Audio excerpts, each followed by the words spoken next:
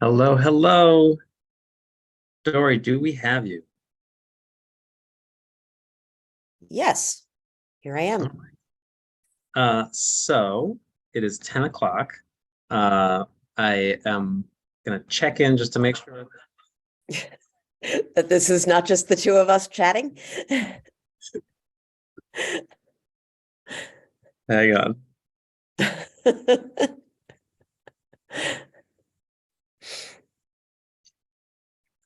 There. Okay, so the live stream is working, and apparently it's delayed by about 10 or 15 seconds. And so that was open in another tab, which is this is how this all starts. So Okay. for folks who are on the stream, welcome to the early birds. And this is our first interview of the day. We're here gathered because it's New Hampshire Gives today, which I jokingly last year referred to as the Super Bowl of nonprofits in New Hampshire. And a couple people made fun of me for that. So that to me is an indication that it was a good tagline, and I'm gonna stick with it.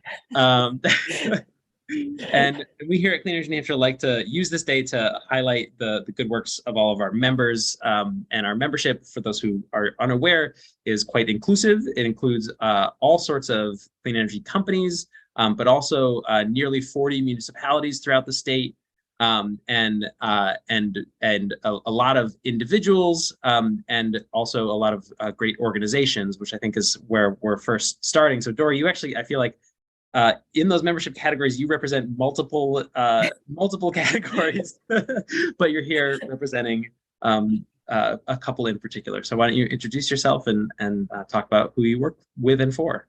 Sure. Thanks. Thanks, Sam. Yeah, I wear a lot of hats. And one of them is I am the co-chair of the board for the Monadnock Sustainability Hub, which works with 34 towns in the Monadnock region and helping them with various programs and offering programs to them. And we work with, energy champions in those areas, municipalities, businesses, anybody who would like to work with us. And this year, for the first time, we're also collaborating with Clean Energy New Hampshire to bring the new energy circuit rider, who is working closely with the Monadnock Sustainability Hub. Another hat that I wear is as co-coordinator for Peterborough Renewable Energy Project. We just changed our acronym to project. And so PrEP. And we have been together for a long time doing different campaigns.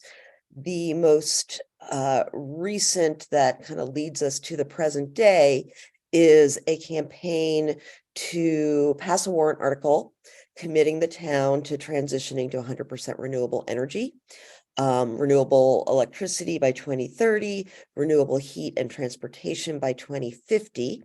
That was overwhelmingly approved at the ballot box with 74% of the vote. We then wrote the plan that was required by that warrant article, and that was approved by the select board in December. And so now we are in the implementation phase. Quick question about that, because I think a lot of folks might be listening to this and hearing about the ambition that Peterborough has and feeling, lost a sea. Like how, and I'm curious, when it came to the writing of the plan, was that just done collaboratively through the folks on the committee? Did you hire outside expertise? How did the plan come to be? All of the above. So we, when PrEP first was starting to work on this, it was a very sprawling group. We had about 20 people. And people who were committed to working on the plan, there was about 5 of us. And so we decided we weren't going to recreate the wheel. And so we did a lot of research at first on plans from other communities that had somewhat similar demographics to us, and brought those together and looked at everything that was in those to see which ones we thought would be feasible and exciting for Peterborough to be pursuing. So that was kind of the first step. As part of that process, I guess it was me, I found a plan from Hartford, Vermont, and really liked their plan. And so I got in contact with the person from the company that did their plan, saying, we would really like to use some of these. Is that okay? And he said, sure. And then he also said, and if you're interested, I can give you some pro bono hours to help you with this. And so we took him up on that. And then after the pro bono hours were completed, we decided that we really wanted him to do the actual formatting and polishing of the plan, because it's done in a really, I think, a really accessible way that's really appealing to the eye. And we wanted that as part of the plan so that people wouldn't get as overwhelmed as they could. It's still overwhelming to have a plan to do all of this work by 2050 includes a lot of different action steps. But we're really happy with how it turned out. Can you tell us about what some of those action steps are? Just like a smattering of examples. So the very first one that kind of that is happening was to hire an energy coordinator for the town. And that they're not called an energy coordinator. It's going to be called an energy and community planner, but it got through the budget. And so we are in the process of finalizing the job description, and that's going to happen. So we're very excited because we really felt like we needed somebody in town whose job it was to execute this plan.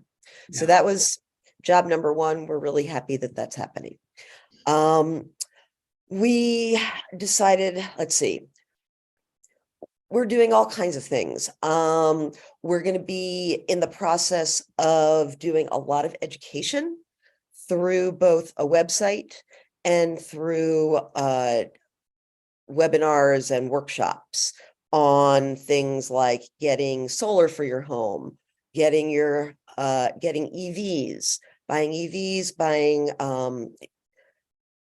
EV chargers, all kinds of things that people are interested in but don't really know how to do.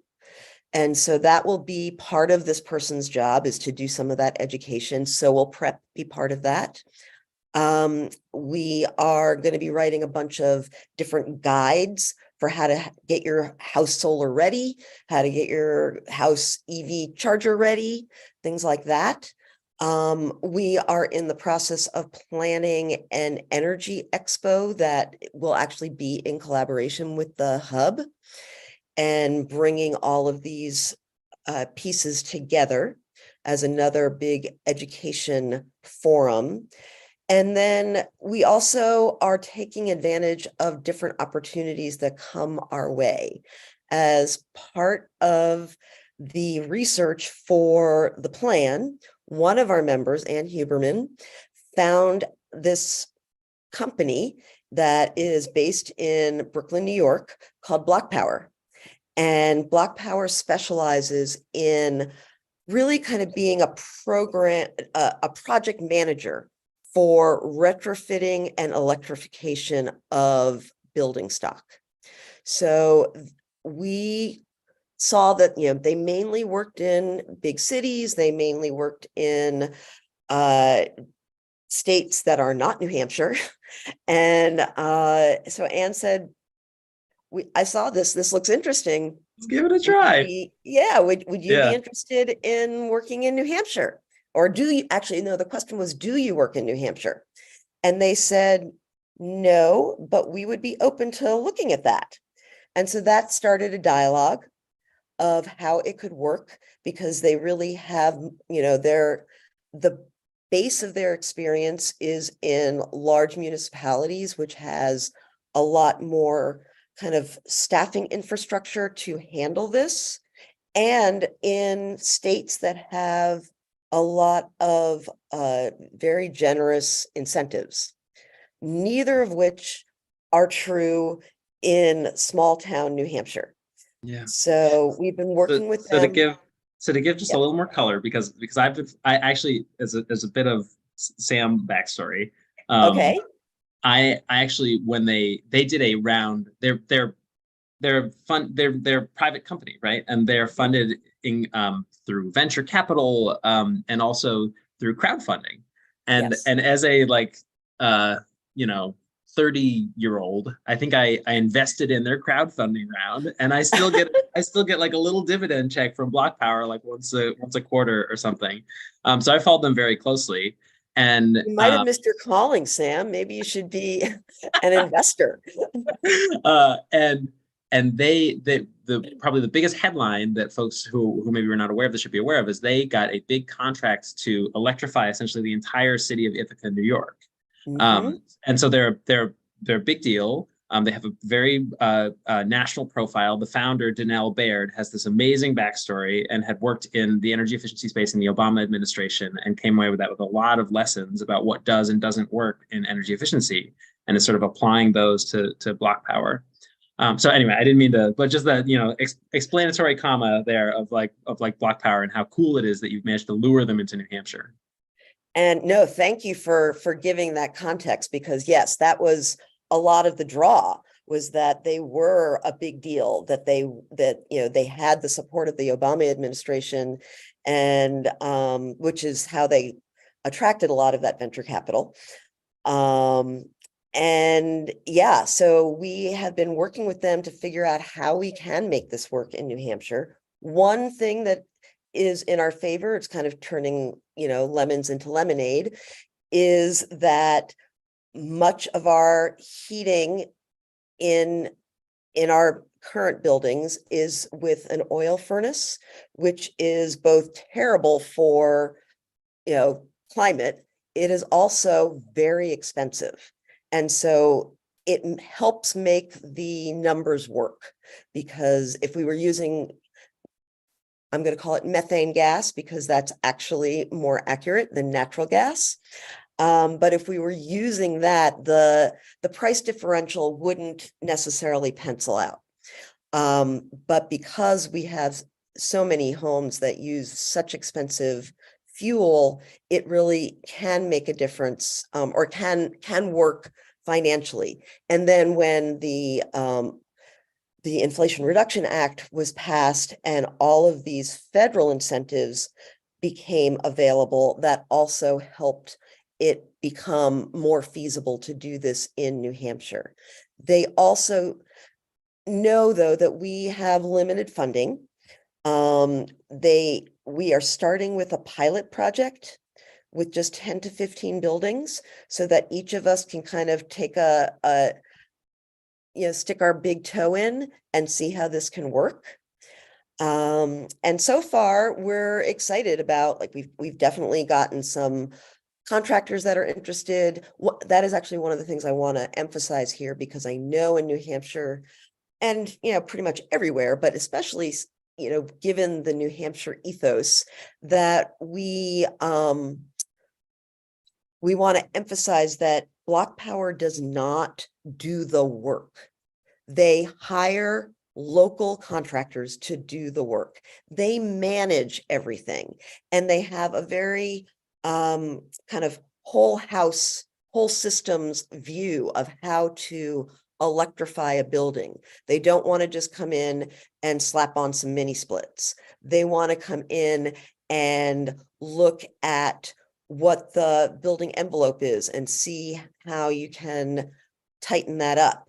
And so it very much includes an energy audit, weatherization, and then an evaluation for what kind of electrified heat you can use. So that was one thing that was very appealing. Another is that as part of their mission, they prioritize working with low and moderate income they say neighborhoods, but in Peterborough, we don't exactly have neighborhoods, but we can talk about individuals. And so that will be a big push in the block power program. While we are just starting this pilot, we are also applying for funding from the Department of Energy to see if we can expand the program. And so that the partnership with Block Power is with PrEP, the Peterborough Energy Committee. No, No, it is okay. with the town. It With is the town. Yes, it's with the town. With PrEP, we are very involved in it. We Right. are kind of You're an advisory committee to the town. we're an advisory committee to the town. We actually we funded this pilot, which they made a very reasonable price so that we could do it. Right. We are also kind of the local project managers, at least for now. Once we get our energy and community planner, we hope to bring them into that position with this project. But for now, PrEP is the interface between Block Power and the town. Right. Okay. And so on just like a nuts and bolts level, how many buildings is Block Power working on in the pilot? And then how, like in your wildest dreams, how big does this get? Like if you're able to pursue and receive some grant funding to expand it, how many buildings would we be talking about then? And then if we were to get really ambitious and the rest of the state were to learn from your example, where would this go next? So right now we were right at the beginning I think the town accepted the money the end of February. So it's only been a few months in, and we've got until the end of our fiscal year in June 2024. So we've got so the pilot will be essentially for a year from now. And so we don't have any buildings that work is actually being done yet, but we do have buildings that they are coming over and doing inspections and talking to homeowners. And there are 3 right now. We meaning PrEP, are really just beginning to do our outreach with our local networks, with the media. The Sentinel is going to be doing an article on this weekend.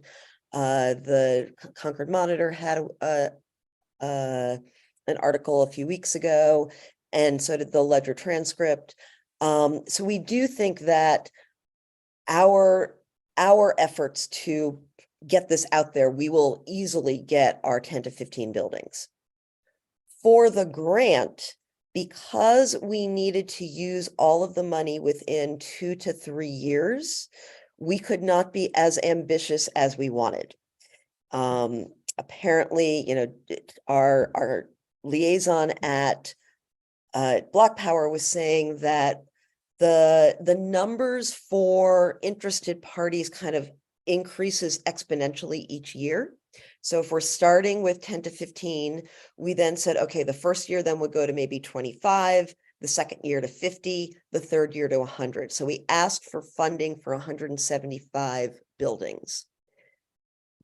If we had been able to, get more money and stretch it out over a longer period of time, we would have been more ambitious than that. But because of the time frame, all of this takes time. We can't just snap our fingers and it works. One of the other pieces is, and something that we actually included in our proposal, is that we need more people doing this work. We have certainly in the Monadnock region, we're kind of a contractor desert there. And so we are, whether or not we get this grant, we are working with our local makerspace, Maxed Makerspace, and with a local HVAC engineer and the director of the energy programs at Lake Region Community College, Andy Duncan. to start offering training at our makerspace. And we're really excited about that program. We really, so the first training will be a kind of the first step in becoming an energy auditor. And so we want to build on that. And then we also want to be training folks to be able to install heat pumps. So we need to get that contractor pool to increase as well. And so part of the funding that we're asking for is to help support that program. This is such a big issue, and it's been, I've heard about it in every sector that's going to be important for the net zero economy. And in one of the ones that the anecdote that I share quite frequently is that, you know, Revision Energy, which is a, you know, they call themselves a full suite company that, you know, they do solar, obviously, which was their bread and butter, but also they do heat pumps now and electric vehicle chargers. So you can sort of get the whole suite of services, batteries, right? They have taken their entire marketing budget and diverted it away from selling projects and towards recruiting electricians, because that is now the major pinch point in terms of them being able to accomplish their mission. So it's such a huge issue, and I anyone who's listening who believes they have solutions in mind, we are actively looking for them, because there are a lot of folks scratching their heads about this in a state that struggles to attract and retain young people, that struggles to have enough housing for it to be affordable to bring in the workforce. There's just such a multi-layered problem. Yeah. So we've got 10 minutes. Should we talk about the hub's work now? Because yes, that would be talking great. about Prep and Peterborough. Right. Can I be a shameless promoter here to? Oh, please. This is what it's all about.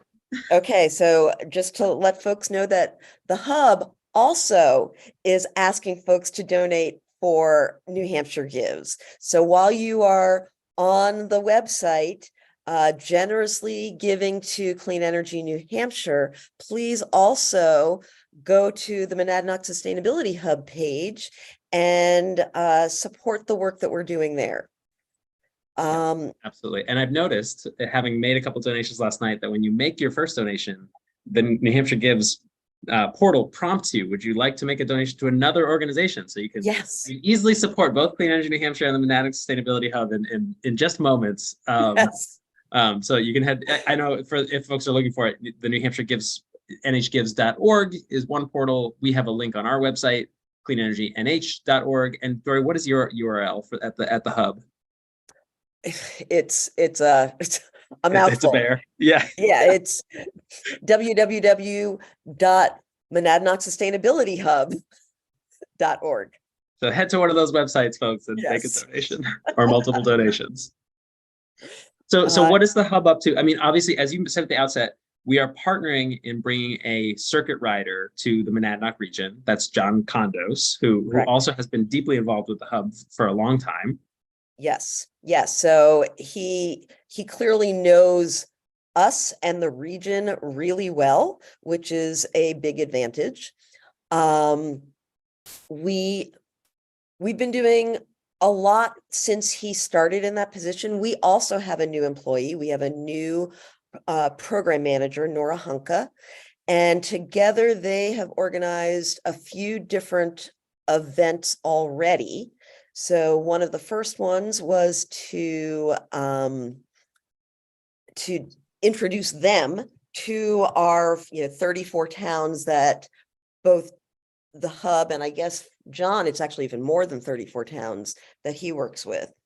And so the Monadnock Energy Forum, which allowed both the hub and circuit rider to talk about ways we can help their towns.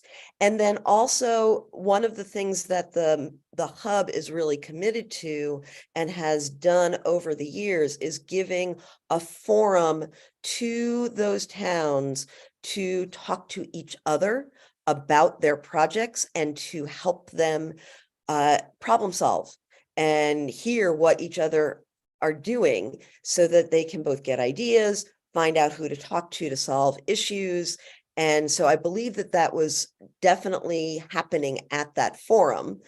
Last year, we did another forum around community power. So that's another arm of what the hub has been doing. And that is to kind of be a first introducer of towns to the community power program in New Hampshire. And for those who don't know, community power is a way for towns to be able to kind of take control over their electricity supply. And so they would work with one of 3 different organizations, either a nonprofit called the Community Power Coalition of New Hampshire, or 2 for-profit organization companies, Standard Power or Freedom Energy Logistics. And they would procure electricity on behalf of all of their residents, and in so doing, be able to get better pricing, and also to match the goals of the town to their electricity mix. So for Peterborough, for example, we want to get to 100% renewable. And with community power, we've got a tier where you can actually purchase 100% renewable electricity, which you can't do through Eversource. So we've been introducing community power to a lot of towns in the region, many of whom have either already signed up and are beginning their programs, are about to start their programs, or are actively pursuing programs. So that's been another big push within the hub. And we had this forum last year where people were able to talk to each other about, well, how did you decide who you wanted to go with? How did you get the word out to residents so that, this wouldn't come as a total shock? This is really kind of wonky information. And so how did you make sure that people were informed about it so that they would approve it at town meeting? So that's another wing. We've also been really active in the EV realm, both in terms of introducing people to EVs through Drive Electric Expos that we've had twice a year. And throughout the pandemic, we couldn't do it in person, but we were able to do webinars virtually. And then also, through John KONDOS, who was on the board at the time of the hub, worked with the Monadnock Food Co-op to secure funding for the region's first fast charger. And yes, thank God, but of course it, unlike other states where it could, because this is being funded through I don't know if people still even remember this anymore. The Dieselgate money. Yes, exactly. Dieselgate, where VW basically, scammed the EPA into thinking that their vehicles were clean, and they weren't. And so as part of the settlement there, VW needed to give money, or offered to give money, for fast chargers. That was back in 2018, I believe, and New Hampshire still hasn't spent that money. But they've committed the money, and we know that the co-op is going to be getting some of that. And so we are hopeful that that'll happen within the next year, perhaps. And so we will then have the first regional fast charger at the food co-op in Keene. So we have a minute left. So I think we just need to say closing thoughts here. I would say, I am very excited to be partnering with the Sustainability Hub in our work in the Monadnock region, mostly because I think what you all represent is really exactly what New Hampshire needs.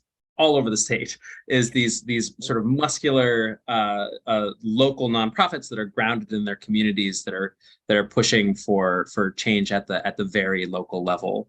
And in my ideal world, there would be a sustainability hub of your ilk in every corner of the state. And so just very excited to see you all grow and thrive, which is what New Hampshire Gives is all about. So folks, please do make a gift to the hub on this day. So last thoughts, Dory? I was just gonna give it right back at you and say that we are very excited to be collaborating with Clean Energy New Hampshire. You are kind of the flagship energy organization in the state. You've done so much good on the legislative level, providing really great education through your LES conference and supporting the circuit rider program, initiating and supporting the circuit rider program. We're really happy that we're working together. Well, thank you for joining us, Dory. Good luck on this most auspicious of New Hampshire Gives days. And we're gonna usher in our next guests on our marathon of live streaming. Thank you. Take care. Be well. So folks, while I let in our next guests, I'm just going to remind you, today is New Hampshire Gives.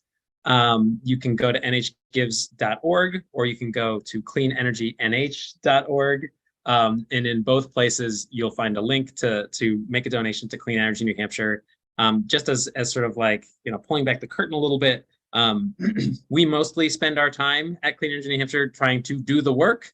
And I perhaps would be a better executive director if I spent more time trying to fundraise, but this is one of the days in which I'm solely dedicated to thinking about how the organization pays for itself. So please do take a little time to support Clean Energy New Hampshire, the work that we do. And I'm very happy to welcome on our next guests. I'll let the two of them introduce themselves. And I know them both pretty well. I would say I know Bob better than Wes because Bob built my house. So Bob and Wes, why don't you take the floor and introduce yourselves? Okay, I'm Bob Irving. I'm a builder. I've been building for 51 years now.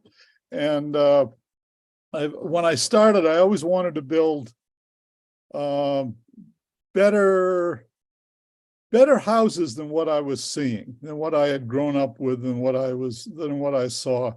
And I've been frustrated for many years on how to do that exactly. And I've tried all kinds of different things, different installations, different windows, all kinds of different things. In 2009, I found Passive House, and they really answered the questions I had.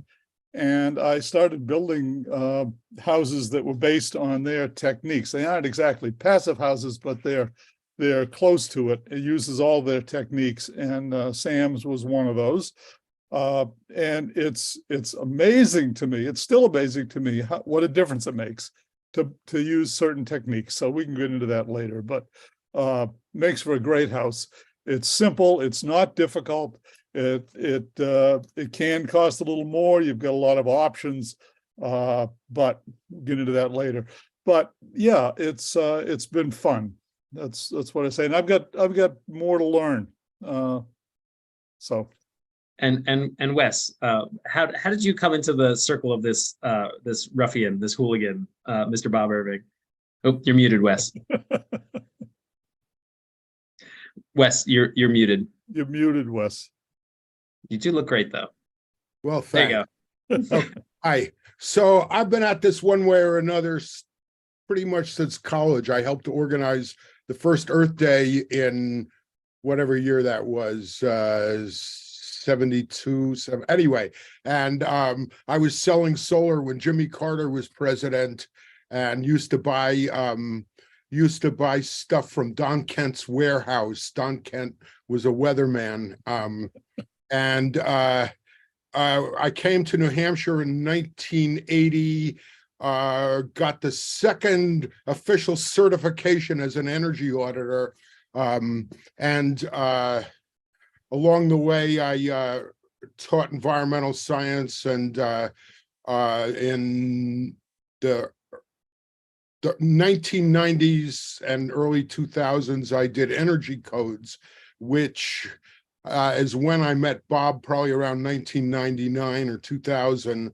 And I also met the people that had started Clean Energy New Hampshire, which was then New Hampshire Sustainable Energy Association. And we still technically are, you know, but Wes, I think you would want to start, correct me if I'm wrong, but you'd want to start with just sort of like your pocket history of Clean Energy New Hampshire as told by Wes GOLUMB. Well, this is just when I was preparing for this, I just got my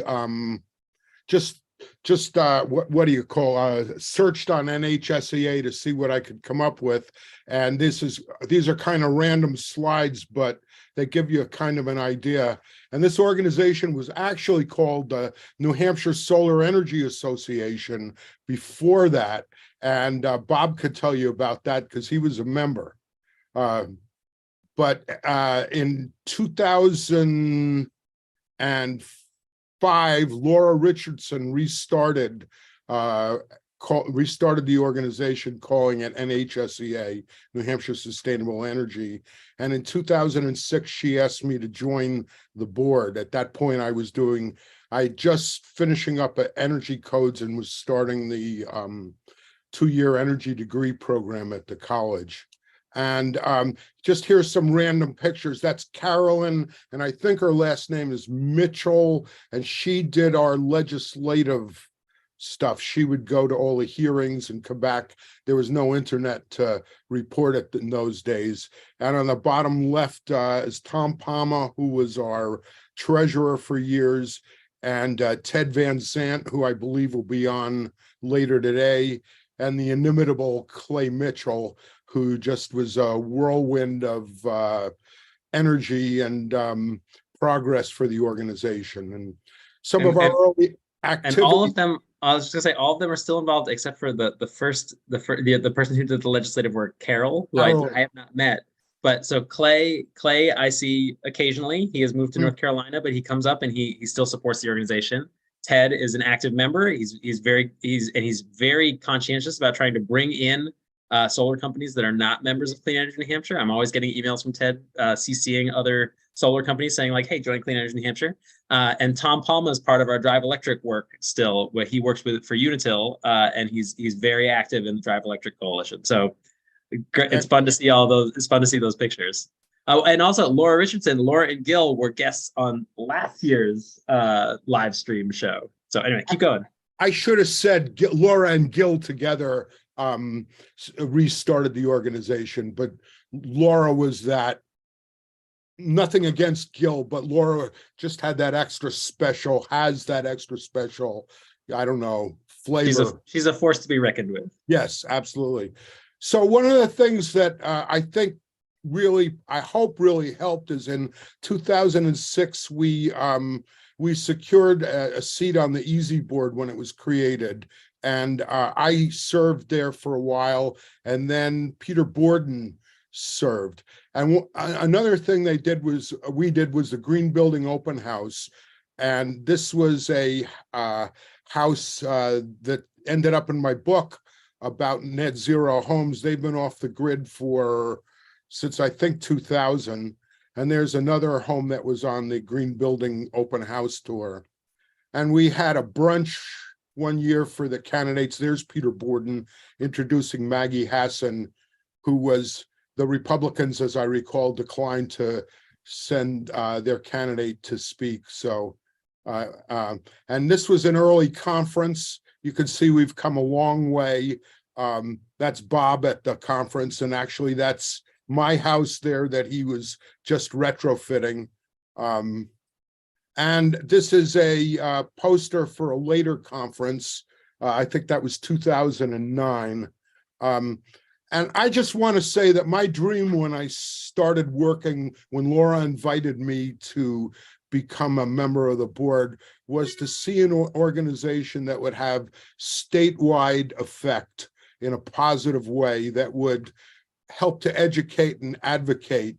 And Clean Energy New Hampshire has just that. And one example that I'm, as a committee member, energy committee member in Deerfield, really reaping the benefit of is the circuit rider. So who's really helping us out.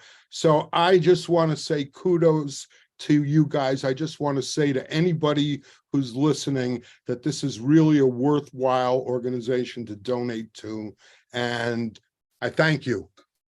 Well, I was handed an organization that was that was very well positioned, so I can take very little credit. And the circuit rider concept, while it's the thing that I've spent most of my time trying to expand, wasn't my idea. It was someone else's good idea that I just got to take it and run with it. So honestly, for those who don't know, honestly, we were trying circuit riders when I was doing energy codes, and that was short-lived, but I'd like to think somewhat effective. Anyway, thank you, Chris. So Chris SKOGLUND, who works for us now and who helped write the climate action plan and was part of the original local energy solutions working group, gave me a document from 2009 and that said what we really need are circuit riders. And it's like, man, it took us 10 years to get there, but we're getting there. And so we've gone from 1 in the North Country. We have 3 today. Just submitted a grant 2 weeks ago to hire a fourth in Sullivan County. And frankly, I don't think we'll be done until we have at least 10 to cover the whole state. Awesome. That's great.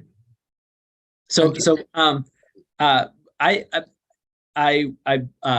I want to give you all space to talk about what's going on in your circles, in your worlds, what you're seeing. But I guess I want to know, Bob, how many houses are you going to build this year? That's my first. We're just finishing one, and I have another one, another possibility, and that we'll see how long. First of all, I don't have it yet. It's a fairly small house, and it probably won't take the rest of the year. So maybe we'll start another one. I don't know. Yeah. I've decided that I'm not building multiple houses, and I'm doing one at a time, and I'm going to stick with simple houses now. Very, very basic. There's a picture Wes has of the one that we're doing now, which is kind of ideal. And I want to get more into affordable houses. I was at a couple of conferences here in Burlington and Boston, and there was a lot of talk about, I think in Burlington about, in both of them actually, but in Burlington about affordability. And I talked to a friend who's in my Passive House class who works for Energy Efficiency Vermont, and he specializes in dealing with affordable housing. And he does a lot with modular and mobile home replacement, net zero mobile home replacement houses. And I want to look into those and see what the possibilities are there. It's been my, the question of affordability. Most people talk about high rises or, multifamily buildings, which you get the most bang for your buck. You get the biggest house for the least amount of money if and you can rent and blah, blah, blah. But that's not who I am. I'm a builder. I like single family. And a lot of people would rather live by themselves somewhere than in an apartment building. So there has to be a place for them. And people that have not got a lot of money need these houses, frankly, more than everybody else, because, with solar panels, there's no cost. There's no cost for electricity. There's no cost for heat or cooling. And it's more comfortable. I mean, it's just a better house all around, and it's more affordable once it's built. Now, the question is, I've been building relatively high end. And the question, of course, is how much can you take out or how much can you change before you're back to same old, same old. I think the key, there's a few keys in this. One is the house must be airtight. There's a few other ones, but you need ventilation. But if you do the basics, the house should work. So it's a learning curve for me to find that out, and I'm not quite sure how I do that. But that's kind of my goal for the future is dive more into affordability, smaller, simpler houses. That's really where the need is. Yeah. There's a lot of people that can't find this $600,000 house, but they'll always be there. So Yeah. we need the smaller, less expensive ones too. And so how do you think we get, because part of that is sort of just like the developer community as well. So to a certain extent, we need to take the folks, you know, the big developers who are doing a lot of homes per year and start to incept our ideas into their thinking. So I'm curious, do you see that as possible, as a thing that we could? Well, I think it's possible. There are builders, I know there are builders out west doing that, exactly that. I've read about them in some of the builder magazines that build multiple, you know, large subdivisions, and they do them all net zero. They're doing this all over California, New Mexico, Arizona, you know, and in the Southwest. The state is updating its code. They do that every 3 years. The national code is updated every 3 years. And then the question is, the state has to adopt a code. And right now they're working on adopting a new code. I was at a Zoom meeting recently with the code and with the State Home Builders Association, the HBA, which I was a member of for many years. And I was very discouraged. They don't want it to adopt the code. They want to stay with the old code or go backwards if they can. And especially the big builders, they don't want to make any changes. And it frankly, you know, reminds me of when I had little kids, and they would go into temper tantrums and say, I don't want to do that. You know, you can't force me, you know, that kind of thing. And it's the same thing. It's not that difficult. They need to step up and make a few changes. They can make a huge difference if they could make a few changes.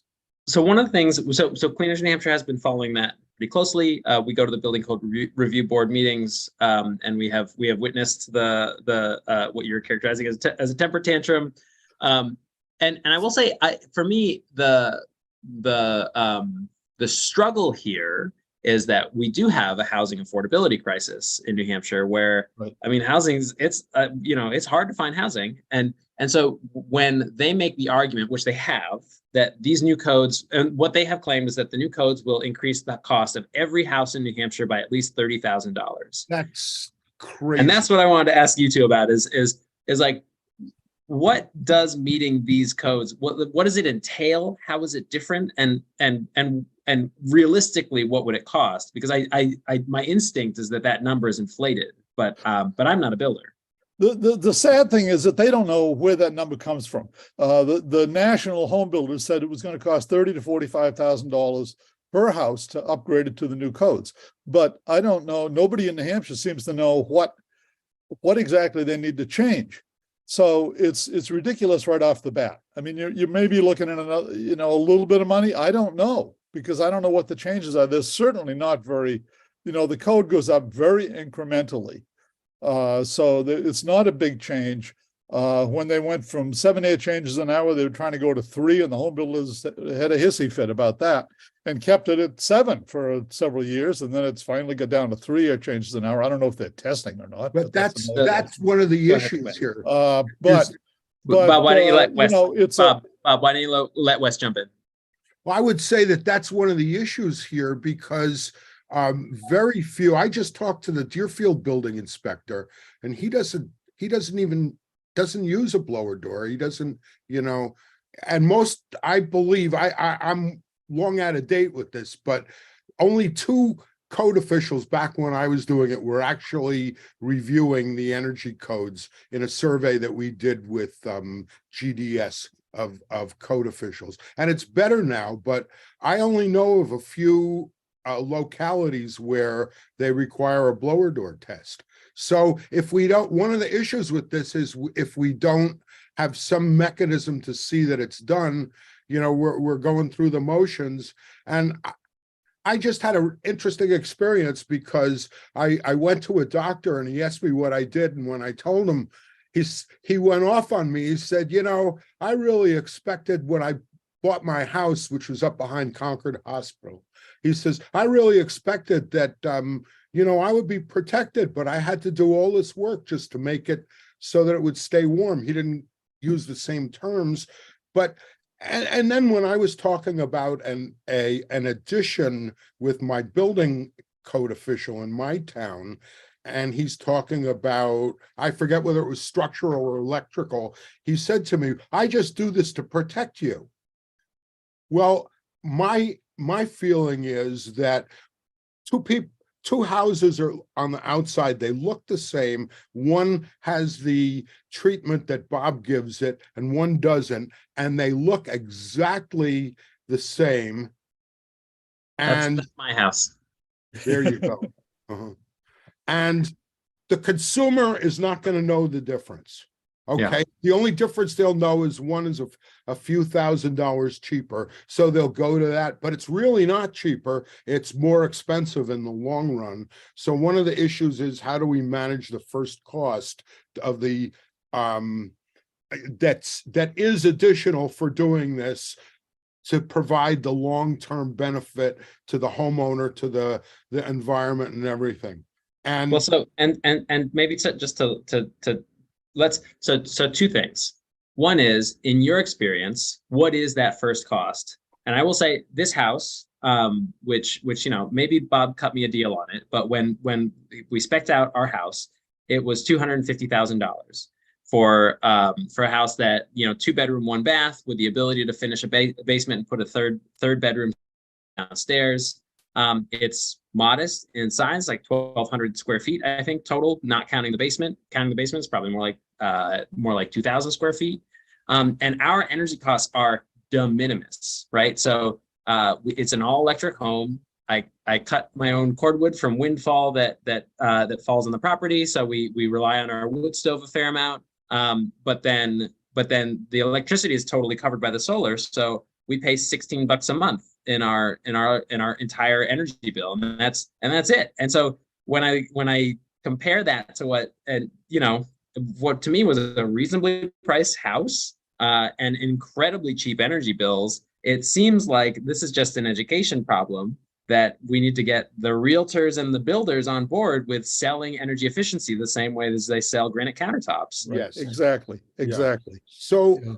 in my research for my book on net zero homes, to go all the way to net zero, depending on whether or not you included solar, range from 3 to 15%, but 15% was, I think, well, was the high.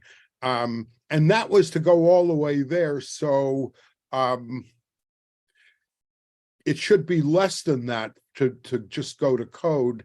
And by the way, I spoke to a woman at the codes, the National Codes Office, about the increase in the cost, and they sent me some info, and it looked to me, and I don't have it at my fingertips, that a lot of what they were considering as increases were sort of nebulous general increases, you know, the increased cost of labor and stuff like that.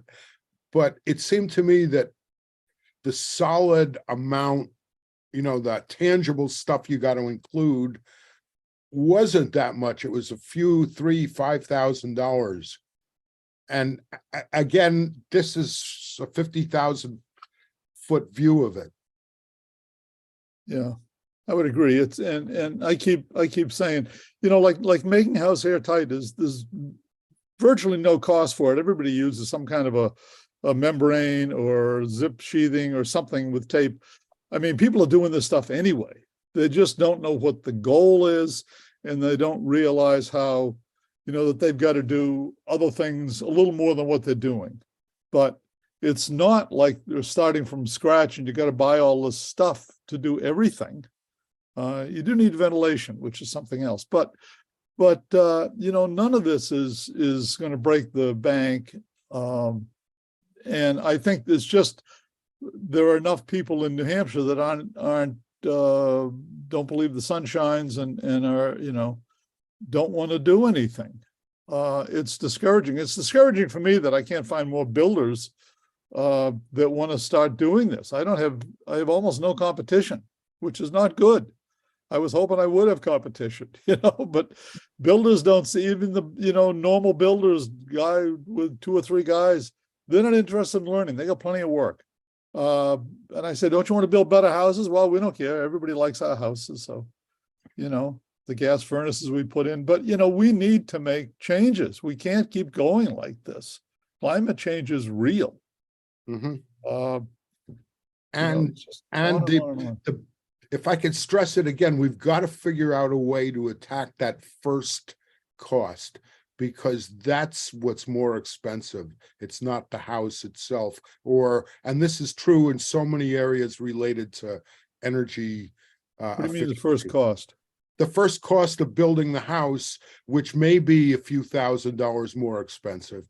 You know, if you go a little bit further using the IRA 22, there's incentives for builders and for landlords to do this, but it goes further than the code. So we sort of need something to help us to get from the code, or from the standard to the code, that'll maybe even encourage people to take that extra step.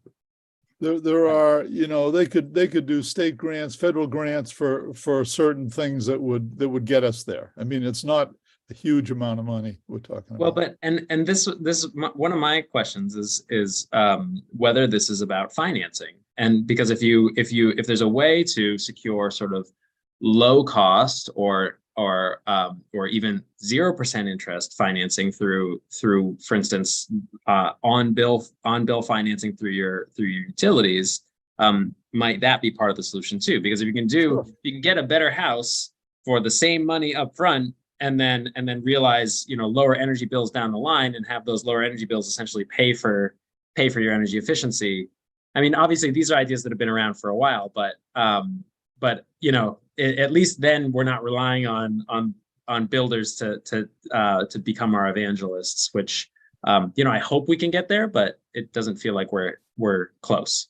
Well, in the houses that I'm building, most of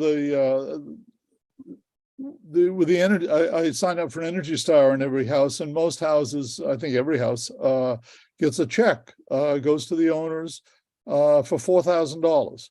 Now, $4,000 would go a long way towards meeting whatever issues the code is changing. They probably are minor, and $4,000 might cover it all. There's money there that's just being spent differently. You mentioned money that's sitting in the general fund or something that's supposed to go towards automobile chargers and stuff in the state of New Hampshire. There's a lot of money around that needs to be targeted for doing this, and maybe they target low-income houses. You know, here's $4,000 to upgrade put in a good ventilation system or whatever it is. But it's not, and the home builders have clout. They could get the government, the federal government probably, to start giving them grants to do this stuff. It's not impossible. Which I will say, despite our disagreement with the home builders around codes, the home builders were very helpful in terms of defending New Hampshire saves when New Hampshire saves came under assault at the end of 2021. Yeah. And essentially what they said is like, listen, we have said we're not excited about more aggressive codes, but so what are we for? And we're for this. We're for grants and incentives that will help us to deploy energy efficiency. There you go. Good point. You know, I just wanted to say that some of their responses to this kind of remind me of the auto companies when the seatbelt law came in, telling us it would put them out of business, you know, and they actually said that. But which we know did not come to pass, right?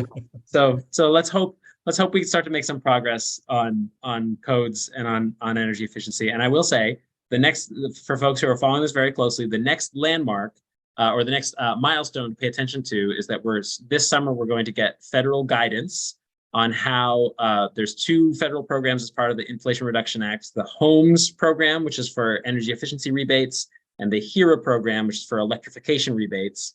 We'll get guidance on how that money is to be spent, and it'll be administered through the State Department of Energy, who have committed to pursuing those funds, and it'll be an additional $70 million the state of New Hampshire will be able to spend on energy efficiency and electrification rebates. So we'll learn more about that this summer. And so we've got a minute left. Just final closing remarks from the two of you. Thank you for coming on. You know, Wes, I know you've got a book. Perhaps you'd like to promote the book in our closing moments here. Sure, thank you. The book is about 4 net zero homes and 1 net zero ready, although they're probably net zero now because they put solar on. None of those houses spent more than $500. 2 of them were built by Bob. And I sort of go through the whole process of how they're built, what's different, and comes with a series of videos, more than a dozen now. It's called Warm and Cool Homes, and you can check it out at warmandcoolhomes.com. And thank you. Thanks for having me. Thanks for both of you for coming on, and I look forward to seeing you soon. I'm gonna usher you out as the next guest is in the waiting room. Be well. Thank you, Sam. You too. Yeah. Thank you. Bye-bye. So folks, again, the reminder is that it is New Hampshire Gives Day. You can find the link to make a donation to Clean Energy New Hampshire at our website, which is cleanenergynh.org. You can also go to nhgives.org, and if you search for Clean Energy NH, you'll find us there. That's the story. That's what we're doing today. The purpose of the live stream, though, is to spotlight all of our members. And we have with us one of our newest members, and I will say one of the members that I'm most excited about, we'll talk about all the reasons why I'm really excited about what Jesse is up to. But Jesse Lohr is the founder of Greenwave Electric Vehicles. Jesse, what are you all up to out there on the Seacoast? Yeah, absolutely. So honored to be on this event today, and so excited to celebrate all the amazing nonprofits in New Hampshire. So out here in Northampton, we are New Hampshire's first electric vehicle dealership. We focus on nothing but electric vehicles and plug-in hybrids. So in other words, vehicles that you can get some fossil fuel-free driving in, which is super exciting. And we're here with a mission to help decarbonize the economy, right? We're trying to do something about climate change by dealing with, the transportation issues out here and helping people get into a much more fun car. And because we're an independent auto dealer, we're not a franchise, we don't have new cars, we only have pre-owned cars. So we're making electric vehicles much more affordable for more people. So you can get a more fun car, you can drive your values and do something about climate change, all in our beautiful environment out here. So that is exactly what I'm so excited about what you're doing. And this is, I can't help but proselytize a little bit about how smart what I think your new venture, represents, because so many people think of electric vehicles as toys for rich people.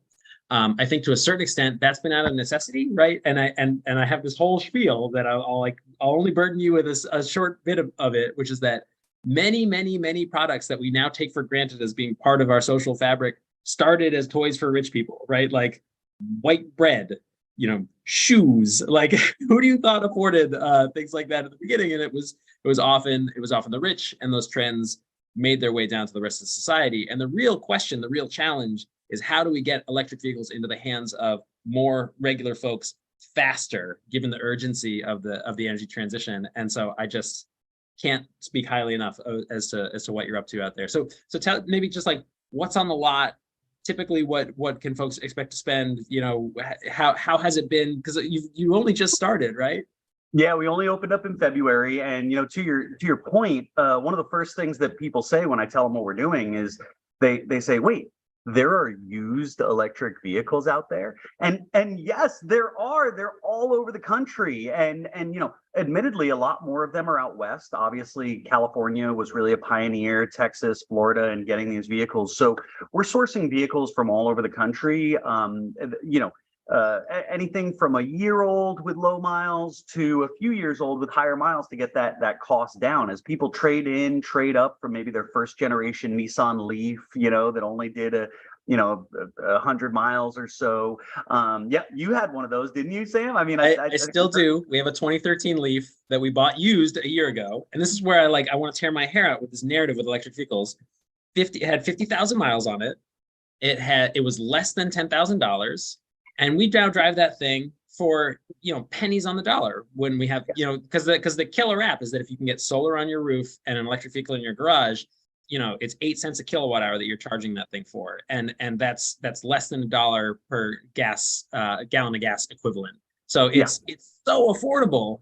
And that's one of the things that we do with folks is when they come in, we have an educational mission because we believe that when people get the facts about electric vehicles and how much money they're going to save, and then they have the experience of actually driving an electric vehicle, and like you said, we have all makes and models out here. So we don't sell here, we just educate, we give people the information, and you get a personalized transportation impact report that's going to tell you, by making the switch to an electric vehicle from whatever car you have, how much money you're going to save and how much CO2 you're going to save annually. And some people just walk in, they get that information, they walk out. That's okay with us because we know when you have the facts, when you know from experience how fun an EV is to drive, and you can think about how much money you're going to save, right? You're going to put that money, you're going to stop, gassing up, right? And you're going to be putting that money into a sustainable technology that you love. And talk to people who own electric vehicles. Most of them love their car. I love my electric vehicle. People are going to accelerate that switch, right? Because there are a lot of misconceptions. There's a lot of concern out there. Like, there's no chargers. There's no chargers out there. But the reality is, when you're charging at home, you take a whole chore out of your weekly routine. You don't have to go to the gas station anymore. And most people, they will be charging at home. So, when you come here at GreenWave, we answer all your questions about electric vehicles or plug-in hybrids. We get some information about your current vehicle. We take all trades, right? So we'll take, if you've got that old gas guzzler with 200,000 miles on it, we'll take that as a trade, and we're going to wholesale that, right? To find another home for that. We're not going to resell it because we don't sell those vehicles. And so we get that information.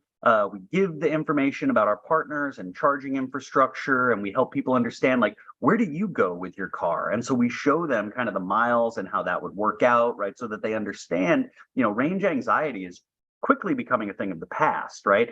And then you can come here, you could drive a Tesla. You can drive a couple Teslas. You could drive a Ford F-150 Lightning. Even if you're not going to buy a Ford F-150 Lightning, we'd love for you to drive a Ford F-150 Lightning just so you know what it's like. A Volvo XC40, a Ford Mustang Mach-E, a Volkswagen ID4, an Audi e-tron, right? You could check out all of these vehicles, and not to mention Chevy Bolts, Nissan Leafs, Hyundai Ioniqs. Like, we have them all right here today, and we have them constantly coming in. And so people get a chance to really feel, what is regenerative braking? What is this acceleration, right? The most common thing that people say when they experience acceleration in these vehicles is, holy smokes, or some variation thereon, because it's just fun. It's fun. And last thing I got to say, people don't realize this. Electric vehicles are not just the most fun cars on the market right now. They're also the most safe cars on the market right now, because the safety technology in these vehicles is just remarkable. So everything from adaptive cruise control and lane keep assist to automatic emergency braking and obstacle avoidance, like, a lot of these vehicles have this. So people are going to get a fun car, a safe car, and a car that's going to save them money in the long term and save the planet. Let's not forget that. So I want to get to the Save the Planet in a second, because there's some misconceptions there that I'm happy to take this time to like dig in on. But also, let's talk about price. So I just Googled this while we were sitting here. The average the average price of a new vehicle in the United States right now, and that's not electric vehicles, is all vehicles, is $48,000. The average price. I know. And I've never bought a new car before, so I hear that number and it makes my eyes bleed. I will say we have now put in our last gas car is on its last legs. So we've put in an order for a Chevy Bolt, which, RIP the Chevy Bolt. Like, I'm very sad that Chevy has decided to discontinue that vehicle, because it is the most affordable EV on the market right now.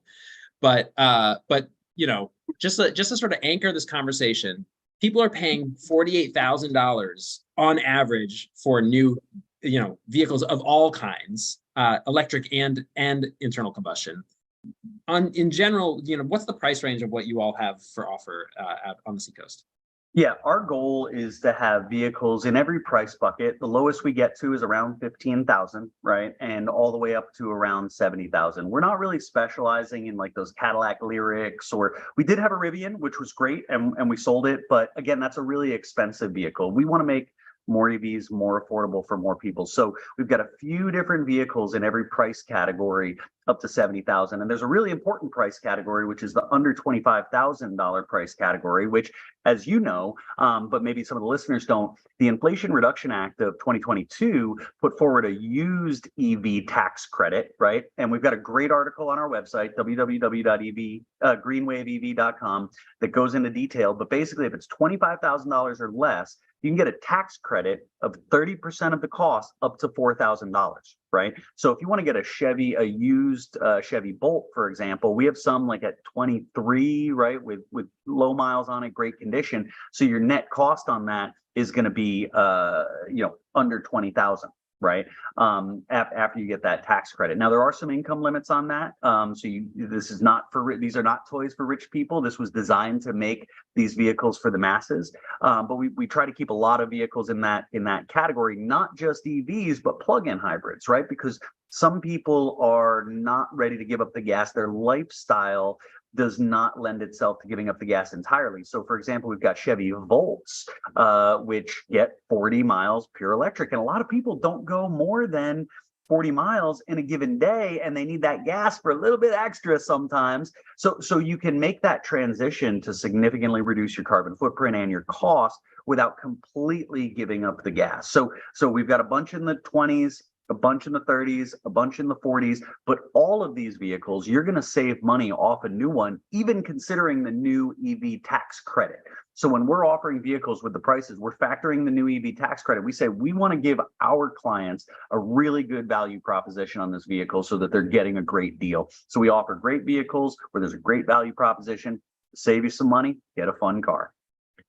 So another statistic that I always throw out there, average American drives 34 miles a day, right? So even if you do buy a plug-in hybrid that's got a 40-mile range, you're going to drive that car in electric mode 90% of the time, which and actually had somebody make the argument for me for why buying a plug-in hybrid is more environmentally friendly than buying a battery, just a full electric, which was the first time that someone made an argument that landed for me when he said, listen, if you're only driving mostly 35 miles a day, why not get a car with a smaller battery and you're not lugging around all that extra battery? And and so I was like, okay, all right, I will concede that might be a good point. Yeah, well, and look, there are a lot of, we can have a deep conversation about all the challenges around electric vehicles. We're not blind to those, right? As we develop this technology, we know that there's a carbon debt that electric vehicles build, because it takes more carbon to produce an EV right now than it does than an internal combustion engine car. Now that's all changing with like the things with Ford and Blue Oval City and whatnot, but that's the case right now. But because you don't have any direct tailpipe emissions once you start with that vehicle, after about 1.9 years, or about 20,000 miles, according to the Argonne National Laboratory, they did a big study on it, you've overcome that carbon debt, right? So when you're buying a vehicle with 22,000 miles that's 2 years old from Greenwave, you're carbon free, right, on that side of it. So I think there are definitely things that we need to, as an economy, as a people, address with the mining considerations, and we don't shy away from that here at Greenwave. We know there are problems with new manufactured vehicles, but at the same time, whether it's a plug-in hybrid or an EV, you can get around for less money than you're getting around for right now. So how do those? I'm curious. I'm just like sort of itching with curiosity here in terms of how, and I don't know that necessarily you know the answer, but maybe you do. How the experience at your dealership differs from that at a standard dealership, because I don't know if you get like a lot of tourists essentially coming in, people just being like, we're just coming in because like, what a weird, like EVs, who knew? So do you know, in terms of like statistics so far, do you have more people just window shopping compared to your standard dealership? Do you think you're closing more sales because you're so unique? I'm just curious, like, how's it going and what's it like? No, it's a great question. And, I worked in the automotive industry for a long time in wheelchair accessible vans, and I have, lots of friends who are in the automotive industry, and we have a ton of respect and love for our friends who in the general automotive industry, right? But we are very different, And in the general automotive industry, you know, when somebody comes in, they're not really ready to buy, they call them tire kickers, right? We've all heard that phrase, tire kicker. Oh, they're just a tire kicker, right? And we do get tourists. We get people who come in who they're just curious. They're like, I don't want to buy a car today, certainly not, but this is interesting. I want to do this, right? And we track, of course, all of our opportunities, all of our appointments. We track all this, and even with all of that. Right now, about 1 out of 2 people who come into us have purchased either right then or subsequently, right? So about 50% of the people, which in the car industry in general, that's closer to 20 to 25%, right? For most dealerships. So, you know, when people come in, I think they're delighted, right? There's a rule in the car dealership world, in the traditional car dealership world, never let a client drive more than 2 cars. Because if they drive 3, if they test drive 3, they're not buying anything, right? That's kind of an unwritten rule.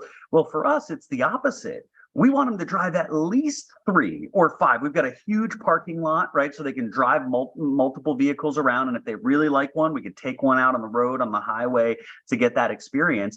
And it's just, I know this from being an EV owner and talking to EV owners. The experience of doing it is transformative. So if you've never been in an electric vehicle and you've just kind of heard about it, it's not the same. You could be like, yeah, I save money. Yeah, I'm charging. Yeah, they're fun. They're cool. They're technology. They're screens. But once you actually do it, it's going to change your daily experience, right? So many of us drive every day, right? And I can remember before I got an electric vehicle, I didn't love my car. I mean, I had a Ford Fusion. I respected my car. I appreciated my car, but I didn't love my car, right? When I got an electric vehicle, holy smokes, my drive became so much more enjoyable. So, you know, when people come in here, yes, we have tourists. That's okay. We love tourists because we have an educational mission. When people learn what they need to know, they're also going to tell their friends, hey, you should check out an electric vehicle. And long-term, we're doing the right thing for the community. So I'm going to share my screen really quickly here. Whenever I want to dig into the myths that you please. So whenever people ask me about, so like, you know, electric vehicles, those aren't green, you use fossil fuels to build them, and so therefore, you know, hand wavy assertions about so whenever I hear that, I send them to this blog post, which is by a woman named Hannah Ritchie, who's was for a long time involved with something called Our World in Data. Super smart. This blog post is based on some of the papers that you mentioned as you were talking about this. And so if anyone is looking for it, I will link to this on Twitter, and you can also arm yourself with the facts. And you know, the truth is that yes, an electric car, because of the battery, the embodied emissions involved in producing the battery on day one will have consumed more carbon than a gas car. But the reality is that they're so much more efficient that pays itself back very quickly. And on average, by year 3, you've already paid off that deficit, and you're saving emissions as you drive it. And also, the more you drive it, the more you replace miles in an EV that you would have driven in a gas car, the more you're saving. So we, in what we affectionately call our car on a leash, the 2013 Leaf that only now with its battery degraded as such, it only goes about 70 miles. We stretch it as much as we can, and we take it on some like nail-biting road trips to the grandparents' house in the winter with the car loaded with kids, because we know the more we drive that car instead of our gas car, the more emissions we're saving. So yeah. And you know what, another thing when we're getting on facts with this, another question people have is, what about the batteries, right? What do they do at the end? I mean, there's going to be huge pollution. We're going to have all these batteries in our landfills. And I say, whoa, hold on. These batteries cost the original equipment manufacturers so much to produce. You think they just want to throw them out? Of course they don't want to throw them out, right? And in reality, actually, cars, just writ large, all cars are one of the most recycled items in America. Over 95% of cars are recycled in general, right? So we already have, it's a multi-billion-dollar industry to recycle cars. So we already have this type of work that we do. Well, the batteries, you know, Sam, what they get used for. End of life is considered about 70% capacity for a battery, and EV batteries, according to studies by Recurrent recurrentauto.com, Recurrent Automotive. They're an amazing company. They lose about 1% per year in their range. So 70%, they're estimated to last about 30 years if you drive the average, right, which is about 12,000 miles a year for an American, right? So vehicles, can you imagine vehicles lasting 30 years, right? That's generally what they're expected to last. But at the end of life, they don't just throw them in a dumpster, in a landfill. They put them in a solar farm, right? Because in solar farms, they have all this latent energy production during the day, right, that they can't feed into the grid when the sun is shining. And we need it at night to power our air conditioners and our lights and our computers when the sun goes down, right? So they can put these batteries into a solar farm, capture that energy, put it back onto the grid when the demand is higher, right? And the expected life of an EV battery in a solar farm is 50 years. 50 years. And at that point, there are emerging technologies to recycle batteries, break the lithium and nickel and cobalt down to its components and put it back into the circular economy, right? Keep recycling it. So, I love where the world is going in terms of thinking sustainably about every aspect of production, consumption, and regeneration. And we're just honored to be one little stop on that way. So. Right. And it's so funny that you lay all that out, because I would also encourage people who are concerned about this. You should be concerned about batteries. The mining burden of batteries is real. That's something we need to manage. I would also point out that if we transition off of fossil fuels, the mining burden of extracting fossil fuels will go away. And so make sure you're counting that in your ledger of mining burden. But also I would encourage you to Google Redwood Materials, which is a company out in California, just got a massive loan programs loan from the federal government to stand up a recycling gigafactory out in Nevada.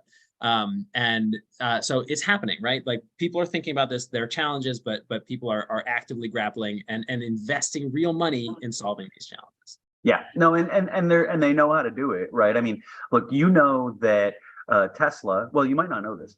Tesla is, by market capitalization, the largest auto manufacturer in the world, but they only produce a fraction of the cars. I mean, I think Toyota produces like 14 times more cars than Tesla, but Tesla is a bigger company. Why is this? So you talk about investment. Well, we know at the highest levels of our economy, people know that we need to decarbonize our economy. We need to get our Earth's carbon cycle back in check because of what's happening in climate change. I mean, I don't know if you heard this morning, Sam. They're saying by 2030, there could be no summer sea ice in the Arctic, right? And the impact on the planet from that and the doubling of warming is really scary. Right. So that's why this investment, like the people who know what's going on, Intergovernmental Panel on Climate Change, the long-term pension funds, all of this, they know that this is going to be a problem. So they're investing monies like in Redwood, right? Like in Tesla, like in electric vehicles, right? Because they know it's efficient, they know it works, and they believe in it for the long term, right? So when you look at it for your personal finances, you could be looking at it like, a global asset manager. What's the right thing for my family over the next 5, 10, 30 years? Probably an electric vehicle. Right. Okay. So what do you drive? I drive a Ford Mustang Mach-E. I got it in 2021. I consider myself an early adopter, right? I have always been passionate about climate change, and I'd never fallen in love with a car like I fell in love with that Ford Mustang. I saw the ad the first time, my heart dropped into my stomach, started a little cold sweat. I looked at my wife, I said, baby, I gotta have it. And so I went around to the dealerships and nobody had one. And then a friend of a friend said, hey, they got a canceled order. And so I shot over right away, got it done that day, bought that car. And, net, it was actually only a little bit more a month, about $175 more a month, which I know is a lot of money. But, to my Ford Fusion, it only cost when I factored in all the incentives and the fuel savings and all that stuff. So that car has just been amazing for me. I've had it for 2 years and 40,000 miles now. Okay. And you know what I've done for maintenance? Nothing. I mean, it's not completely true because I did get a set of snow tires. So now I have 2 sets of tires, and eventually the tires are going to wear out, and no oil changes, of course. So I don't have to worry about that. I've had about 5 recalls. Most of them have been addressed by over-the-air updates, all except for one. One I had to take into the dealership. But all the rest of them, I get into my car in the morning and I see, hey, a message, your car has been updated to the latest technology, which gives you this fun game, this cool feature, and oh, by the way, we've addressed this recall, which has improved your heating, ventilation, and air conditioning system to decrease fogging in colder temperatures. It's like, I didn't have to spend 3 hours at a dealership for a recall to fix my AC. This is awesome. And one more thing, brakes, right? If you're driving 20,000 miles a year, you're probably getting at least one brake pad replacement per year. But because of the regenerative braking on an electric vehicle, and I use the one pedal drive mode, my brakes are still as good as new. I haven't had to replace my brakes at 40,000 miles. So think about the time, money, and aggravation that I've saved. I mean, you just have to put in windshield wiper fluid. It's crazy, man. Yeah. It's crazy. People call me like three weeks after they've delivered. They'd be like, hey, I forgot the maintenance schedule. Can you send that to me? I'm like, is your windshield wiper fluid working? And they're like, yeah. I'm like, you're good. Yeah. So I'm curious from your perspective, because I will say one of my big concerns, broadly, you know, if I had been in elected office, I would have voted for it. But my concerns with the Inflation Reduction Act is that, unfortunately, when you make your climate policy through the tax code, a lot of the provisions in your climate policy are only available to folks who have tax burden. So let's just imagine blue sky, we're kings for the day. If you wanted to create a policy that would make electric vehicles and you know, all of the benefits that we've been talking about, their affordability, the lack of maintenance, all this available to more folks, what would that policy look like from your perspective as someone who's selling them, like on the front lines? That's, you know, Sam, that's a great question. And it's a somewhat difficult question for me because part of this project is that we're apolitical, right? And I don't care where you fit on the ideological spectrum, right? You don't even have to. I've had people in my showroom who have said to me, I don't believe in climate change. I think it's a hoax, right? And I just then they want buy a a car that car. has 1,000 horsepower. Yes, I want a fast car. I don't want to pay all the money for a new one, you know, Yeah. and this one's awesome. It looks cool, right? So from a policy standpoint, it really hurts my heart that this has to be battles back and forth. And, you know, and in general, too, I believe that, you know, the market has moved towards electric vehicles. Like, look, GM did not go deep into electric vehicles because they cared about the planet. They cared about their bottom line. And when Tesla started to smoke them in certain segments, and they said, oh my God, this is the future. Everybody wants these cool cars, and Ford and all these, right? The market is moving there, and people are choosing these because they're right for their family, they're right for their budget, they're right for their lifestyle, right? So that being said, I think the biggest thing is going to be charging infrastructure, right? Especially in apartments, in low-income housing, in public shopping areas, right? The biggest thing that we can do is to create more charging infrastructure because that's additional costs that people need to get to, and that's one of the biggest barriers that people have to getting. Now, the charging infrastructure is a lot bigger and better than people think, right? When I show them where the actual chargers are, you know, they say, oh, there's no chargers anywhere. Do you know where the cobblers are in your town? They're like, what? I mean, the people who fix shoes. It's like, no. I'm like, but they're there. You know, there are people who fix shoes. They're like, well, yeah, they got to be there. It's like, so would you not buy shoes because you don't know where the cobblers are? And maybe that's a silly comparison, but the truth is they are around. So we educate people on where they are around. But home charging, especially in apartment buildings, condo developments, right?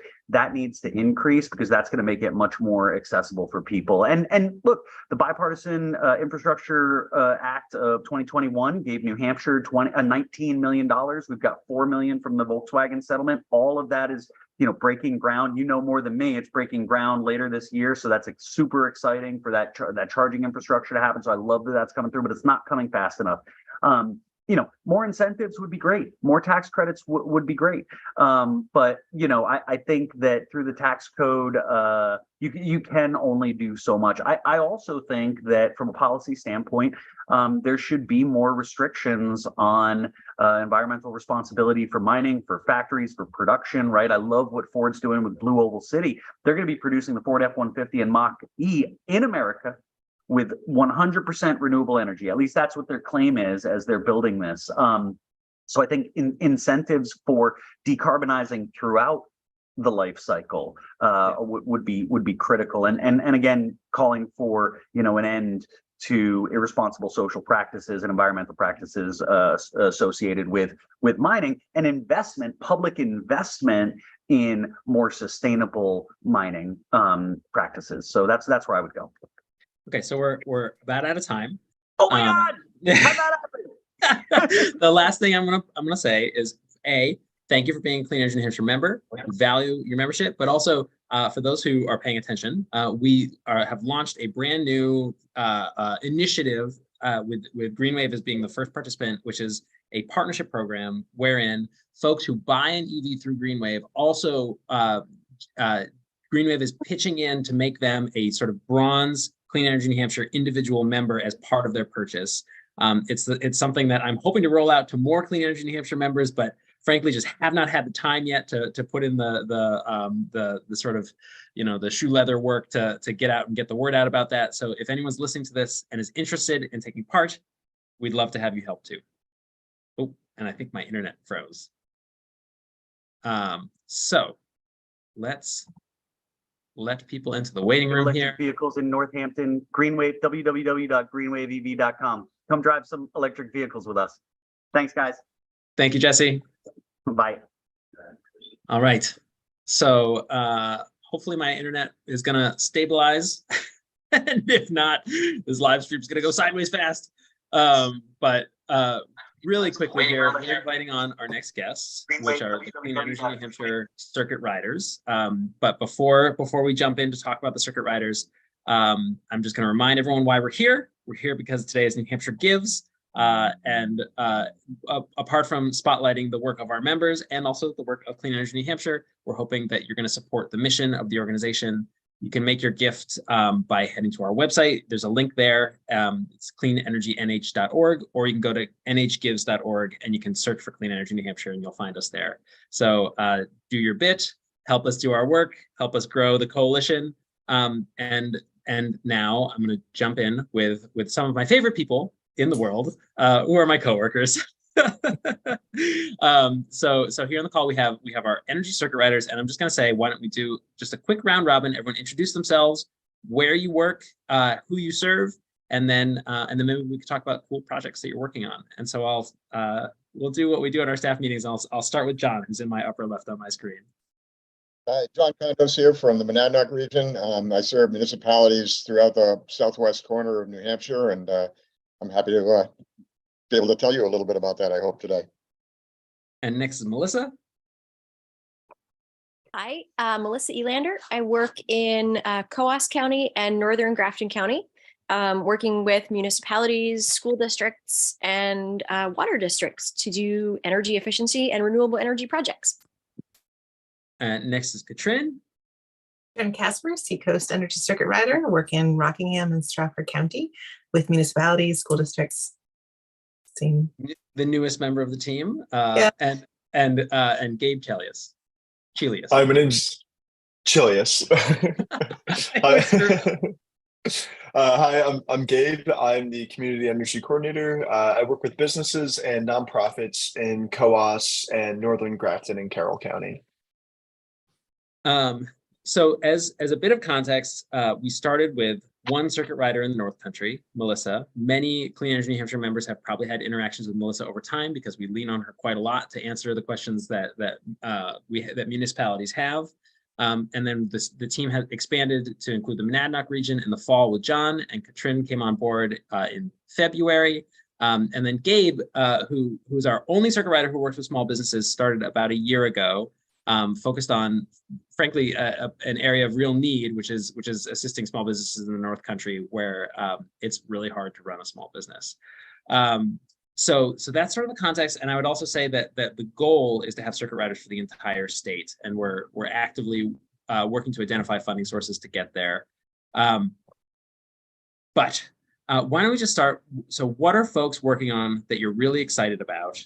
That is either something you've already put in for, or that you're about to put in for, that you just can't. Whenever you go to a dinner party and people ask you what you do for work, this is the answer you give. And I'll just let folks do sort of, pop up as the spirit moves you. I'll go first. Awkward silence.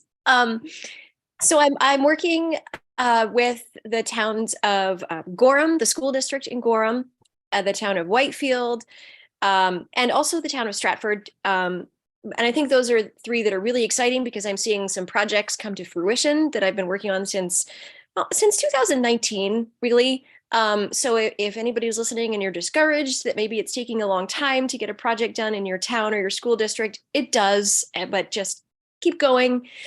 So in Whitefield, construction is going to be taking place this summer for solar arrays on the fire department, library, and town hall.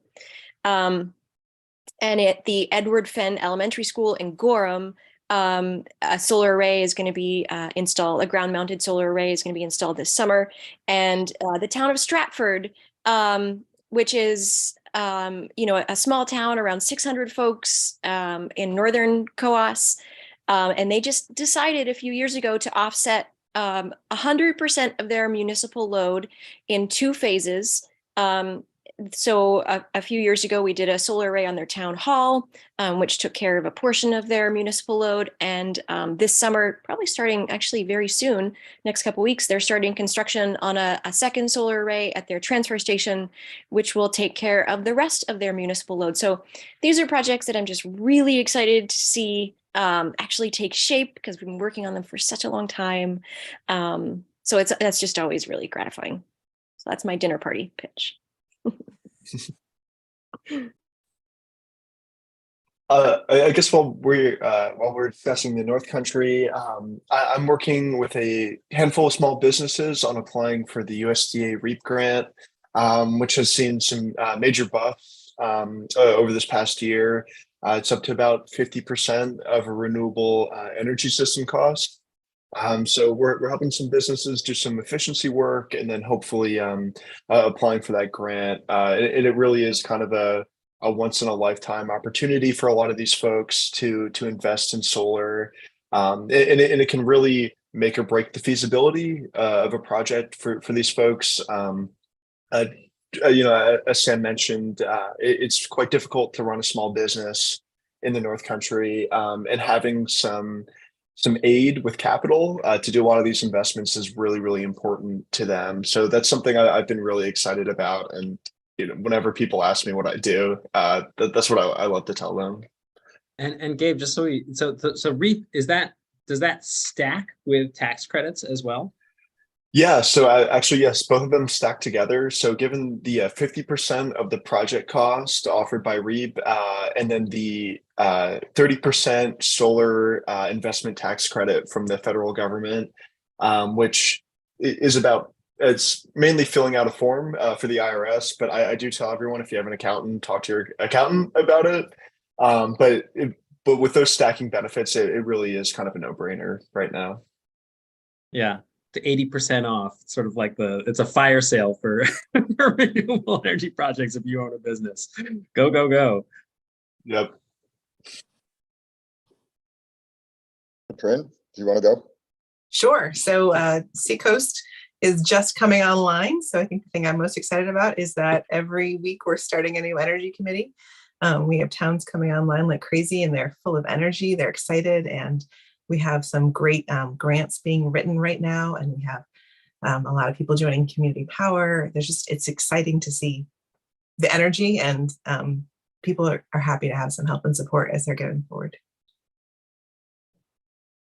So I can't just do one, Sam, so I'm going to do 3. The first 2, though, started like Melissa's long before I became a circuit rider, and that would be the VW-funded fast chargers for the Monadnock Food Co-op, which we've been working on since 2018. Gives you kind of a perspective on how long some of these things take. The other, which I'm really excited because now that I'm a circuit rider, I'm getting involved with the town of Winchester for a project that several years ago I proposed that they had a great solar site on a brownfield in their town. And, took a while for that to sink in, and now they've put an RFP out, they've gotten a bid, and it looks like they're going to be putting a large, close to a megawatt solar system on that field. It's an old tannery site, highly polluted. So there's nothing else that's probably ever going to happen there. But the one I'm most excited about is, since I've become a circuit rider, the town of Nelson asked about some help for, they wanted to put a PV system on their town hall, and they wondered whether there was any way they could get some help because they needed a new roof. So I'm really excited to say that not only are we getting them, well, we've applied, we went through the screening process, got them applied for a grant that's not only for the PV system and the roof, but also a battery storage system. So they could have a resiliency center in Nelson if they receive this grant, which would be really exciting because I think every municipality should have one. Maybe we could talk more about that idea because Melissa, you just spearheaded writing a grant application that hopefully will help us to do more of those types of projects with more municipalities. What's a resiliency center? Why are they important? And you know, how do you make them happen? Well, using Nelson as the example, because that's the one. I mean, it's a hill town. It's a very small town, pretty isolated. They experience more power outages than the average town. And we all, I mean, down here, at least in the southwest corner, we get our share of them. So the Resiliency Center is a municipal property that has a lot of municipalities have a generator backing up power at something, whether it's the police station or the town hall or somewhere. But in a prolonged power outage, access to fuel for that, I mean, a lot of these hill towns by the same token don't have a gas station. So they have to go somewhere to even get fuel for that generator or have it delivered. And the idea of the battery backup in the concept of a real resiliency center with a PV charger is that the whole system can function much, much longer. Yes, it's possible that a prolonged outage might require operating the generator occasionally to recharge the batteries if the solar isn't able to do it. But the issue with a generator is if you try running a generator 24/7 for more than a week, you're going to start having maintenance issues, and they're not designed for that. So the idea that you could just charge the batteries occasionally, that generator is going to use a lot less fuel, it's going to last a lot longer, and the town is going to have power at this facility, wherever they choose to put it, like Nelson's Town Hall, for virtually as long as an extended outage, which could be 2 weeks. We had that back in 2008. So, Melissa, more thoughts about that? I just that, you know, many of the communities that I'm working with and are working on doing solar, you know, some of these facilities are designated community shelters that are part of the National Shelter Network. You know, maybe it's your elementary school or your town hall, something like that. And so this sort of, I started to see this trend. It wasn't really something I was aware of before becoming a circuit writer. So these buildings have to have some sort of backup power, like John was saying.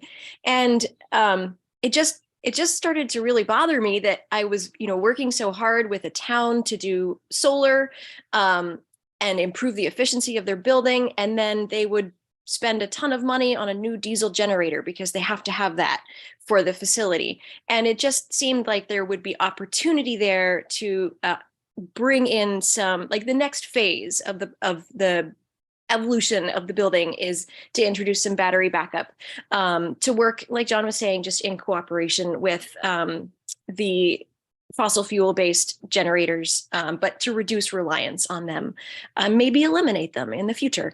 But yeah, it just seems like there's a great opportunity there to kind of make our municipal facilities that are already serving that purpose just a little bit more less dependent on fossil fuels. And the main struggle right now for batteries is that they're expensive, and it's like, how do you justify them when a generator might be cheaper? And so part of our proposal was trying to figure out how to tie these batteries into utility programs that allow the batteries to be used as grid assets even when there's no power outage. I'm curious. You know, does anyone feel like they want to speak to that, or I mean, I could vamp for a while, but you know, obviously these are big, expensive hunks of mineral that we should make use of all the time, as opposed to just in like this scattered outage. Well, as you know, Sam, that takes some clearance from both utilities and the PUC to enable some of that. And that's the key. It is working in a lot of other places, and it greatly reduces the costs or that upfront cost of the batteries. If you're starting to get some money back from peak shaving, which is when they are most valuable, it is being done in Massachusetts and elsewhere. And we would hope that, you know, as we start installing here, we'll have that opportunity, because it's an added revenue source for the community to help recover some of the extra costs that battery may have had. It doesn't have to just sit there and wait for an outage.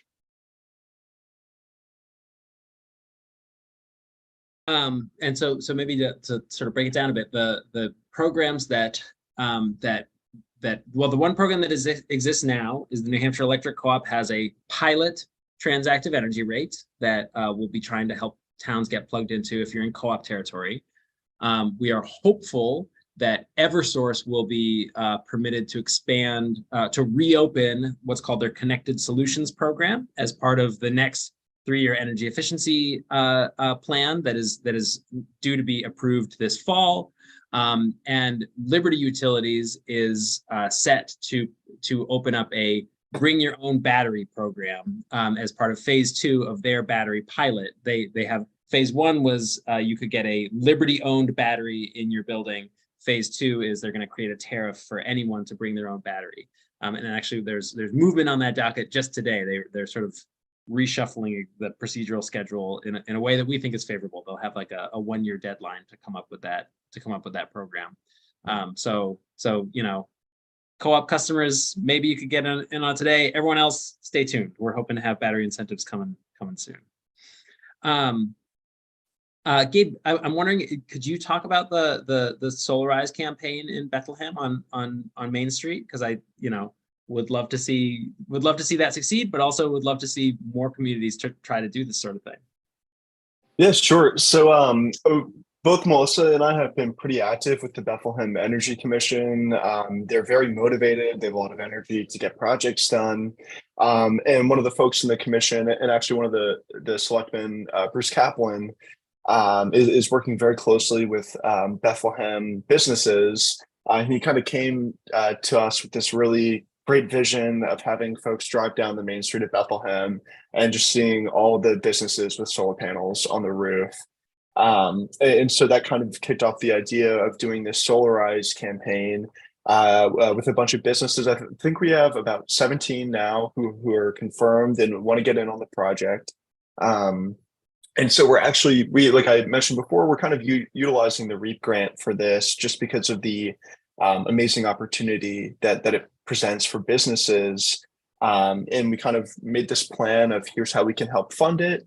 And additionally with trying to rope in a group rate from a solar developer as well to bring costs down even more. And we kind of came to all these businesses with the proposal of doing a bulk solar purchase and Solarize campaign. And everybody was very energetic about it. And to just give some context of kind of where we're at with the campaign right now, it's been a couple months and we've slowly been making more progress, but we're at the point right now where we're trying to register a lot of folks for the SAMS system. If those of you who are unaware, that's the federal system. It's not SAM. It has nothing to do with Sam Evans-Brown. The other SAM system. The other SAM system. It's just the grant awards management system that the federal government uses. And then that's a pretty big step for us to take to ensure that everybody receives funding from REAP. And I'm very grateful that Bethlehem is such an energetic community and that everyone's really been on board with this. So we're making good strides there. And I think to anyone else who wants to do something like this, is it definitely be involved with some of these institutions in your community, like energy committees and energy commissions, because they have such a strong connection with businesses and homeowners in the community. And a lot of the people who serve on these boards are homeowners and business owners, so they have a pretty large stake in it too. And I think something I would love to do after this project is over is I would love to make a Solarize toolkit for communities. And so that's dreaming big and that's pretty far down the line right now. But you know, I'm happy to answer any questions any folks have about Solarize campaigns. So Katrin, you sort of alluded to this that and I maybe to say it more explicitly, the differences between the Seacoast and the North Country are many and profound, despite them only being an hour apart, you know, depending on where we define where both regions start. So I'm curious, in terms of how you see your role on the Seacoast as being different from, say, Melissa's role up in the North Country in terms of what are the community needs, and in your first couple months on the job, what's your instinct of how you think your workflow is going to be different as you sort of get engaged with more and more communities? Yeah, so there's a couple different groups of communities. So there's the kind of established energy committees, and they're kind of at the point where we've done all the things. What do we do now? And they're coming up with great ideas. And these solarized campaigns are going to be really important because that's how you're going to get the individual members of your community signing up. But then, yeah, in the towns that are just kind of starting now, we have a lot of people that are very interested in grant writing. They're very interested in coming up with ideas. And so it's just a different, I think my role is going to be different in more supporting them with finding the right grants and really connecting them with the people that can help them. I spend a lot of my time already just sort of linking people together and helping answer questions. We are very interested, and I think everyone in all the regions are, in electric vehicle charging stations, and that's a hot topic everybody wants to talk about. Yeah. So it's like, it's coming. Yeah, and then there's some really, really big ideas for solar arrays. Almost every town at some point reaches out and says, I have potential for 1 megawatt or 5 megawatts, what can we look into? So there's a lot of really big ideas, and I think a lot of energy around it. And I think the thing I would say that I wish everyone knew is that everyone's welcome in your energy committee. I think sometimes you think that there's a certain kind of person that has to be there, or a certain skill set or whatever, but really the more voices the better. And I think it's really, if you're not sure if it's for you and you're thinking about being part of an energy committee or starting one in your town, do it. Like, you belong. We need everybody's voices. We need everyone to join us. So I think that's what I'm really excited about, is making sure that we are hearing the different people and their great ideas. Yeah. Energy committees just need doers, right? And doers of all stripes. And if you don't know anything, we'll teach you. Like, that's fine. Just if you have energy, if you've got some time, if you want to, help make the world a better place, just join us. Yeah. And everybody has some skill or talent that will be helpful on an energy committee. That's exactly it. And you don't know what it is, and you don't know what's missing. And you might think, well, I don't know how to, write a grant. That's fine. Somebody else probably does. Or I don't know, a lot of the technicals. Fine. Somebody else probably does. What is special. So come join us and bring that. Well, and I would also say, as someone who had never written a grant until 2 years ago, maybe you can write a grant. Have you tried? I can help you try. I think the one thing I'm learning is that a lot of grants are written by people that it's their first time or their second time or whatever, but that's what it is. We all just have to you learn by doing. That's right.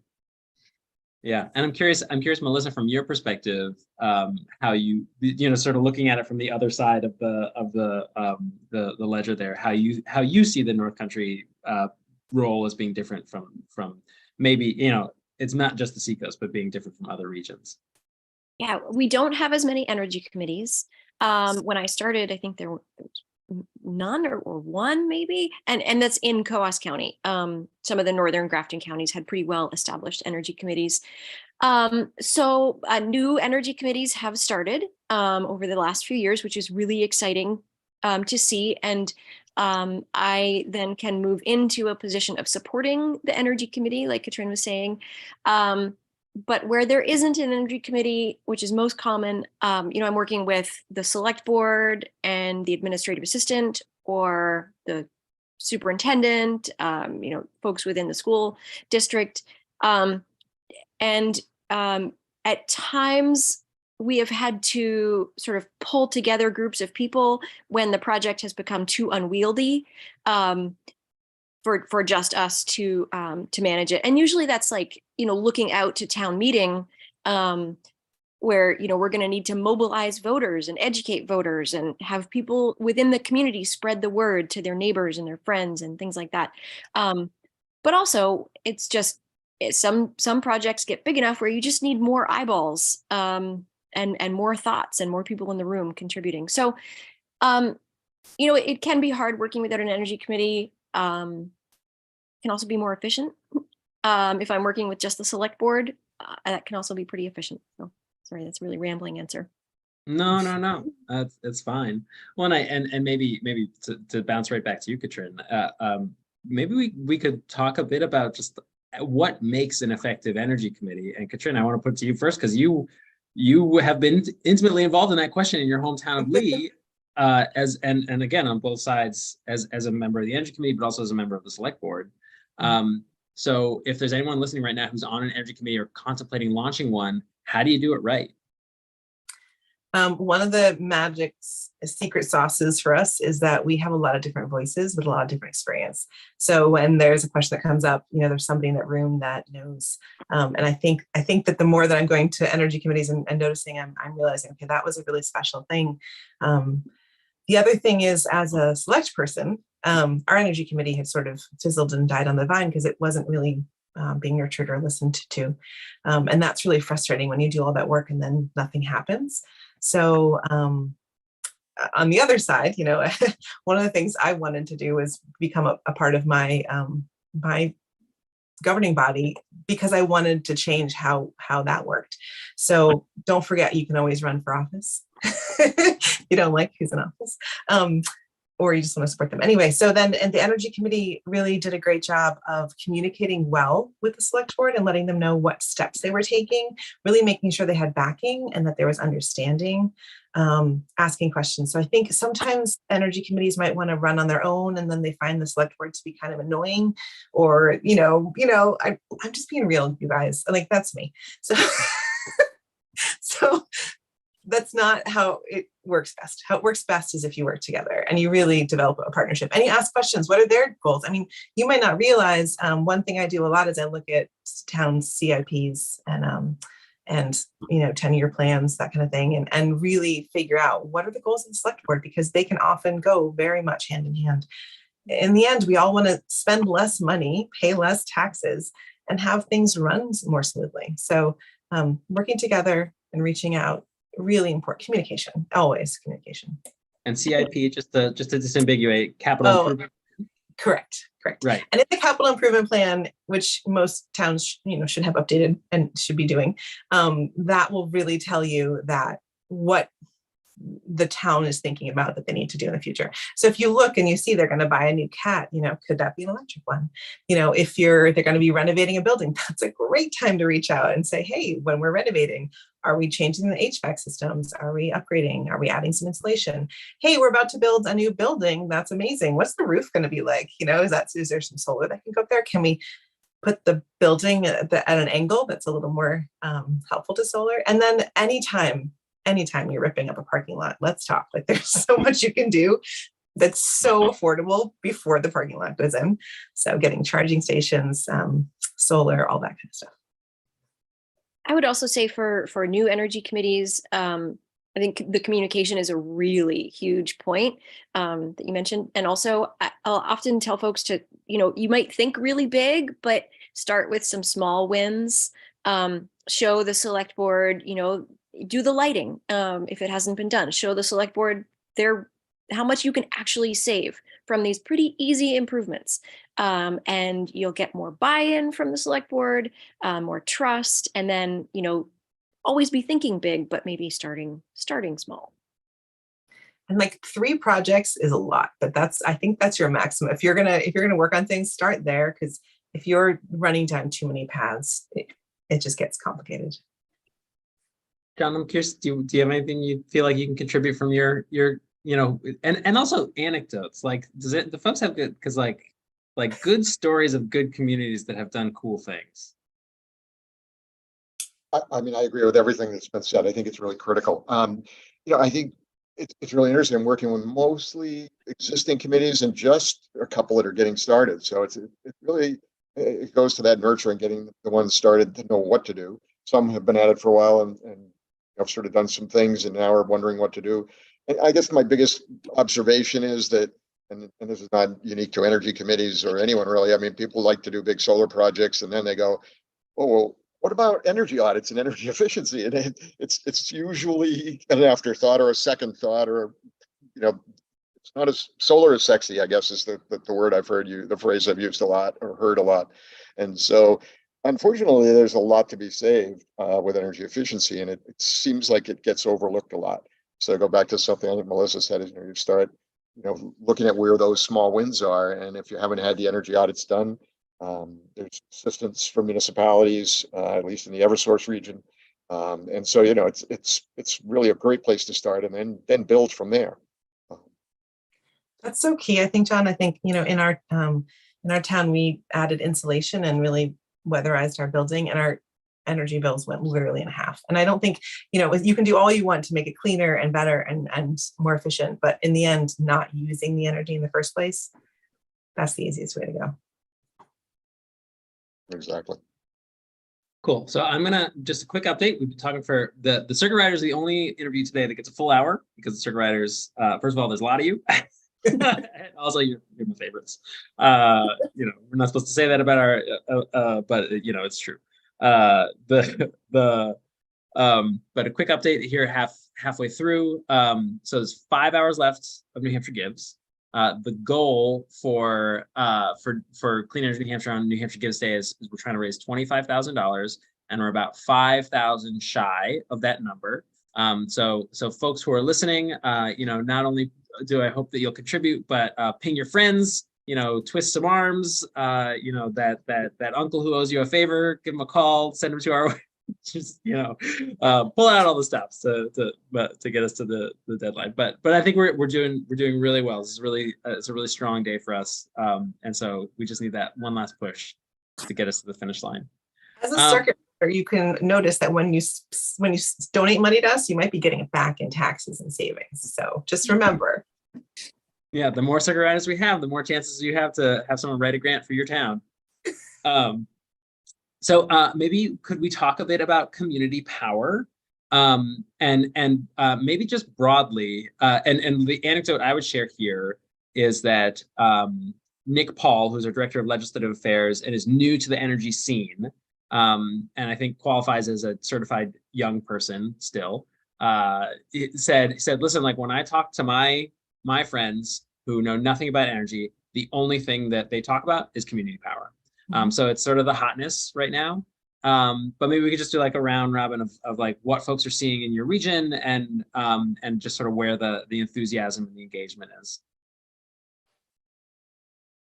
Maybe we'll start with John. Sure. Why not? I mean, the southwest corner of the state is a hotbed, I think, of activity for a couple of reasons. I mean, it was that way prior to the 24th of last month, when the Cheshire County revealed its plan to as many towns as wanted to join, which creates a whole new avenue for it. But I mean, I guess, you know, I'll leave it to you, Sam, to explain community power for anyone who doesn't know it. I think it's already been covered earlier if you know, been tuned in. But the point is, the challenge here is towns are just trying to figure out what to do. Their new committees are being formed. It's just an exciting time. But the beautiful thing here is our county offers towns an alternative way to pursue it with a little less burdensome, you know, upfront work by the community power committee that's usually appointed by the select board. But it's amazing. I think several, it's like 6 or 7 towns have already gone live. So, you know, they're already starting to see the benefits. And then there are a whole bunch more that are you know, in various stages of the process, and then another group that are just, you know, opening the door with new committees. So it's just, I mean, it's amazing. I think pretty close to every town will be doing something with community power if they aren't already very soon. Melissa, what do you think? Well, there's actually kind of a cool model happening up in the North Country that maybe we could talk about. Yeah, I think a lot of the smaller towns in the North Country have been a little bit slower to sign on. Their approach has been more of like maybe this isn't such a great fit for us because we're so small. Or, you know, I'm hearing some, well, let's wait and see how it goes with some other towns before we take this on. And, you know, that might be partially because many towns don't have their own energy committee, and they see it as a, you know, a time investment on the part of the select board. So they want to make sure it's a worthwhile time investment for them. But the very cool initiative that Sam mentioned was, in the Androscoggin region, which is Gorham, Berlin, Milan, along the Androscoggin River, many of these small towns are joining together to form sort of a cooperative or a collaborative organization that will then join community power. So they're going through the steps to become sort of a legal, set themselves up legally to be able to do that. But I think that'll be the first one that happens in the state. And so that's sort of very, very cool and pioneering to come out of the North Country. So, and hopefully, that can, draw in a lot of these other small communities that have been a little bit more hesitant. If they can join in to this organization to increase their buying power, to reduce rates for everybody, I think that's great. And Katrin, I don't know if you think so the Seacoast obviously has a couple of the, if we talk about the Community Power Coalition of New Hampshire, which is one of the two entities that have launched first. Some of the founding communities are out there on the Seacoast, and also some of the more, we think of Portsmouth, for instance, which has they're going to draft a net zero plan for the entire city, right? So some of the communities that are kind of on the leading edge for the state of New Hampshire are in your region as well. I don't know. What are you seeing? So what I'm seeing is, I think a year or two ago, it felt a little more like cutting edge and a little bit of a risk. And now I'm seeing a lot of towns going, wait, how did we miss this? Why are people getting better rates than us? Why am I not part of this? Who didn't tell me?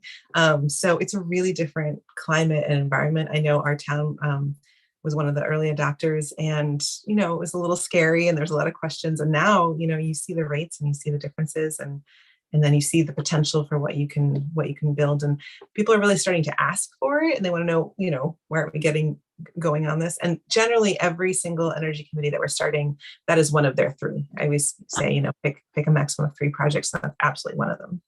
And it feels community power, doing a community, an electric aggregation plan feels like a great sort of like beginner project for an energy committee. Because it's huge. I mean, who doesn't love paying less money for energy? It's not a huge risk. Yeah. Right. It's a win. And the great thing is you're working with your select board. They're seeing you succeed. To me, community power is the light bulb changes of a few years ago. Yeah. LED lighting swaps.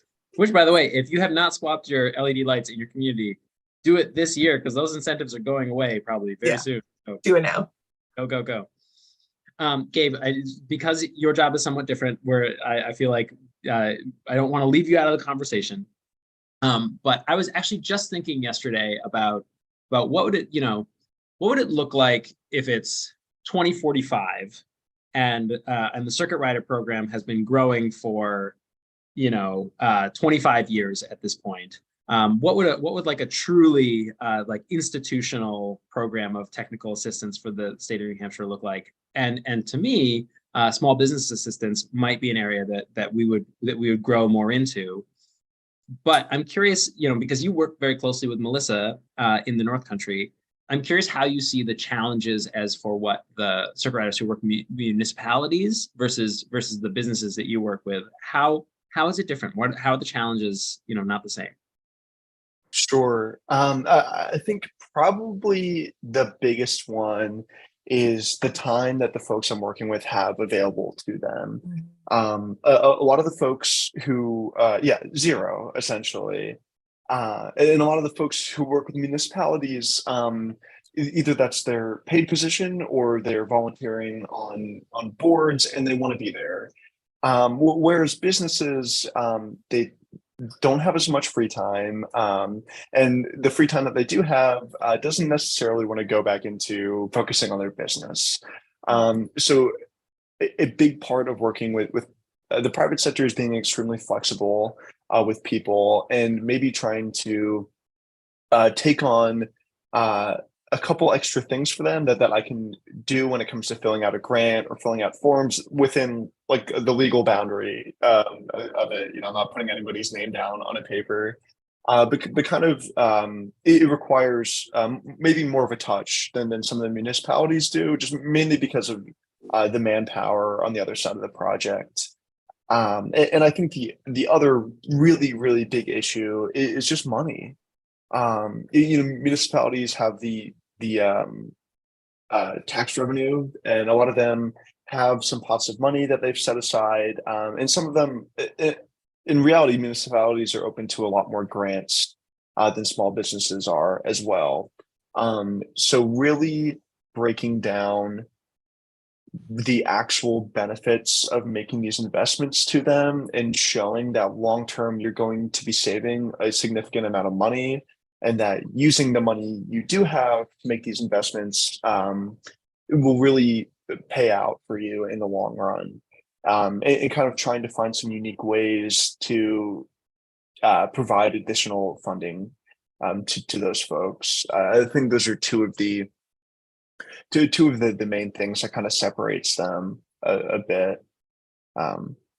If we had $1 billion and we could really build out the circuit rider program, I'd love to have a bunch of other community energy coordinators who work with businesses as well, and kind of create a network between them. That's something that maybe exists more with municipalities that the private sector doesn't necessarily have when it comes to energy. So that's my dream scenario. Yeah. Because it's interesting because for larger businesses, there's already a pretty strong incentive for other businesses to go after them in terms of, you think of the utilities energy efficiency programs. Some of the most cost-effective energy efficiency investments come from the commercial sector. And so the utilities have folks who do a very similar task as to what we're doing, where they're reaching out aggressively to commercial accounts and saying like, hey, have you done your motors? Have you done your lights? Have you so there's this question of like, what is the space? What is the unfilled space that a nonprofit like ours can step into? And it does feel like the small businesses that the consumption is not much more than that of a residential customer, but so they're not attractive to those outreach efforts, but they they still could use help. Well, and I'd argue that the greatest difference is made with those small businesses. Those are the folks who need those energy savings the most. And it is kind of a shame that they're often overshadowed by some larger commercial accounts. And in my experience, specifically in the North Country, a lot of farmers are kind of looked past by a lot of these programs. And I've had the pleasure with working with a couple farms doing some efficiency work. And those folks are really hurting right now and really need that extra assistance. So let's look forward. We've talked a bit about resiliency centers and batteries. What are projects that folks are really excited to get to work on, and that you think you see like, for 2020, end of 2023 into 2024, you see like, here's how I'm going to get this done in the year to come? I'll pick up on what I left off with brownfields. I'm really excited because one of the things many people may or may not realize is that the Inflation Recovery Act has an incentive, an extra 10% for brownfield sites. And there are a number of, the one I mentioned is an old tannery site. That particular town has a couple of other former mill sites that are contaminated in brownfields. And so I see the investment opportunity again, because it's got that, it's a 40%, recovery of funds. Very, very attractive for whether it's investors who put up the money or whether the town is able to raise the money. But either way, those are, I think, opportunities. And I'm collaborating with our regional planning commission to identify more of the ones. And there are some landfills and others scattered around that I think are pretty exciting opportunities and a great use to put solar on them, and ideally with batteries. For those who don't know, John, to talk more about brownfield. So you said the one that you're working with in Winchester is an old tannery site. I know we had an old tannery site here in Concord, and it took so long to get it redeveloped. It took EPA money to clean it up before they could turn it into anything. But what else might these be? What do they look like if you go and walk around at one? Yeah, I mean, to talk about another one and that I'm familiar with, it's a former paper mill site, and they They basically used to dump the sludge, it's called, the materials left over after they're making paper making that's kind of left in the bottom of the barrel, and they would just dump that and fill it in. And so it's just a big site. A big thing about these is, and some of them are well suited, as that tannery site that I mentioned, is that they have that grid connection, and that's a key thing for larger solar. You really need to get three-phase power access, and many of those former industrial sites do have that. Sometimes the landfills do, sometimes not.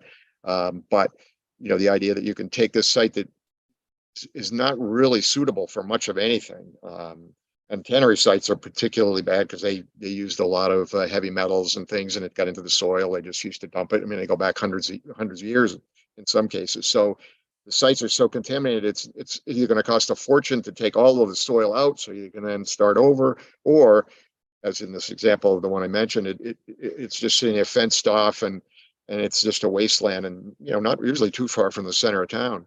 And it's kind of sad. So these are a great opportunity to turn a liability into an asset, and again with some great new incentives.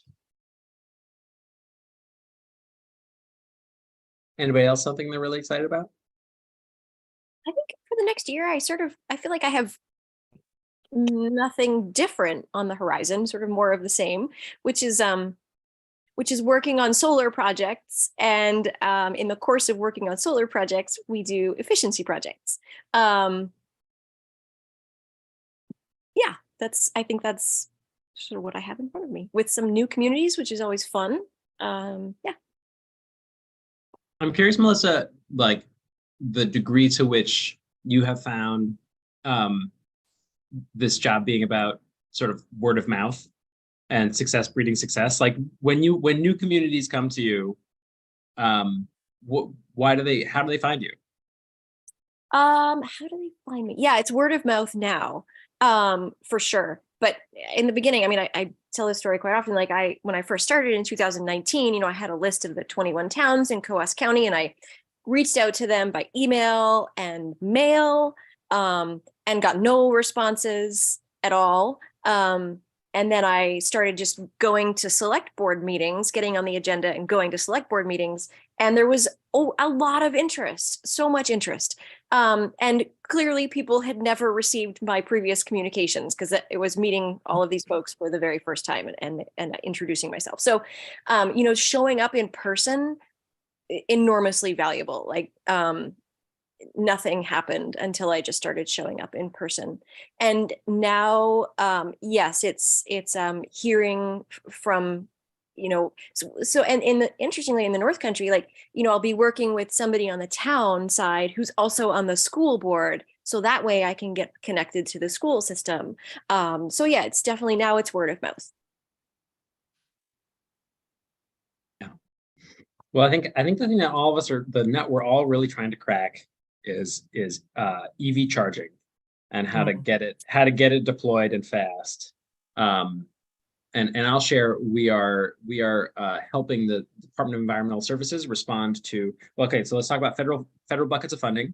There's the Volkswagen money, which the state has, as we've acknowledged, taken a really long time to get out the door. It's been moldering in a bank account since 2017, but it's now finally being spent. And kudos to John for getting one of the very first projects down in the Monadnock region. There's 17 to 19, depending on how you count it, million from the National Electric Vehicle Initiative that is exclusively for high-powered fast charging on big roads, so state-designated EV corridors. And then there's the first round of competitive grants through the bipartisan infrastructure law has just opened up, and actually the applications are due in just under a week. I think they're due or just over a week. I think they're due on the 16th. And we have been helping the State Department of Environmental Services apply for half of that money. So it's $700,000 or $700 million nationwide, divided into two buckets. $350,000 to bolster the corridors that the NEVI money goes to, and then $350,000 for community charging. And so we're teaming with the Department of Environmental Services to pursue that community charging program, which would maybe be another $8 or $7 million for lower powered charging on main streets and other places. So that's just sort of the broad landscape of EV charging. Oh, and then lastly, the Northern Borders Regional Commission, which mostly is sort of the western and northern part of the state, you can get money for EV charging through them as well. So that's kind of the patchwork of funding that's available right now for EV charging. And correct me if I'm wrong, we've got a couple of requests pending, but we have, as a team, have not successfully gotten an EV charger project funded yet. Am I right about that?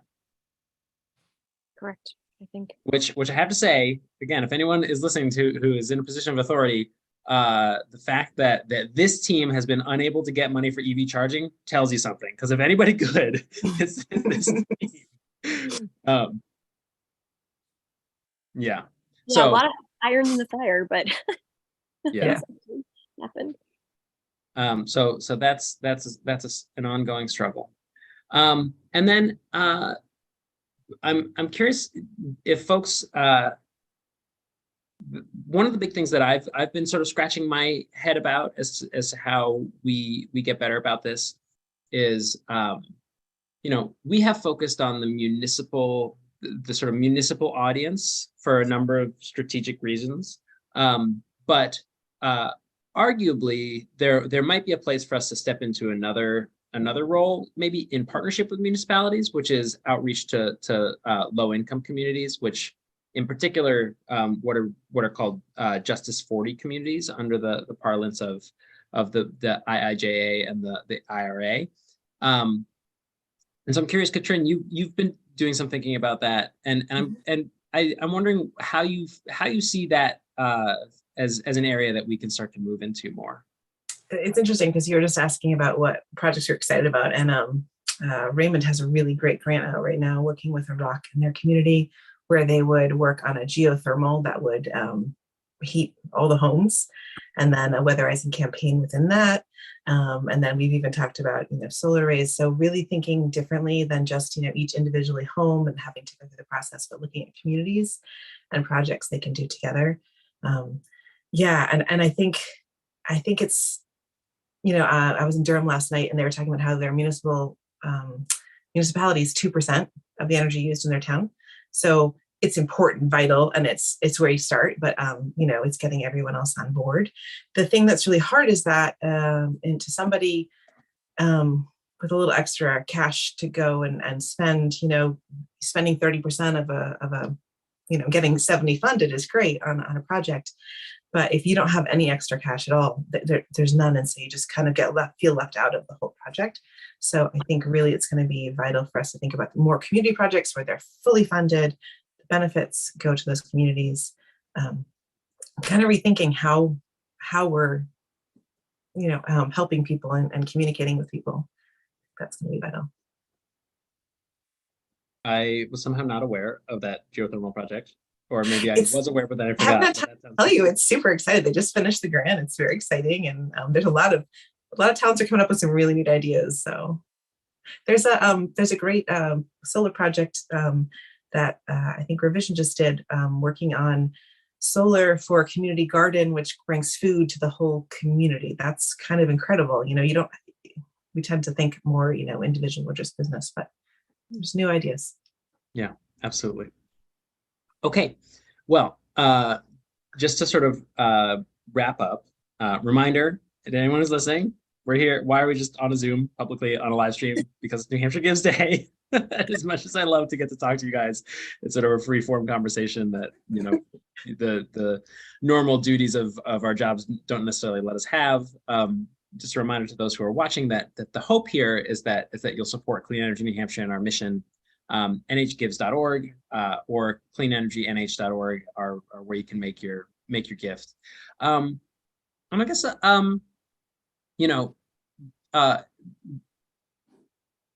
my closing question is something more along the lines of when you're going out into communities, because you all that is your job, to be in your communities and having conversations. I'm curious if there are needs that if you could wave a magic wand and say this is the biggest need, and not only is Clean Energy New Hampshire not doing it, but nobody's doing it. What is it that you think New Hampshire needs right now if we're talking about the way to fastest reduce emissions? break the bottlenecks. Stop making it so many hoops and hurdles to jump through. Like, let's just make it easy. It doesn't have to be as complicated as it is. I think we need a better way to do community solar, which I think, you know, community solar could do a lot of things. It could just reduce the cost of a solar installation for everybody. It could, you know, get solar into some of those lower income communities that really need it. They need the bill reduction. I think we just need a better way to do community solar. Mhm.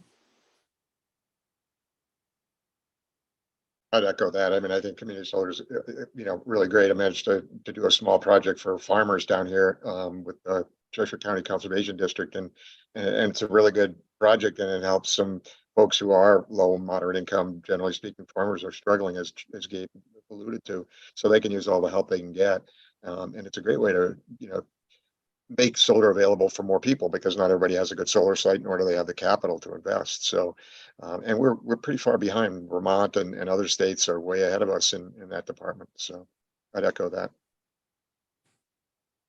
And then there's always EVs. Let us put them I in. think Come on. I think maybe just calling back a little bit to programs like Sam mentioned, like transactive energy rate, would really give a lot of power back to the ratepayers, and really incentivize folks to invest in things like renewable energy and electric vehicles, if they can really take advantage of monetizing them even more. And I think at the end of the day, money talks, and New Hampshire ratepayers and New Hampshire communities want the transition to be affordable as well. And I think that's a really big barrier. Yeah. Yeah, it's funny. If I were to wave my magic wand, it would be more programs like the transactive energy rate, not necessarily that specifically, but things that are easy to get plugged into and that incentivize, you know, private companies to go be the salespeople of this for us, so that you can find yourself in a world where folks are going door to door, and they're the one-stop shop for reducing emissions from your home, your business, your building with tenants in it, and they'll you know, offer you that full package. But yeah, we're not quite there. We're not quite there yet. Okay, so I think what, you know, I've kept you all for longer than I'll keep anybody else. And the conversation here is maybe petering out a bit. So maybe what we'll do is we'll invite our next guest in a little early, and I'll let you all get on with your day. Does that sound like a good way to go? Okay. Thanks, All right. Sam. Well, thank you all so much for being here, and for coming to work for us, and you know, putting your trust in Clean Energy New Hampshire as a place that you want to invest your time and efforts. I'm grateful for all of you for that. Grateful to be Thanks, here. Sam. Thank you. Cheers. Everybody. So again, to our live stream viewers, it is New Hampshire Gives Day, nhgives.org or cleanenergynh.org. You'll see right at the top of the website, there's a banner where you can click to make your gift to Clean Energy New Hampshire on this most auspicious of days. And next up, as a bit of a transition, we're going from the energy circuit riders to one of our business members, who's actually down in the Monadnock region. And I see behind you, Mark. So my anecdote to kick off this call is that when I started as executive director almost 2 years ago, I think it'll be 2 years ago in exactly a month. It was like week 2. Week 1, I went to a solar ribbon cutting, and week 2, I think I went to the ribbon cutting for the facility that's behind you there. And my joke was, I'm going to demand a ribbon cutting every week because this is really fun to get to go all over the state and see these things. Yeah. So, Mark, can you just introduce yourself and what do you all do? Yeah. First off, let me make sure that you can hear me okay. Okay, perfect.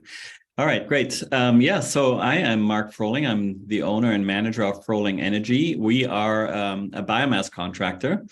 It's really no different than any other energy contractor around New England, where the energy contractors essentially provide several services bundled in one company, where we provide the heating services, so mechanical plumbing services, where we install a boiler and connect it to your existing heating system, or even install a new heating system as well. And we also provide the fuel. Now, the caveat is that our fuel is biomass fuel, and we ourselves produce a dry wood chip and provide that to many schools and commercial facilities around New Hampshire. And but we also install pellet boilers, and New England wood pellet has been around for some 20 years now. And so when we install a pellet boiler in a residence around New England, then typically the fuel comes from our local pellet mill. And so we fall under the umbrella of plumbing and heating, but it's in a sustainable manner. So we are taking the fuel from the residues of the logging operations in New Hampshire forests, and also sometimes of the residue from cabinet shops. So our wood chips are derived really from really the waste stream of either cabinet shops or sawmills or logging operations. All three of those kind of operations have a good amount of waste stream, and that's what feeds in the front end of our chip making operations, our manufacturing. And so, yeah, we provide the wood chips for boilers that are larger. We provide the boilers themselves. We provide the installation services, and then also the aftermarket services to maintain the boilers. Primarily, we work in the commercial sector. I will say we do 60% of our work in commercial sector, and then, you know, of course, we have 30% of our operation is now fuel deliveries, and then we have a service department and things like that as well. But it's primarily we are in public schools, mostly some private schools, nursing homes, jails, town halls. And we, in the meantime, we have a little bit over 350 boilers out there and about, in over 40 different school districts between New Hampshire, Vermont, and Maine. And we even have some schools like Amherst College in Massachusetts as well. So we have a pretty large service area where we sell and service our boilers. Very cool. So, okay, Yeah. so I did not realize that. So when you say you're mostly in the commercial, Yeah. So you would do a residential wood Yeah. boiler install? Yeah, every 2 weeks we put a brand new residential wood boiler in. So we do have a residential division. It's just that our commercial division ends up getting quite a bit more work, and the projects are larger as well because they're commercial. And so when you're comparing sort of, I mean, it's not a fair comparison, but because we put actually more residential boilers in, but all of the residential boilers, over 250 residential boilers, amount to only 20% of all the fuel used in those residential boilers, compared to 80% of the fuel that we goes into the fuel that we have installed in commercial endeavors. So it's just that the commercial projects are so much larger, more expensive, and so it just topples it a little bit towards the commercial side. But yeah, we're working on probably 10 more residential boilers just this summer alone. Every 2 weeks we put one in. Yeah. So how many folks do you employ as a whole? Yeah, we have 15 employees right now, full-time employees, and one part-time employee as well, and then myself on top of that.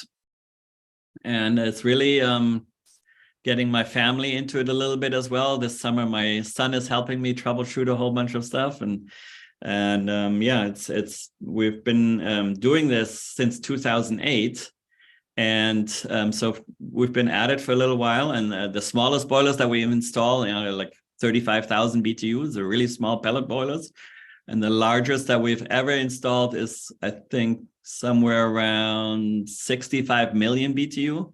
So that's for a large wood processing plant.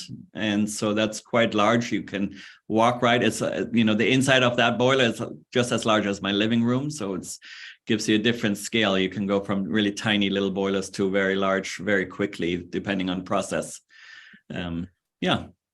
So, okay. So for those who in my last job, I spent a lot of time talking to largely environmentalists, right? So I was the environment reporter at NHPR, and then our podcast. I used to joke that Outside In allowed me to be sort of an anthropologist of the environmental movement. And I like to sort of like pick at the cracks between where it's like here's three people who call themselves environmentalists, but like here's where they disagree. Yeah. And wood heating is one that is I think increasingly becoming sort of a fault line. And so I'm curious, what I see is that certain folks will look at forestry practices from one part of the world, and then they will use that to paint the entire biomass sector with a very broad brush. Yeah.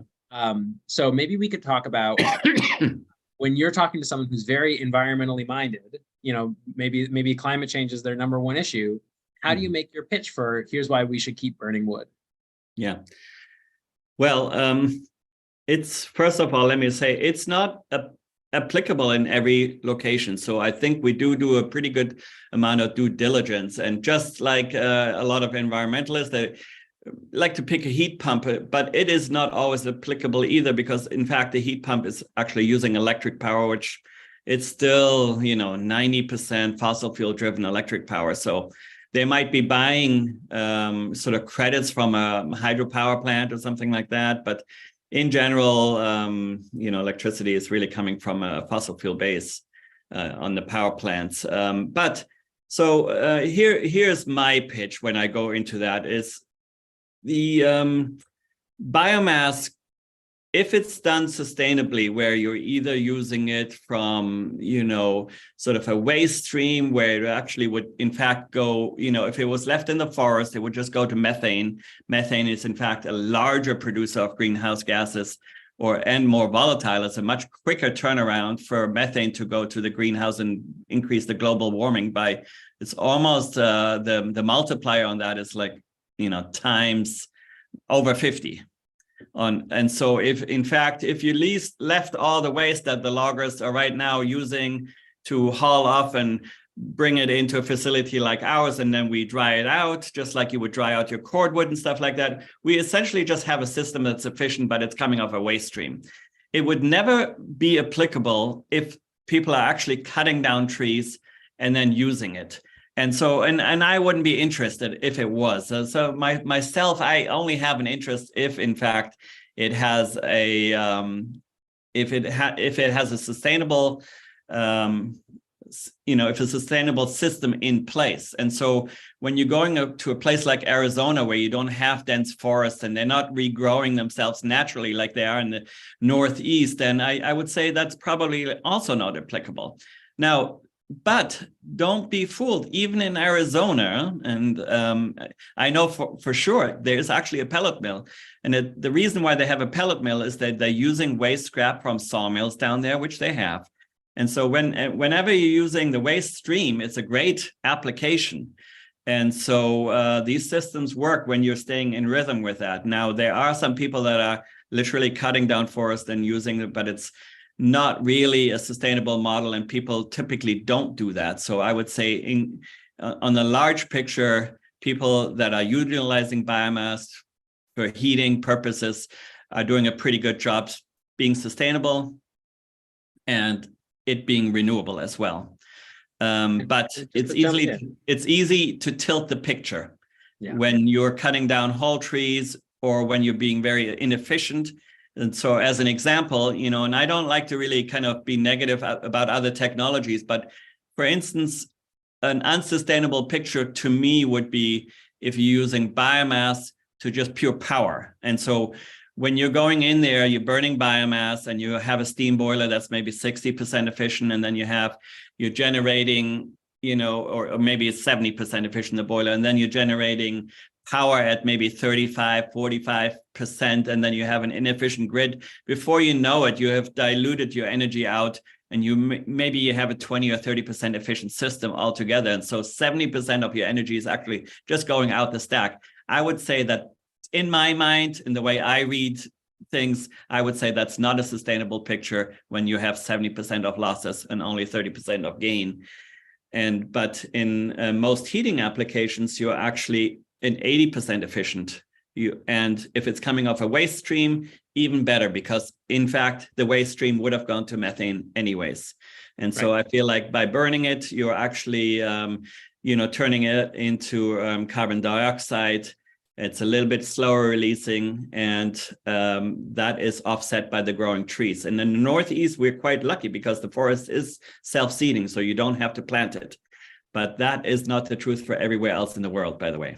So in many other countries, when it has to be planted. Yeah. Just to jump in really quick, whenever I get, whenever I'm talking to someone who's pushing back against the idea of burning wood, one of the things that I like to point out is that the real threat is land conversion. So losing forest and turning it into something else. And the real threat to land conversion is development. And how do you keep forests is you make sure you have a thriving forest economy. And making sure that there are markets for waste, what would have been waste wood is an important part of that picture. And then once you have a thriving forest economy, so like the reminder is you cut down a tree, and if it's a good tree, the bottom third of that is sequestered carbon for 100 years in a cabinet, in a home, what have you. And so it's, let's not get so let's not look at this so close that we forget that whole system around this, as opposed to just the accounting of what comes out your individual chimney. I think you bring up a good point. It's sort of a symbiotic relationship. We need a healthy forest economy. We need a healthy sort of wood utilization economy as well, because we like to work off the derivatives. If nobody in the Northeast was actually cutting down a tree to make a saw log, we wouldn't have the loggers going in the forest. We wouldn't have the wood shops at the sawmills converting and having waste along those streams. That's kind of where we take their residue becomes our fuel stock. And so we need a good support and holistic system. And ultimately, we're sort of after the low value crop of the forest that is left over, and we're utilizing that. And I think that methane to carbon dioxide offset is actually quite valuable for the short-term greenhouse gas effect. And so I do believe that we're working in good faith in that, and that we have a benefit. Now, I will tell you, in the Northeast, we might have 2 or 3% wood heat. That's about it, and that's if you're counting actually local space heaters like stoves and pellet stoves and things like that. So with all of that, it amounts to just a couple percentage points. It's very little. And in comparison to to Austria, for instance, they have 32% wood heat right now. They're actually the largest sector. And the reason why they can achieve that, it's of course a very small country. It's only, I think, 7 million people or so. It's about the size of Massachusetts in square footage and personnel. So it's very similar, but they are literally at 32% wood heat. It's the largest sector. The natural gas in the two big cities that they have makes only for about 30%, and then the rest is by electric heat pumps and other things as well. And so, but their economy is symbiotic. They have a very, very healthy woodworking economy, an export economy, and that's how they make that work. And if they didn't have that, they wouldn't have all the wood pellet manufacturing and the stove making along with that. Yeah.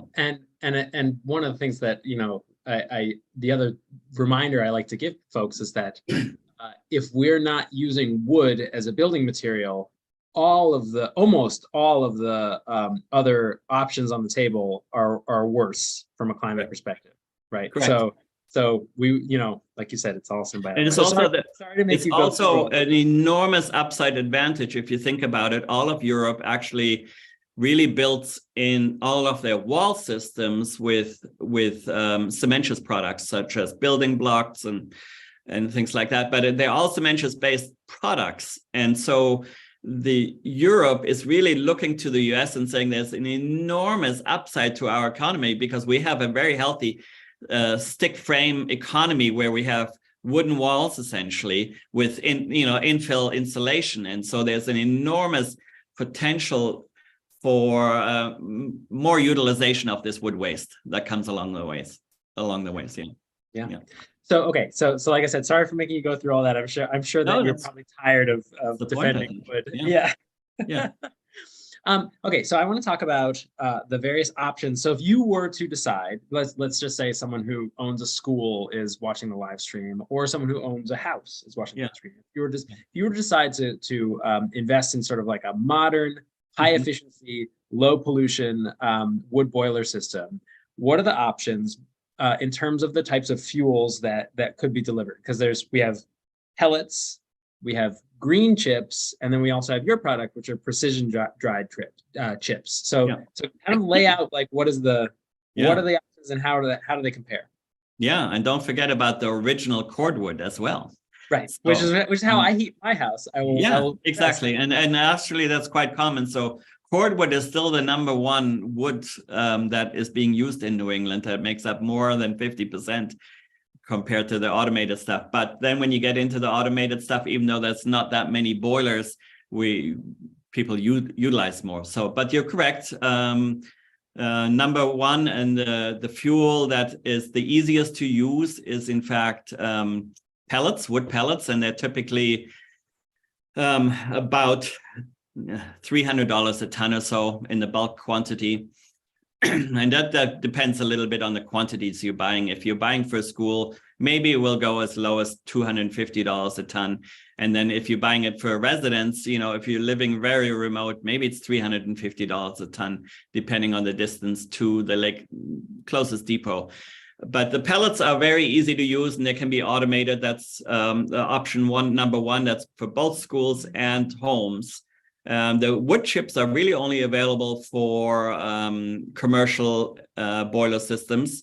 So for schools, and typically we don't really use wood chips unless somebody is using at a minimum 20,000 gallons. And then we start thinking about using wood chips because the systems cost more. And so then the capital expenses a little bit outweighs the benefits of the savings.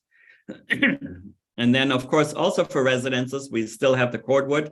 That's semi-automatic because you still have to load the cordwood into the boiler, but then it can use a buffer storage system and also automated, hydronic system to distribute the heat throughout the house. So it doesn't have to be a point of use like a cordwood stove. It is literally a nice hydronic system then. Yeah. So maybe to translate this for folks who don't speak hydronics. Yeah. So I've seen these. You've got like a boiler, a wood boiler that's about maybe a little bigger than your standard boiler you'd have in your house. Yeah. You've got a big water tank, and you're heating the water in that water tank, and you're drawing the water off the tank to go into your forced hot water system that heats the rest. Correct. And that storage allows the wood boiler to boil very steady state. And it's looking at that big storage tank. It has sensors in that storage tank, and as the storage tanks gets a little bit warmer, the boiler is controlled to slow down the burn, and it keeps the boiler on as long as possible because it has to be manually loaded and it has to be manually ignited. So the cordwood system is a semi-automatic system, but it's still very popular technology because oftentimes people have their own wood lots, and they also just like the old school system of the cordwood, and harvesting it and then drying it and then putting it into their boiler. So that's one system. The pellets, you would have a small storage bin to hold 3 to 5 ton in your basement. It gets filled by a pneumatic truck that comes by, just like an oil truck, and it would fill that up. And then from that bin, it would just flow automatically to the boiler. So 3 times a year, you would get a delivery, just like you would get a delivery from the oil truck. You would get a pellet truck delivery 2 or 3 times. I have one in my house, and then everything else beyond that is automatic. So there's really no manual operation. Of course, you do have to clean the boilers as well, just like an oil boiler, but it is a little bit more. So you might clean a boiler 3 times in a year in a residence. And then on a commercial level, and then so when you get to chips, that you really need a much larger boiler and more material handling system. So a bigger auger, more buffer tank storage. It's a commercial heavy duty system at that point, but the savings are quite real. And so when you get into a large school, like we've converted a school just recently that uses 50,000 gallons And a school like that might save $100,000 a year. Yeah. And so all of a sudden, the additional expense, which there are typically, you know, I don't like to use rule of thumbs, but let's just say they're 40% more to install a pellet boiler or a wood chip boiler system over an oil boiler system, you know, or even 50% more. The savings from these chip systems typically have quite a good payback over a fossil fuel system. And so they're quite favorable. Yeah. So one of the policies that Clean Energy New Hampshire has been a staunch defender of, and which was passed thanks to the sort of shepherding through of our former board chair, Charlie Niebling, is thermal renewable energy credits. Can you talk about those and how important they are in terms of making the economics of these systems or more favorable, even, you know, you know, what would the economics look like if thermal RECs were to not be part of the picture? Yeah, they actually drive a lot of our commercial economy for us. And so right now, the value of these renewable energy certificates or credits are actually at about, let's say, $20. They're a little bit more. We're really getting about $25, but there's some fees associated with it. So the net value of them is about $20 per certificate. And you get a certificate for every megawatt hour of energy that you produce from renewable energy, from renewable fuels. And so it is, of course, the EPA considers wood as a renewable fuel. And so wood qualifies as a fuel for creating thermal RECs. So a megawatt hour is just measured, you know, that's 3.1 million BTUs, 3.4 million BTUs sustained for an hour. So if you have that size boiler, every hour you would create, in fact, 1 credit if you had that exact size boiler. And and so we in fact have a boiler for our chip operation, and it strangely runs at about 1 megawatt of output. So every hour that we run, we actually get a credit, and that produces our dry chips.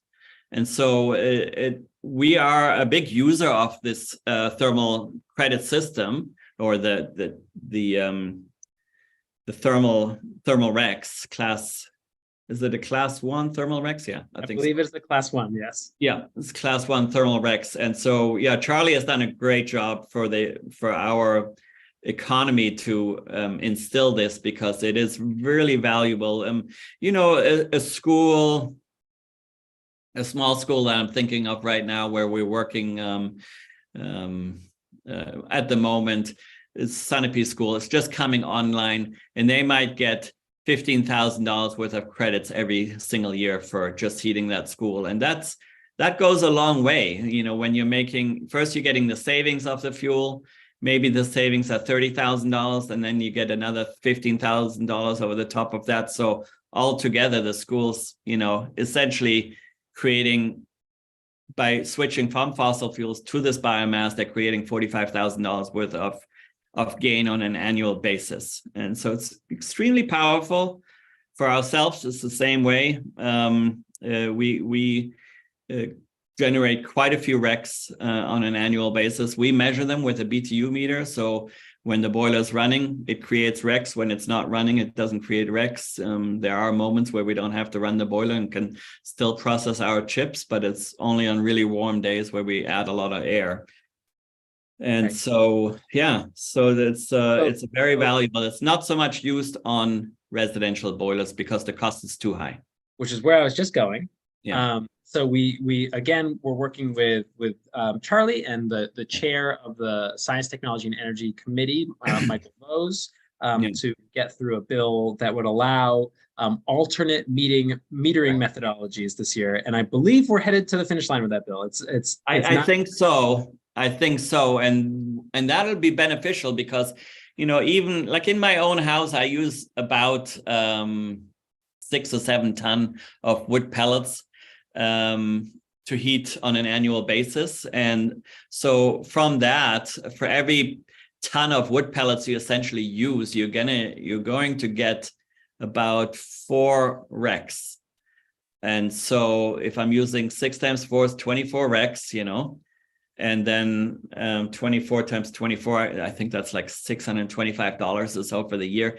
So if that alternative method of accounting is allowed in the future, that would really be beneficial for people that are the early adopters of this technology, because it's a little bit cumbersome, it's a little bit of work, and it costs money to do this all. So having these funding opportunities is really key. You know, the state does a good job with providing grants for commercial installations as well as for residential installations. Most of our residential customers do get about 30% of a project paid for, up to $12,000 in grant monies from the state. And then on the commercial side, there is many different grants, federal as well as state grants as well.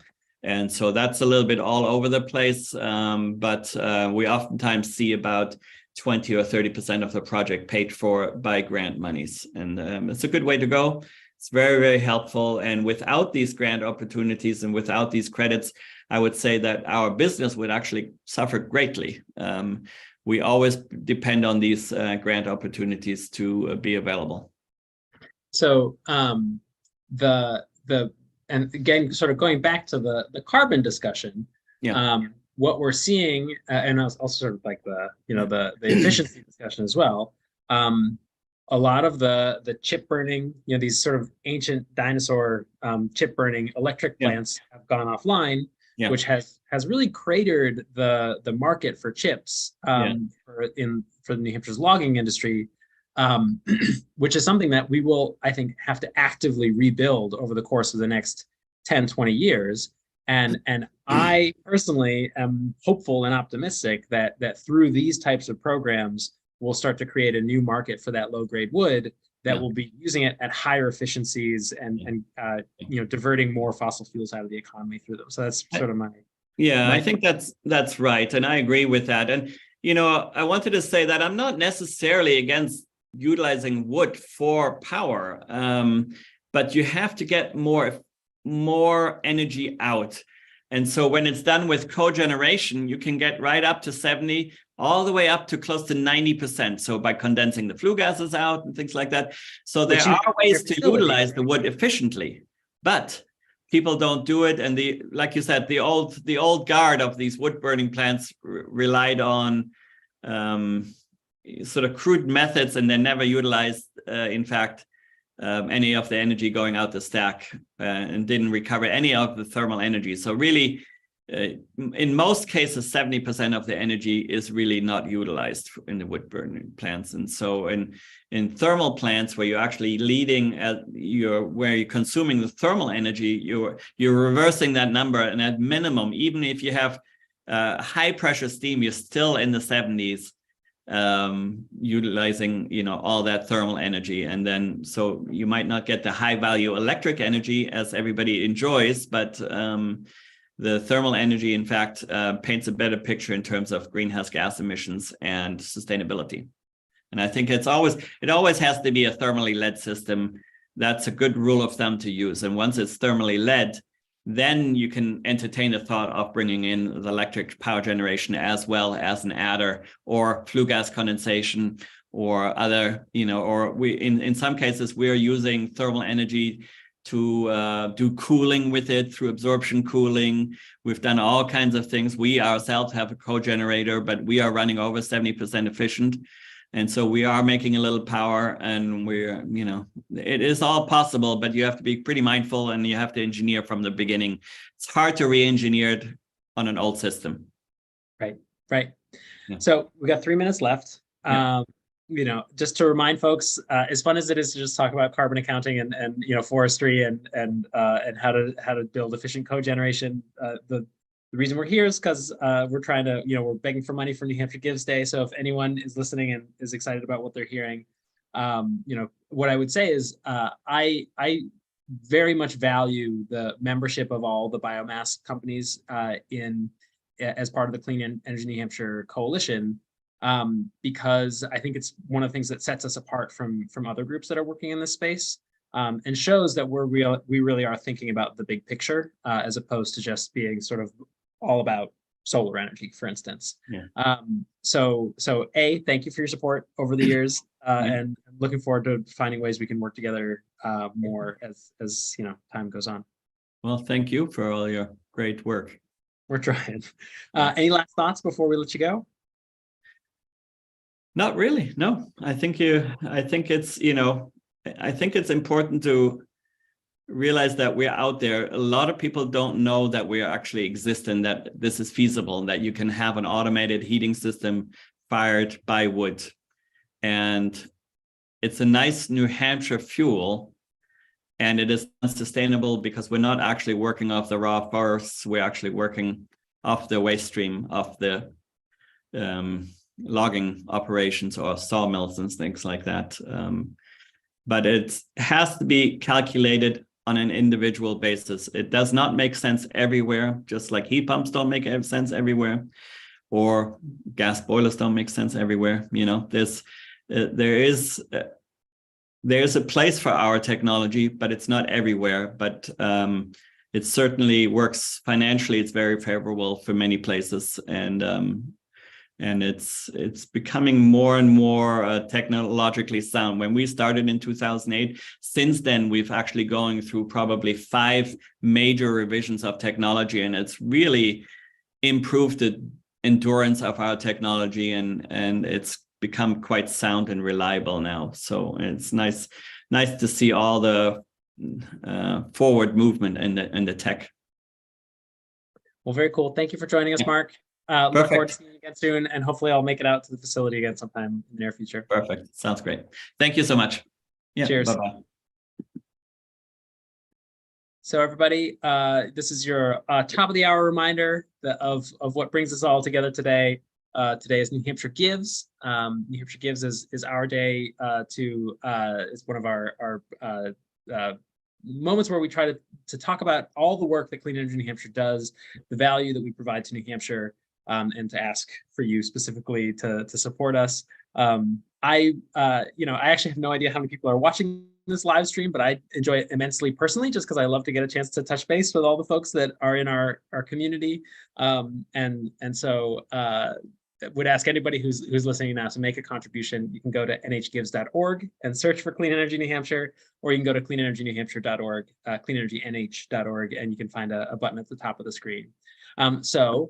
Next up, and so we have Gabrielle Watson, who's a part of the Tamworth Energy Committee, which correct me if I'm wrong, is it a new committee or? Yes, okay, I thought so. Newly minted, yes. Newly minted committee, and we're just going to talk sort of Energy Committees 101, essentially, like, what does it take to get this thing up off the ground, and how could you do it in your town? So thank you, Gabrielle, for joining us. Yeah, well, thank you, Sam. It's great to see you and to be here and joining the folks who are tuning in online. I will say that yesterday, as soon as NH Gives kicked off, I donated to 7 different organizations. So it makes you feel good, because it's, in some cases double your money, which is really great. So we're in Tamworth. We're on the southern edge of the White Mountains, and we're a small community of just over 3,000 people. And we just launched our energy committee this January, after years of a number of us kind of thinking about it and, starting to do things in 2018, 2019, and then the pandemic hit and it just kind of like bogged down. And so finally this last year, we're like, okay, let's do this. And we got, we reached out to the school board and to the select board, and then finally the select board approved it in January of this year. And we were starting with a really small but mighty team of 3 people, and are hoping to get more people on the committee. Our mission is basically, let's save some people some money, the municipality, let's save residents money, let's save businesses money. And that's like the core of it. And the good news is that you can save a lot of money by reducing your greenhouse gases. So I think a lot of us who are involved in the committee are all about clean energy and reducing greenhouse gases. But most of our work is really going to, if we can't save people money, then we might not be launching in particular directions. And Right. that's just, we're not an advocacy group, we're a volunteer service organization for the town. And when you're in, go ahead. Real Yeah. quick. So you mentioned 3 members on your committee. Who are they? How did you find them? And sort of when you say they're small but mighty, sort of what are the skills that they bring? All right.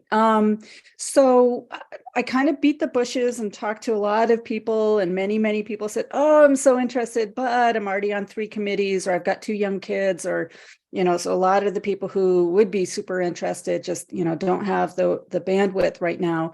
And this happens on many committees. All of us, well, that's not true. 2 of us are officially retired. I'm still working, but we have 1 person, all of us have solar panels in our yard. So it tells you a little bit about the interest of the individual committee members. And they're just people who are, say it again. That's okay, So Not shy about it. It's just, it's a personal choice. And so, we bring a lot of interest and have been tracking energy issues, but none of us are experts. So, I probably have 5 or 8 energy podcasts that I listen to on a regular basis, and I do some work in the energy field, but I'm not an expert by any stretch of the imagination. So, the work that we do is educating ourselves so that we can educate other people, basically, is how we think about it. We're, citizen led. So it's not like, we're not technical experts coming in to tell other people what to do. We're just kind of on a journey together with the town. So I have heard through the grapevine that a committee member, and it might be you, had some experience with Marin Clean Energy in California. So is that you, or is that someone else on the committee? That is actually, in fact, not a formal committee member. It's somebody who joined a recent meeting. So we do have a resident in town who was part of starting one of the nation's first community power programs in Marin County, California. And so we're incredibly fortunate to have David with us. And you're sort of jumping ahead on the things that I'm going to talk about or want to share about what we're doing. But that one of the things is a hazard of talking to me is that we're going, winds blow us.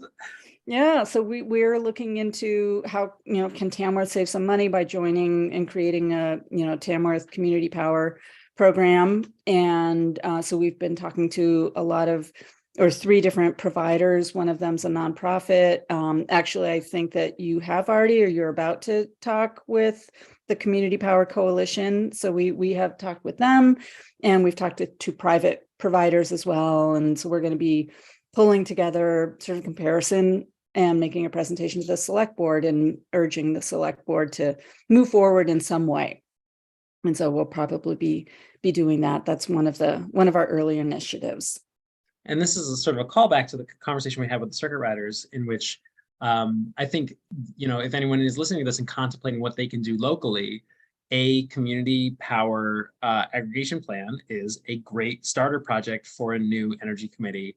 There's, there are templates that you can take advantage of. It's not an immense heavy lift to get the electric aggregation plan finalized. And it's a great way to just like, hey, here we are, a group of volunteers who want to save everyone in your town money. Like, dear select board, like, how could you be mad at this? Like, can you say 10 to 20%, maybe even 30% on your electric supply costs? I mean, that's pretty hard to shoot down. And I will say, because I'd been tracking community power since 2019 or so, when it first started getting off the ground. And at that time, I'm like, oh boy, this sounds like a lot of work. And the reality of what I've learned now is, because of all the work that so many communities have put into it, there are templates. It is very streamlined. Yes, it requires some work and some public education, but it's within reason, even for our 3-member community to take on. And then there are also private brokers who are very sort of turnkey kind of thing, but have different service offerings. So yeah, it's pretty exciting. Okay, so you're up and running. Yep. Community power is an early project. what other irons are in the fire?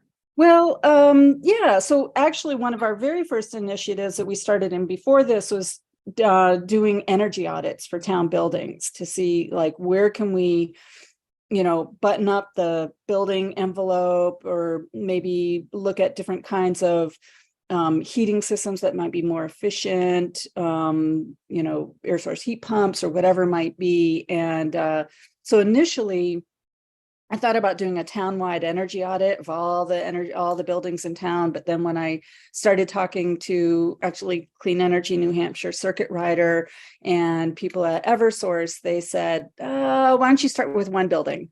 So, so you have one energy audit and you have a series of recommendations. You can dive in and actually like implementing those recommendations, because it might include something like, hey, this is a great candidate for solar panels. You'd save yourself a lot of money. That alone is going to take some time to implement, right? So, or, bringing in a weatherization team to really button up the building and make it much toastier and more comfortable and energy efficient. All those things take time. So we're starting in on the building that has the most traffic and most energy use, which is our town office, because it's open so much. And we're applying for a grant from the CDFA, Clean Development Finance Authority. They have a grant program specifically for energy audits.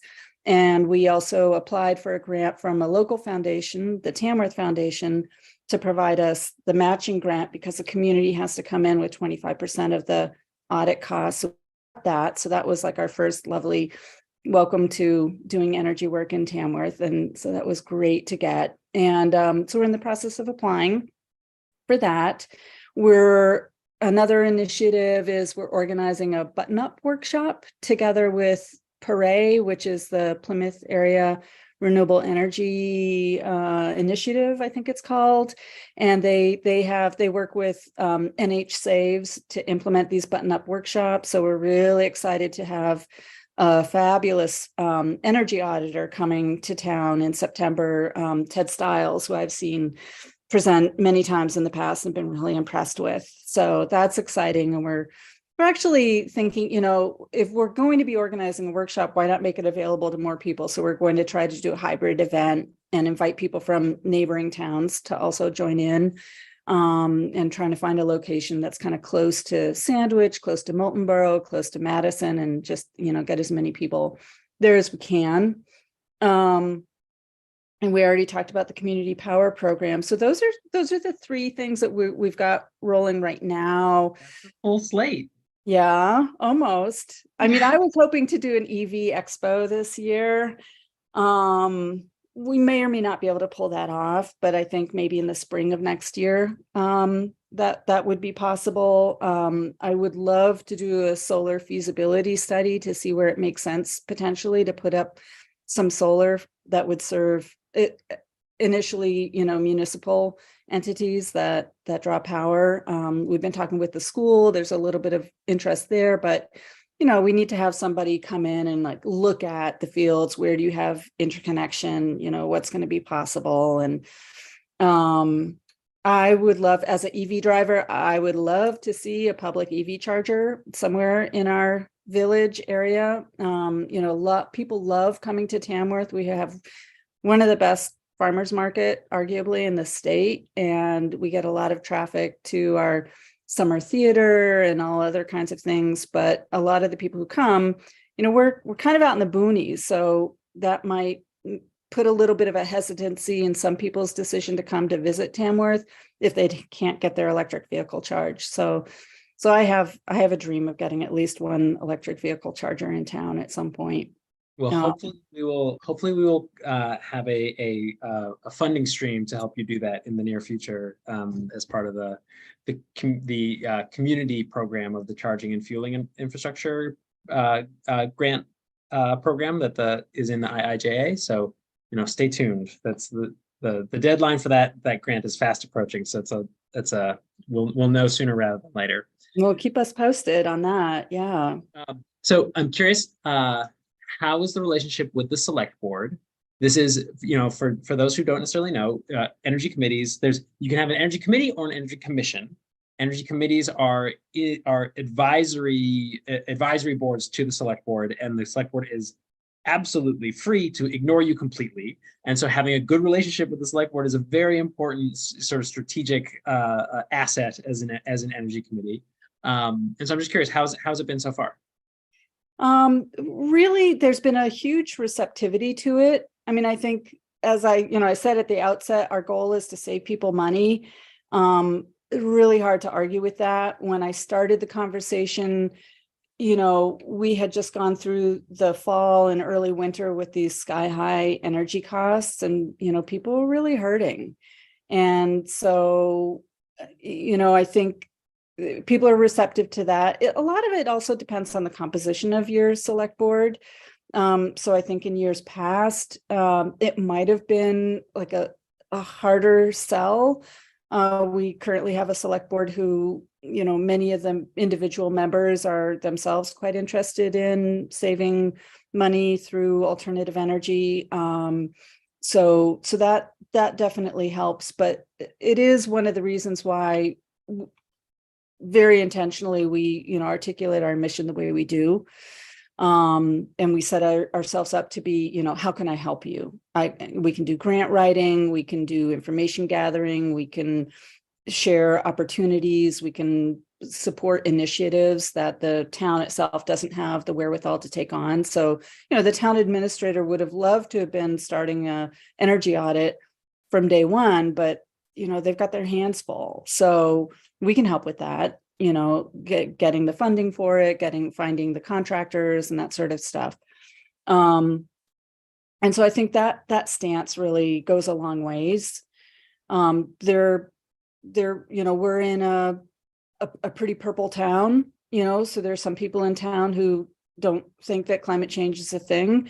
And so, focusing on that is not going to be, for some people, it'll be very important, but for other people, it'll be a real turnoff. Right. And it's interesting. I've seen in other towns where they actually have two entities. One's an energy committee or a commission, and then the other one is, and often they're the exact same people, but then they have like an action committee on climate. And so that entity can do advocacy and, be very vocal about policy and things like that. But that's not the role, in my view, of the energy committee. The energy committee is really a civic service entity. Right. Great. Well, okay. So we talked about things that you would like to get done. And an EV charger, obviously, on the landscape. It's so funny. I don't know if you were tuned in earlier when we were talking to the circuit riders, but everyone wants to do an EV charger, but it's so hard to get them done right now because New Hampshire has no programs. Or the programs that we do have are, they're federal money, they're tightly circumscribed. It's you can't just put like 4 level 2 plugs in your downtown. But is there, I'm curious, if you were to really sort of dream big and say, here we are, we're this fledgling energy committee that's been, just gotten off the ground, but just imagine, 10 years from now, where would the town of Tamworth be? And like realistically though, like not just like, let's like within the constraints that exist in small town government, what do you think a realistic goal for a committee like yours should be? It's a conversation that we haven't had yet in terms of actually setting goals. So I'm just shooting from the hip here. I'm all about shooting. It's not very Quakerly of me to say it that way, but I would love to see ongoing work on weatherization and to track like how many homes have gone through a weatherization program and to get as many people to benefit from all the resources that are out there, because there's so much. And in a low income community, a lot of homes are spending a lot of money just heating their homes. And I talked with people last fall who they weren't going to run their oil boiler because they couldn't afford it, but they could get free wood, that kind of thing, because their house is so expensive to heat. So helping people save money on that, and the town as well. I'd love to, and this is an idea that came from one of the Clean Energy New Hampshire circuit riders, is doing a solarization campaign and helping people get access to solar panels. If you can bundle up enough people to do it, you can get some price discounts, and finding ways to finance that in a way that make it accessible to more households. So like, you know, getting more and more solar in town, certainly on municipal buildings where it makes sense, or municipal lands. You know, we have a capped landfill that potentially could be a site. We have another place that's a septic field, a big, beautiful, sunny, grassy field. Maybe that's a great site. I don't know. But, you know, if we could save the town a fair amount of money by putting in solar, I think that would be great. And I know as an EV driver myself, the way I entered into it was I went to an EV expo that they, you know, I went somewhere and I got to test drive a Chevy Bolt, and I'm like, oh, this is a great car. A lot of fun. And, you know, I saved $500 a year on gas.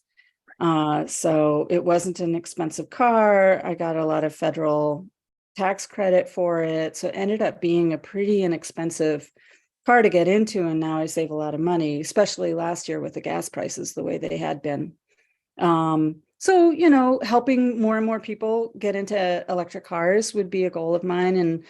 And I'd love to see us much more sustainable in the way we build houses and heat our buildings. We, you know, everybody's facing housing crises these days, and this is just an idea that I have in my head, but at some point, bringing those two things, energy efficiency and addressing the housing crisis together, I think is a place that we all need to be thinking about, because we've got young people who can't afford to live in our community anymore. Yeah. And it's scary. So our first interview of the day was with DORI DRACHMAN in Peterborough. And in my mind, when I was looking at sort of the rundown for the day and who we had lined up, Peterborough sort of represents like one end of the spectrum in terms of their energy committee has been around for a long time. It's been around for so long that it has like its own name. Like it's not even, it's the, you know, it's the PREP, the Peterborough Renewable Energy Partnership Plan. I forget what the last P stands for, but they not only have pushed the town to adopt a 100% renewable energy goal, but also have pushed the town to hire a coordinator whose job it is to make sure the town is pursuing that goal actively. And you know, and they're a town in which you know the climate crisis is a powerful talking point and a motivator for their local politics. So that's sort of part of why they have the space to be a leader on this end of the spectrum. And then I was like, okay, and then we're going to talk to the circuit riders. We're going to hear about like generally how the circuit riders see the landscape, and then we're going to talk to Tamworth, which is kind of at the beginning of the journey. So in that framing, which is, first of all, like Tamworth is a very small town. How many staff does the town employ? Oh gosh. And if you don't know, say about like, 4. Right, exactly. So fewer than 5. Like the city government of Tamworth is like smaller than Clean Energy New Hampshire, right? and so limited bandwidth. But what would you? I mean, if you think of like Peterborough as sort of one end of the spectrum, where do you think that Tamworth can get to realistically? Well, our neighbor in Sandwich has brought warrant articles to set ambitions for the town in terms of clean energy. And I think they've had success in that. I don't know that A, we would have any immediate success in it. B, I think we would expend a lot of energy having that conversation, given the politics in town. And C, I don't think it's necessary to make progress. So, Peterborough has had solar panels on their sewer treatment plant for over a decade, if I'm not mistaken. I mean, they're like, I don't know when those things went in, but it's very impressive. I remember touring them as a reporter when they were being installed, and that's a good question. We're gonna Google. Yeah. I mean, we don't even have a sewer treatment plant in town. We've got a septic field, which serves a little bit of the village of Tamworth. The idea of an energy manager, though, I don't think is out of reach for a community like ours if we're able to team up with a couple other communities and have a shared resource across the communities. We already do that sort of thing with our public health officers. So you'll have a public health officer who, you know, spends 10 hours a week in Tamworth, 10 hours a week in a couple other communities to pull together a full-time job for that person. The literature on energy managers is that they more than pay for their salary in the savings that they bring to their communities. Exactly. And so that is a no-brainer if you can pool your resources. Right. And it's just not the challenge that we have in small communities is the tax burden is real for residents. And so anything that's going to be an upfront tax burden is going to be a very hard sell for most people in town voting on something at town meeting. So that, you know, we have to be really conscious of that. Right. Yeah. That's exactly where my head went. And it's funny because I almost imagined the circuit riders as in the immediate term filling a bit of that role for communities. Absolutely. Is that like that's what we can do. But the hope is, and this is always the hope, right, is that you push everyone to have more and more ambition, and so that eventually, after they see what can be done, that towns would say, oh man, it would be nice to have our own energy manager, so that we're not like leaning on Clean Energy New Hampshire all the time and just hoping to like get a slice of that person's time. But I can tell you that, you know, having the Clean Energy New Hampshire circuit rider be a coach to us, and, you know, I field questions for me like, hey, we just got this, you know, community power broker reached out to the town. The town administrator doesn't know what to do with this. What can you tell me? You know, what's the difference between the private brokers and the coalition? And, you know, just helping advise on that. And then we actually had one come and join one of our early meetings and kind of lay out what other towns are doing. Sort of like, here's a menu of things you might consider. And I know you're excited about this, EV chargers, but you might think about these other things first.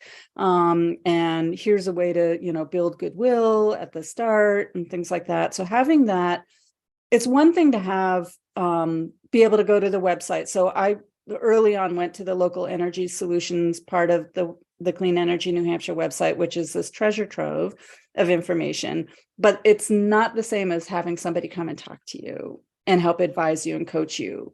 So that's crucial. And actually having lived in a town that had an energy manager and seeing what the energy manager was able to do in our town, I'm fully convinced that, you know, you need somebody who's pretty dedicated, who knows their way around the town, who, you know, can navigate the politics and the opportunities that are there in a smart way. Yeah. It's funny because we've had so many conversations at Clean Energy New Hampshire about how do we make this information more available? How do we like design our website better to be more navigable? And I don't disagree with any of that. Like, honestly, like our website could use a real thorough refresh, but I continue to stick the answer that the answer is not a website. The answer is people need coaches. Like we need bodies working on this. Which is one of the reasons why, you know, we're going to, as a committee, we're going to make a recommendation to the select board. And so we're not the deciders on what to do with the community power. But one of the things that's the community power program, but one of the exciting things about the community power coalition is that you're joining a cohort of other communities who are also looking at the kinds of projects that you're doing or interested in doing. And you can like learn from them about like, how did your solar program go? Or what did you do with this? Or, you know, oh, you got EV chargers. How are you able to do that? And so you get that peer-to-peer kind of thing, which I think can be incredibly helpful. Yeah. Yep. The other thing that I, you know, in the past, Tamworth has been a member a supporter of Clean Energy New Hampshire. And so we got like 2 tickets to the local energy solutions conference. We might be able to pull that off this year also, sort of hoping we will. So we can send a couple people. Well, and I will say, not that I'm trying to upsell you, but we did create a gold municipal level, and essentially the difference is that you're like pre-buying more tickets to the LES conference when you do the gold level. And when we proposed this, essentially it was just like we just want more energy committee folks to come to the LES conference, and so it's not like a revenue generator for us. It's essentially revenue neutral because we're giving away more tickets. But that is that. I mean, when I think of why would you become a municipal member of Clean Energy New Hampshire, it's A, it's sort of like you're part of the team that's pushing for change. B, you're getting connected to us and just like pulled into our programming more.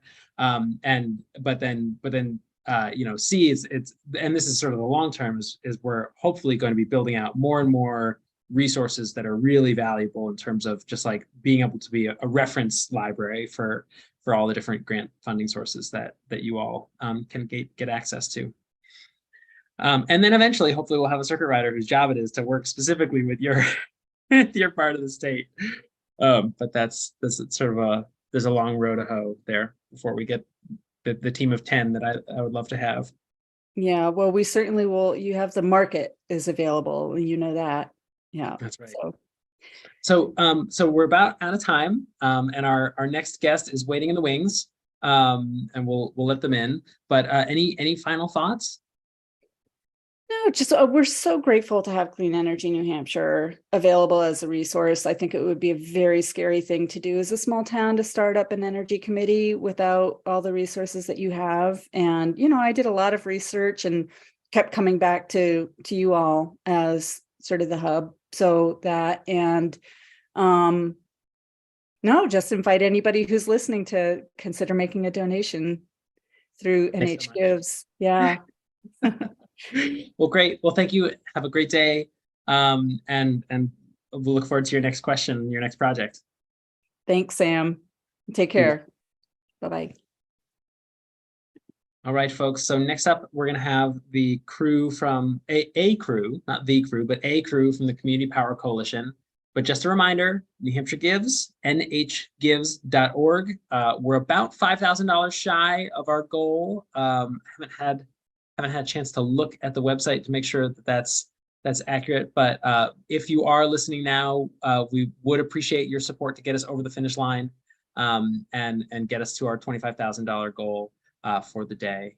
So nhgives.org, or you can go to our website, cleanenergynh.org, and make a gift there. So next up, we've got Henry Herndon and Lou. And Lou, I'm going to butcher your last name if I try to pronounce it myself. Can you help me? HITZROT. HITZROT? Mm-hmm. Okay. So I don't know if we have Lou yet or not, but Henry, thanks for taking the time to hang out with us today. Glad to be here. So the thing that I wanted to start out with, and maybe if Lou pops on the call, I can extract it from him, was when Lou filled out the form and said he wanted to come on the show, he sort of shared an anecdote of how it was that he heard about the Community Power Coalition. And to me, it was just a nice little story that sort of encapsulates how far we've come in terms of launching community power in New Hampshire. But maybe Henry, in the apparent absence of Lou for now, I can have you share that story. It's been a long road from when it all started to now. So maybe just like from your perspective, Henry, as having been part of the beginning of this all, how did we get here from sort of like 2018 to today? Sure. Yeah, it really in 2019 when the legislation was first moved forward by folks like Clean Energy New Hampshire and really the City of Lebanon and a number of allies on the municipal space. Conservation Law Foundation was a partner there. It's been a series of sort of overcoming certain legislative and regulatory challenges by really empowering cities and towns to work collectively and leverage their collective voice in state policy arenas. And then, bringing these communities together under this umbrella of national best practices and how do we use community power to be a transformative force in New Hampshire's energy market. So it takes a lot of, movement building, a lot of grassroots effort from cities and towns, folks like Lou and his energy committee in Exeter, and, the dozens and dozens of energy committees from across the state, all towards sort of this spring, which is really the launch of the community power market. Exeter is one of 12 cities, towns, and counties that have launched programs with Community Power Coalition of New Hampshire. We're supplying electricity to 75,000 customers across the state. All the revenues from those power sales are controlled by the member communities through CPCNH. And we're really excited to be a new and leading institution in the state to help move forward energy transformation, clean energy project development, innovative customer devices, battery storage, the whole distributed energy revolution. So it's been a journey, but we're sort of at the beginning still, in a sense, just having launched this spring. Yeah. So Lou, from your perspective, I mean, how did you first learn about community power, and what got you excited to be one of the founding founding energy aggregation committees in the state? Well, first of all, Sam, let me say, I think you did a pretty good job on my last name. It's a tough German name, and I'm impressed. You did so well. But let me go back a little bit and build a little bit on what Henry was saying. I think it was maybe 4 years ago that my wife and I attended the LES conference, Local Energy Solution Conference that CENH hosts every year. And I happened to attend a presentation by Samuel Golding about community power. I'd never heard anything about community power. Samuel was talking about the successes that community power had in California, and the fact that, as Henry said, New Hampshire, because of changes in legislation, was now eligible to participate in community power. It was a great presentation among many other presentations that I attended at that conference. But anyway, on the way home, my wife and I started talking and saying, well, gee, this is something that Exeter ought to get interested in and excited about. Had we not attended that conference, I wouldn't have known anything about community power. End result is that, as Henry said, we're one of the first communities in Exeter that is now enrolled in community power. We have about 7,000 people, 7,000 customers who are involved in community power. I just saw the information about the amount of money saved by Exeter residents because of joining community power, the amount of money going into a reserve fund. It's impressive. And so, yeah, I think we owe it to CENH that we got involved in this. Well, I'm of course charmed to hear that, but of course can't claim any credit because I wasn't here at the time. Well, your predecessors did a heck of a job. Yeah, and I say that to them all the time. So Lou, I'm just to continue on this thread. From your perspective as someone who's in a community and you're sort of getting this through the local lens, what has it been like to be part of that launch? And in particular, I'm curious to know what you heard from your neighbors and folks who are not part of the energy community. Has everyone heard about it? Do you feel like everyone knows that they're part of this historic launch? And when you talk to folks, what do they say? That's an interesting question. The reality is that I think a lot of people in Exeter don't know that they are now members of community power. How many people actually look at their electric bill and take a look at who is my supplier? I think through a lot of the information we've tried to put out, we have educated a fair number of people in the community.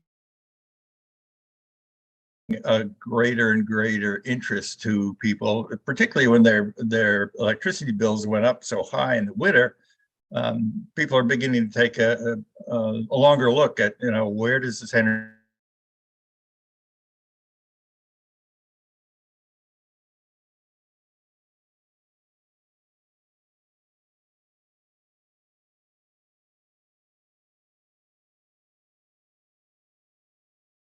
Henry, am I?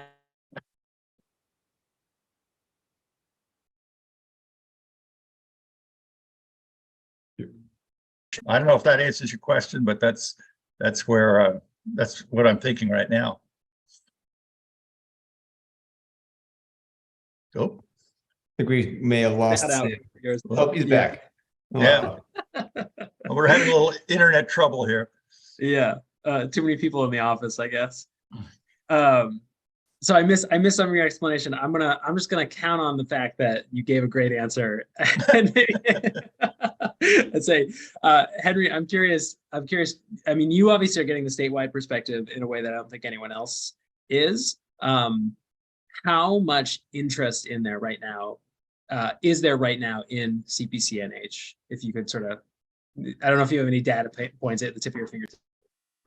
Yeah, it's a great question. I mean, there's dozens and dozens of towns out there that want to create community power programs. They want to join up with a coalition. There's sort of a process where you have to go to town meeting before you can bring a program online and realize those savings and those clean energy options for customers. But it's a lot, and it's all over the state. You know, have had conversations.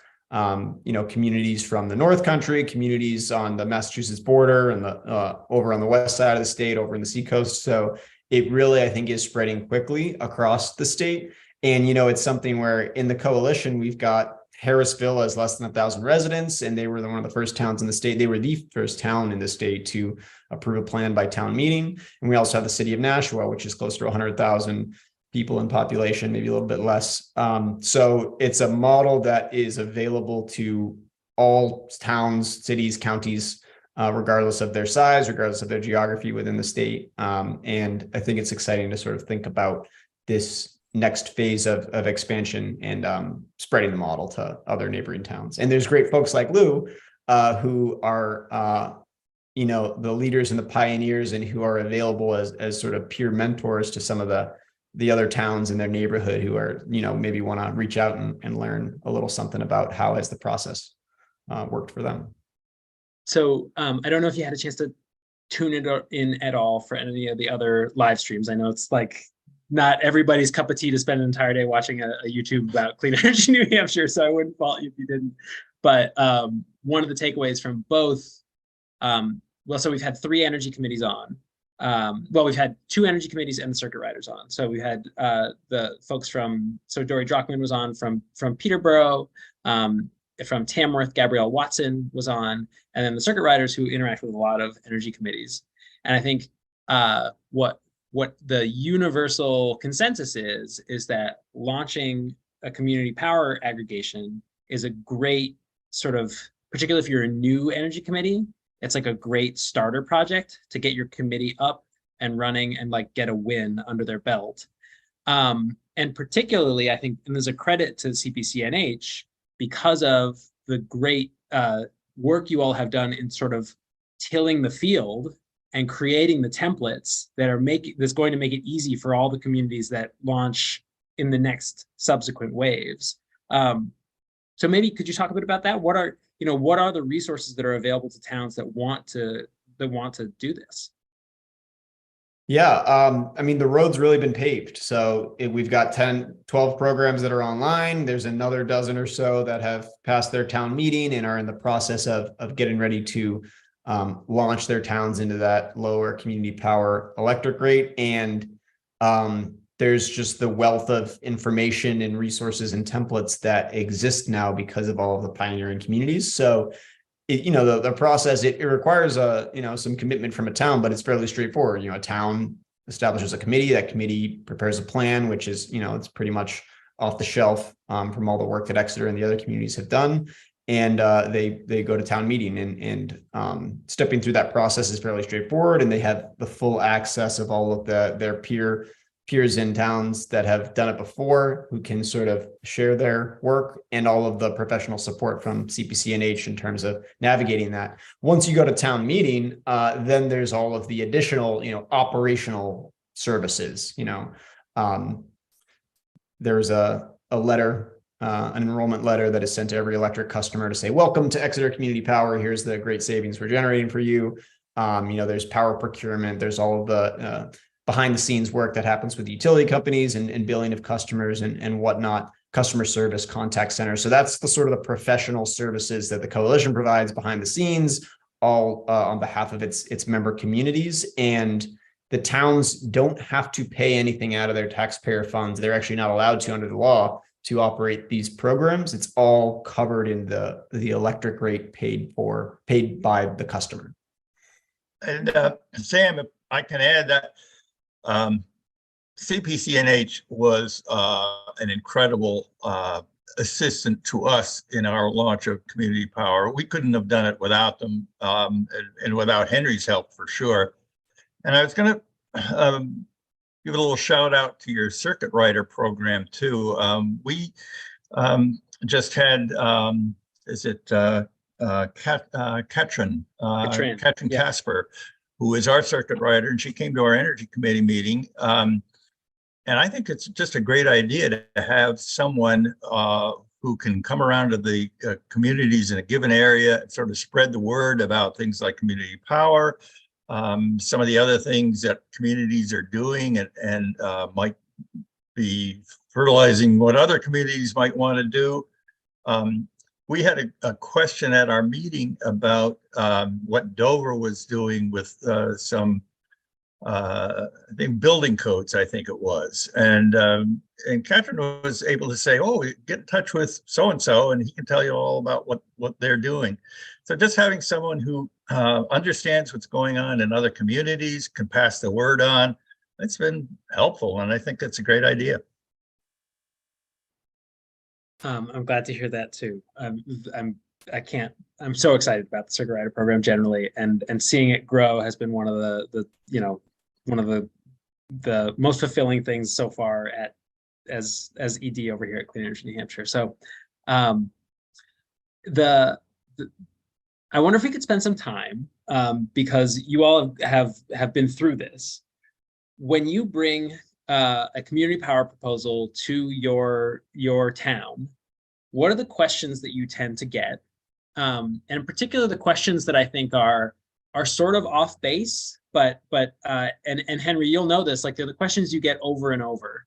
And how do you address them in a way that's sort of collaborative and helps your fellow citizens sort of get on board with the community power concept?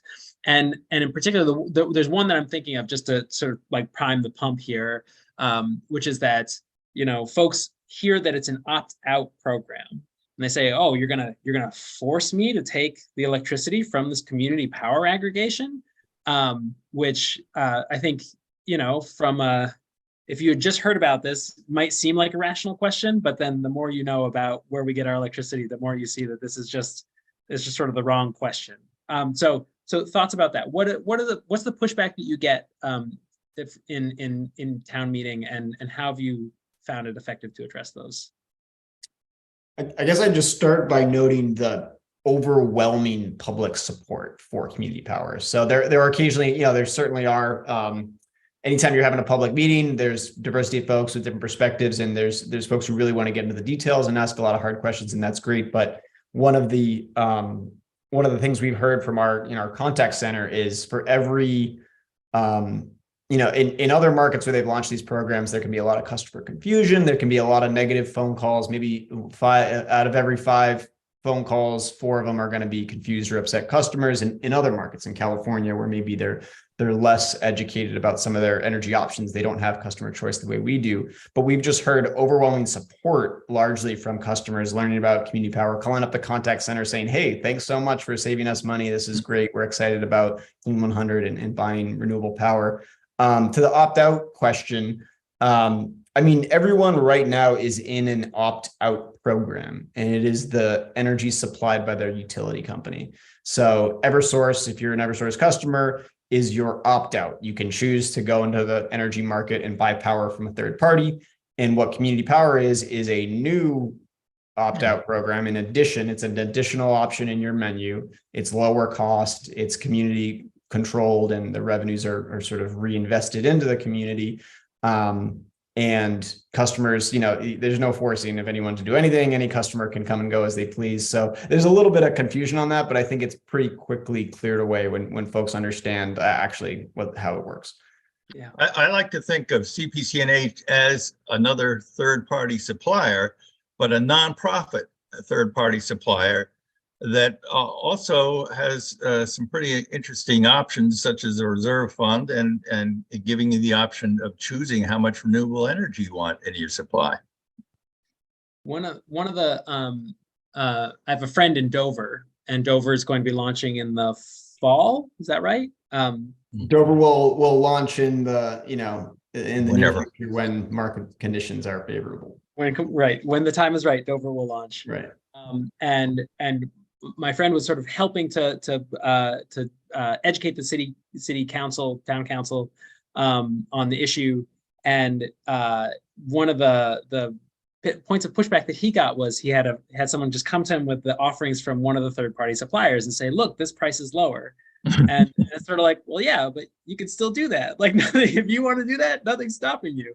And so it's interesting. Just one of the immense benefits, I think, of community power coming to any town in New Hampshire is just the opportunity to educate all sorts of people about how energy markets work, and how this program could be beneficial for folks who who frankly can't be bothered to shop around because just don't have time, don't have the don't have the bandwidth, or frankly don't have the expertise to try to navigate the landscape of competitive supply.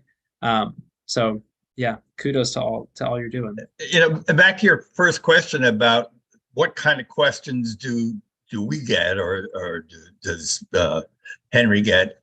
The questions that we got were primarily from our select board, and they're the ones that we had to educate. And once they began to understand what was going on with community power, how it might be useful, what the whole program was all about, then it was easy to move forward, because once we got them comfortable with the idea and excited about the idea, then everything moved forward. We got very few questions from individuals as we were going through the launch. I understand what Henry's saying, that a lot of questions come up later when people are suddenly, oh, I'm enrolled in this, here I have some questions. And of course, CPCNH has put together that helpline, which answers those questions. But prior to launch, we got not a lot of questions other than questions from the select board. I'm curious, there was obviously a lot of effort invested in trying to educate the community and get the word out that community power was going to launch. As you alluded to, there's still a lot of folks in town who might not realize this has happened. When we start looking forward to the next wave, do you have any ideas about how to do a better job getting the word out? And like to put some more, we had banners over the main streets of some towns. Yep. We had, posters up all over towns. We had these big sandwich boards that were out in front of like town halls in many instances. We bought ads in newspapers to try to get the word out, and still there's tons of people who don't know. So just curious if you have any takeaways for how we might do a better job. Well, we put notices in the water bills that were sent out to people in the community. So they opened their water bill, and then there's a little flyer, and then told them about community power and when it was going to launch and so forth. Hard to know how effective that was. Once again, do people really read that? I don't know, but it was an attempt, and maybe other towns might try it. Yeah. Of course, they'd have to have a water district for that to, and not every town in New Hampshire does. Exactly. And yeah, I think the communities that have launched did an amazing job. I mean, there's committees in each of these towns. They organized, public engagement campaign plans. They carried those out. How do we tap the different newsletters, the different community organizations, the Exeter water bill, wherever we can get the message out, the banners, the posters, the flyers. So I think there was an amazing job. There's been pretty good media coverage. And community power, again, a year or two ago, it wasn't something anybody had ever heard of. And now it's starting to permeate, at the very least, sort of, the select boards out there in the state. They know some of the community leaders, they're reaching out, they're interested. And I think the public across these launching communities is pretty well informed. It's hard to really saturate public awareness of any topic, but I think the awareness is really growing exponentially for community power, and that's exciting. I'll tell you one thing that has happened since the launch, which I think is going to help spread the word. We've gotten a lot of questions from surrounding towns, the energy committees of surrounding towns. Hey, what's this community power all about? How did you go about doing it? Do you think it's something that we in our town should try to do? And if so, how would we go about doing it? So yeah, we've gotten, I'm going to say, at least 3 surrounding towns that have contacted us about our launch into community power. Right. So, okay. So nuts and bolts, let's just say that that somebody has just tuned into the live stream because they saw, that community, the CPCNH was going to be on the call. Step number 1, if you're going to investigate community power, how do folks get started? And then what's the step that will send them rolling down the hill and with an active aggregation at the bottom? You start, Henry, and I'll add if I see anything to add. I was going to ask if there's any way to understand who our audience is right now. I can see the viewers on YouTube, but I don't know who's listening in. I honestly have no idea. Oh, well, you should go to will be recorded, so there's always the chance that someone might just find it down the line. Yeah, the first step is you go to cpcnh.org, and at the bottom of the page, there's a community leader sign up, and you go ahead and click that and fill it out, and we'll be in touch with you. Yeah. Yep. And second step, I guess, would be contact one of the 12 initial towns and find out what their experience has been. Yeah, absolutely. Like, so you can go on CPCNH, see the website, has a map of towns that are part of the coalition, see whoever's closest. Do you know somebody in that town? Give them a call. Yeah. Yeah. And you all are probably sick of hearing me say this, but the network of grassroots volunteers that you all have built to form this coalition is astonishing. And I'm sort of wowed every time I see you put it to work. So it's I just can't wait to see what you're up to next. Maybe we could talk about hopefully, in the near future, community power coalitions, the community power aggregations will be a way to get local energy projects developed. Henry, maybe just talk a bit about how that will work, and I don't know that we're at a place where we have a time frame yet for when that might be able to start happening, but how will that work? Essentially, it's a new platform whereby communities can sign contracts with renewable energy developers to develop community scale solar plus storage, other projects of that nature. And then that power generation gets supplied directly to all the residents and businesses in the town that has chosen to participate in that project. So it's a way to sort of use the market to develop these projects cost effectively. But the other sort of side of the projects, it's, we all want to build power plants and generation and renewable energy. But then there's the projects and programs that are really about empowering the individual customer better with home devices, batteries, rooftop solar, electric vehicle chargers, energy efficiency.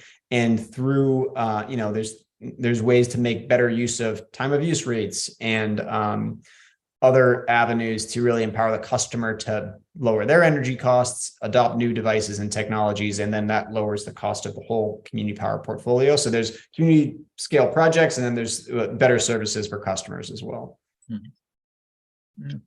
And we've got just a couple of minutes left here, but when you look around the country, Henry, and we look at community power aggregations that have achieved a level of maturity where the reserves have accumulated, they've started to put those reserves to work in terms of local programs. Are there programs that get you that you get really excited about? Can you give me like a specific example of an aggregation that's doing something really cool that you would want to replicate here? You know, I can't remember exactly who it is, but you know, there's all kinds of examples of you know, installing microgrids at critical facilities, whether it's a emergency response campus or things of that nature. And you know, 10,000 batteries in 10,000 homes to harness the load and reduce demand. So I don't have I can't think exactly the name of the different programs that run those, but there's a lot of really exciting stuff. Yeah. And final thoughts, Lou? I mean, you know, if there's one takeaway that the folks watching you want them to leave with, what would it be? Oh, about community power. One thought, I guess, would be get in touch with CPCNH. But I did want to ask one other thing, Sam, and put in a plug for the LES conference. I think it's in early November. It is November 2nd. November 2nd. Thursday this year. Well worth going to. Some great presentations. We've just started planning, and actually one thing we're going to do slightly differently this year is we're gonna put it out to just the whole CENH community as to, hey, what are your ideas for panels that you want to hear about, as a way to just sort of you know, make sure that we're thinking holistically about everything that our community is interested in. So start thinking about your panel ideas right now, because we'll be soliciting those ideas.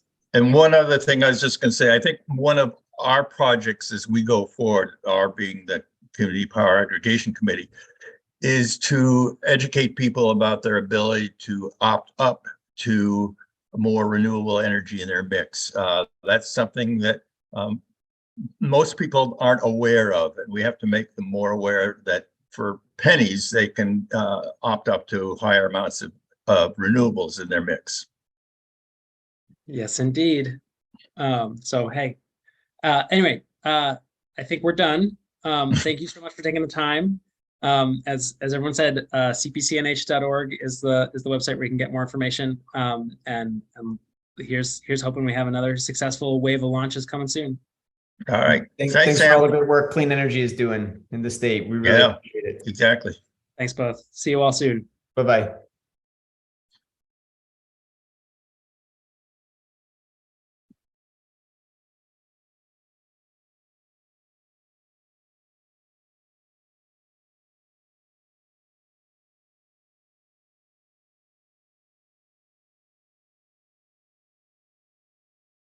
Have I frozen again?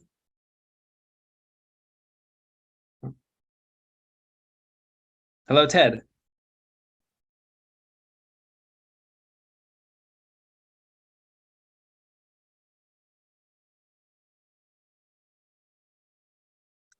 Ted, I can see that you're on the call, but it also seemed like maybe I was frozen for a second. So if you can unmute and turn your video on, I would love to have some affirmation that I'm not just speaking to a frozen computer.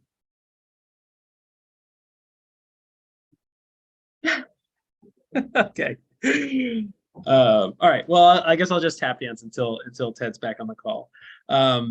So today's New Hampshire Gives, the website to give to Clean Energy New Hampshire to support all the valuable work that you've been hearing about in the presentations that you've already had the chance to see. I'm not sure that anybody has hung out for the entire day, the entire live stream, but the place you can go would be cleanenergynh.org. Just look for the banner at the top of the webpage and you'll see where you can make your gift. You can also go to nhgives.org and you can make a contribution there as well. And we are on our way. I think we are closing in on just around $2,500 left to make our goal for the day, which is super exciting. And so 3 hours left to make that goal. So if you're watching now, please do make a contribution, help us get to the finish line. And there's Ted. Phew. Been having internet problems throughout the day, Ted. So for a while there, I was concerned that I was just speaking. I just forgot to click the extra little button that says you're on live stream. So you have to know that before you click the other button. So here we are. You have to consent to blasting your image out onto the internet. That's probably what it was. So Ted, do you, oh, it's so funny. You've got the same backdrop I as was me. just going to say that. So for those who are curious, these graphics are generated by the New Hampshire Energy Education Project, which my wife works for, and they go around to schools and teach kids about the grid. So funny that you've got one. So Ted, do you want to just— We sponsored one of those because I liked it so much. Yes. It's the slicing the electricity pie. There it is. There's your Yeah, logo. how about it? Yeah. So Ted, so tell folks on the call who you are if they don't know, and also just like your relationship to Clean Energy New Hampshire over the years. Sure. So I'm in the solar business, and I've been doing that for about 23 years, and started out in the residential side, but quickly moved over to the commercial, sort of municipal, institutional side. And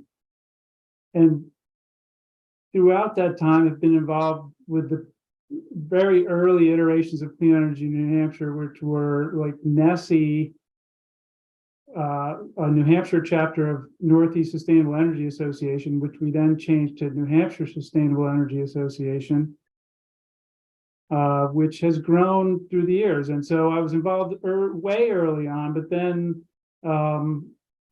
was on the board of New Hampshire Sustainability Association, which we then rebranded to Clean Energy New Hampshire part of the way through my tenure on the board.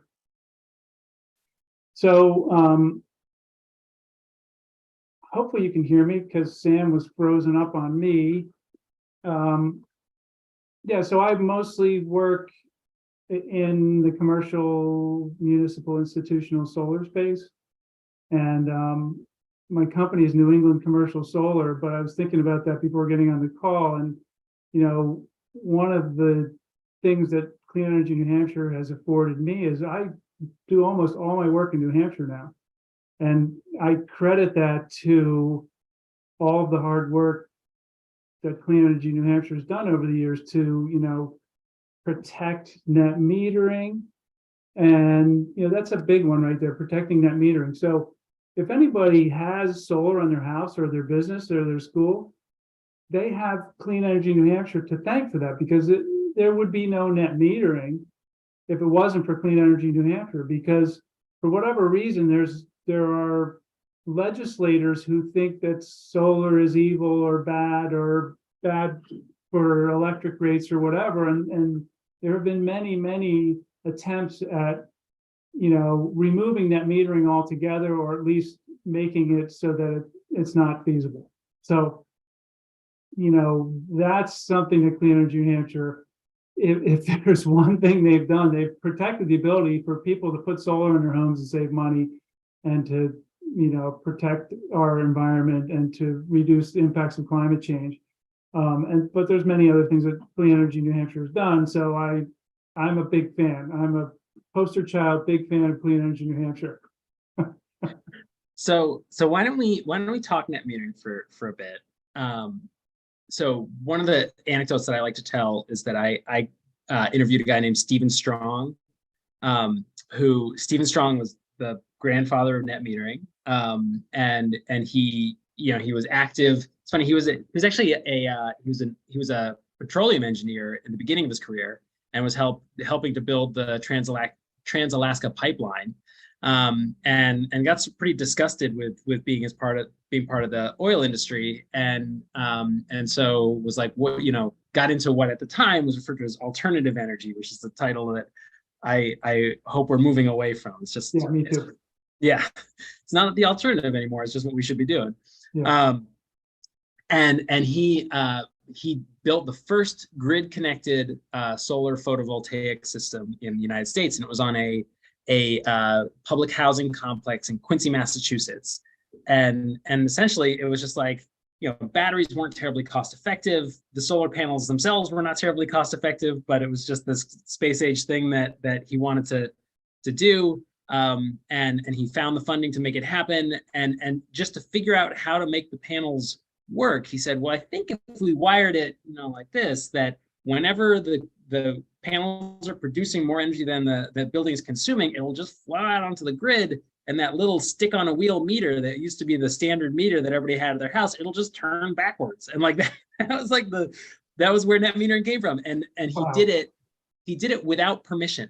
That Of course. he didn't ask the utility for permission to do it, and when he sort of showed it to a utility engineer, the guy was just like, yeah, whatever. And because it was because Jimmy Carter was coming to the ribbon cutting, that the utilities were just willing to do whatever it took to get the building up and online. And so I like telling that story because great things sometimes start from humble beginnings. And it was a workaround. Net metering was sort of a workaround to figure out how to integrate solar onto the grid. But right now, it is the bedrock of small and medium scale solar. The economics of small and medium scale solar in many parts of the country. Well, especially New Hampshire, where we don't really have an incentive program anymore for residential solar. So the incentive is that you're getting paid your fair rate for our high electricity bills, and that makes it so that projects pay off. So it's really important in New Hampshire. So so we're on net metering 2.0, right? Net metering 1.0 was a one-to-one.